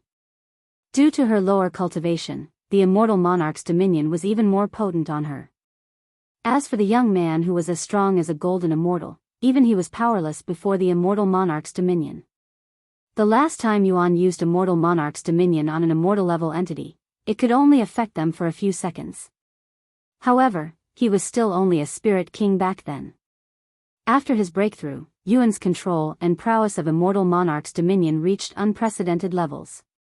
Moreover, he had been strengthening his soul strength non-stop for the past year during his travel around the Primal Expanse. At his current prowess, he could easily command even a golden immortal for an entire minute. For whatever reason, immortal monarch's dominion feels stronger in the Primal Expanse. Yuan thought to himself after noticing this phenomenon. Yuan spoke in the following moment, "I will ask you again. Are you willing to bet your life and your territory on your claims?" Yuan released immortal monarch's dominion on the young man so he could speak. However, the young man didn't respond. Seeing this, Yuan turned his focus to the young lady next to the young man and spoke in a commanding tone. "Who gave you the permission to breathe?" The young lady instantly lost her ability to breathe and fell to the ground with her hands grasping at her throat. The young man instantly snapped out of his daze and shouted, I was wrong, Your Highness. Please forgive me and my daughter for this offense. I will even give you the true ember as an apology." Yuan had a calm look on his face, but he was inwardly surprised that his small experiment actually worked. It made him wonder if he commanded someone to die, would their heart instantly stop? "Your Highness. Please." The young man pleaded again when Yuan refused to release the young lady. "I'll forgive you this once." The young lady immediately began gasping for air after Yuan deactivated the immortal monarch's dominion. "The faster you hand over the true ember, the faster I will be out of your feathers," he added. "Get the true ember for His Highness." The young man quickly ordered the young lady, giving her an excuse to leave the room. Right away. The young lady hastily left. Once they were alone, Yuan said, "Is there anything you want for the true ember? Although you said it'll be for free, I don't want any rumors of me bullying you to spread." I don't dare ask for anything," the young man said. Yuan silently pondered for a moment before speaking. "You seem to have a thing for human appearances. I can upgrade your appearance and your daughter's in exchange for the true ember." The young man looked at him with wide eyes and said, "Really?" He nodded and said, "Give me a brief description of your ideal appearance. Young, middle-aged, or old? Hair color and length? Body shape?" I would prefer something a little older than my current appearance. I like my current hair color and style. As for my body..." After receiving the description, Yuan consumed an appearance-altering pill and transformed into the young man's ideal appearance. The young man's eyes widened with surprise after seeing how high quality it was. "What do you think? Can I really have such a high-quality appearance? Are you doubting me?" Yuan narrowed his eyes. "And no. Then hurry up and take it." The young man quickly changed his appearance, becoming more handsome, a little taller, and a few years older. "Thank you, Your Highness, for this appearance." The young man stood up and bowed to Yuan. "If there's anything else you need, Please don't hesitate to ask. Yuan smiled and quickly said, then let me ask you something. He retrieved Feng Yuxiang's egg and continued, do you know how I can speed up my friend's recovery progress? That's.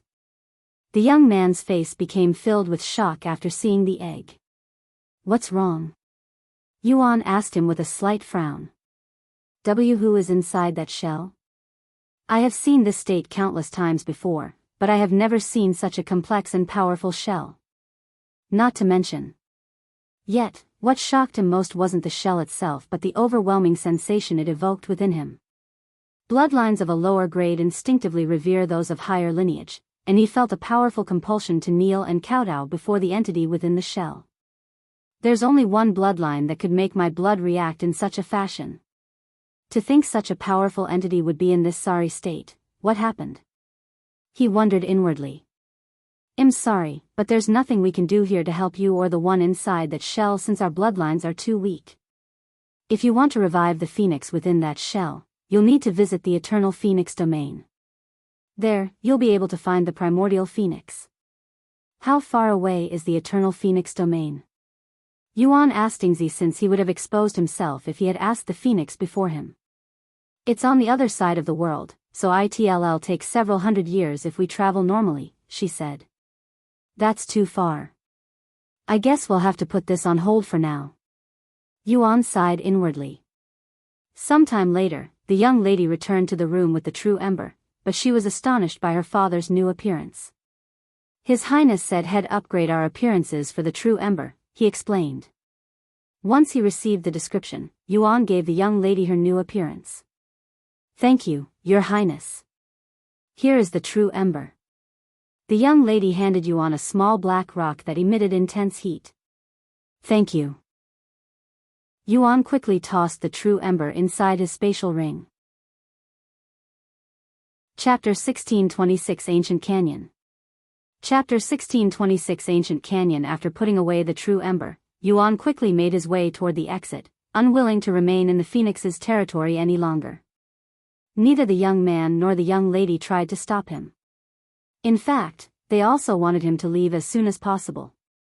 Once they left, Yuan and Yingzi began flying back to the Mystic Valley. Fuck, this is why I hate royalty. They do as they please and treat us like dirt. The young man sneered in disdain once they were alone. We did call him a fake first. The young lady sighed out loud.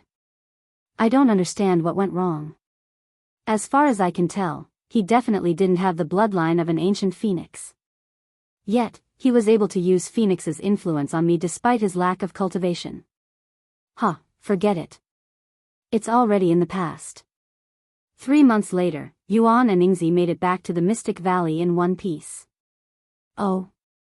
You're back already? That was faster than I anticipated. The divine fox of grand prophecy greeted them the moment they entered her territory. I got the true Ember, Yuan said. Really? How did you deal with the phoenixes as a dragon? Didn't they attack you on sight? Yuan shook his head with a smile. I have my methods. Anyway, here is the true Ember. He retrieved the treasure and tossed it to her. Okay, give me a week to prepare. While the divine fox of grand prophecy began her preparation to divine the Primal Monarch's location, Yuan spent that time with Meixiu and the others. While Yuan was in the Primal Expanse, Meixiu, Yuxiang, and Li Jinsi continued their training with Kelan. Meanwhile, the rest of the Demon's Sealing faction had graduated from their sects and traveled to the Fourth Heaven, joining Kelan's training 3 months ago. How's your progress? Have you figured out a way to get out of the Primal Expanse yet? Wang Ming asked him during dinner. No, but I think I am getting close. Take your time so the rest of us can catch up. Shi Lang chuckled. The Primal Expanse is so vast that most of my time is spent traveling. I have been pretty lucky so far with the distance I need to travel, but am worried that the next place I need to go might take too long, Yuan sighed. He could imagine the Primal Monarch being in a location that was several decades or even centuries away. Have you tried to kill yourself? Who knows, you might respawn back in the last city you visited. Wang Bingbing suddenly said. That's quite a dangerous suggestion. It'd be disastrous if he becomes a cripple because of that. Wang Ming said. Yuan nodded and said, I have thought about it, and as Wang Ming said, it's quite risky. That said, if nothing else works, I can only try that as a last resort. By the way, the Lord wanted to speak with you as soon as possible. Wang Xiuying suddenly said. I'll go meet him after this. After dinner, Yuan went to speak with the Lord. What's up? Yuan greeted the Lord casually. We have been contacted by the Qi family. Do you remember them? The Lord said. Of course.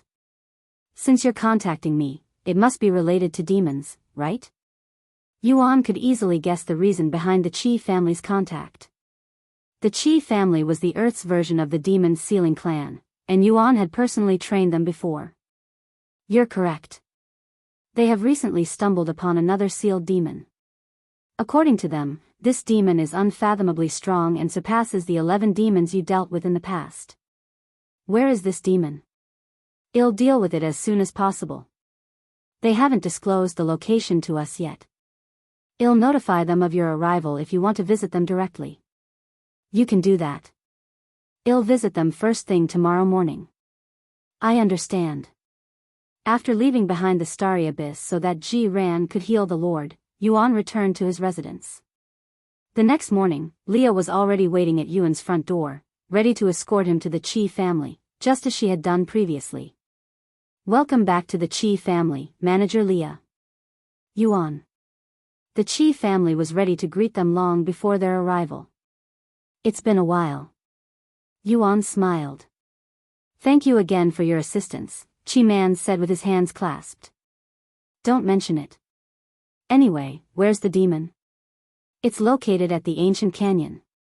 Is it close to breaking out of its seal? No, and some people are watching over it even as we speak. They would notify us if there were any changes. Even if it's not close to breaking out of its seal, I am going to take care of it immediately. Qi Man then said, please don't be too hasty. We are aware of your prowess, but this demon is different. We believe it's at least a superior demon with a tiny chance of it being a demon general. A demon general, huh? Yuan muttered with an intrigued face.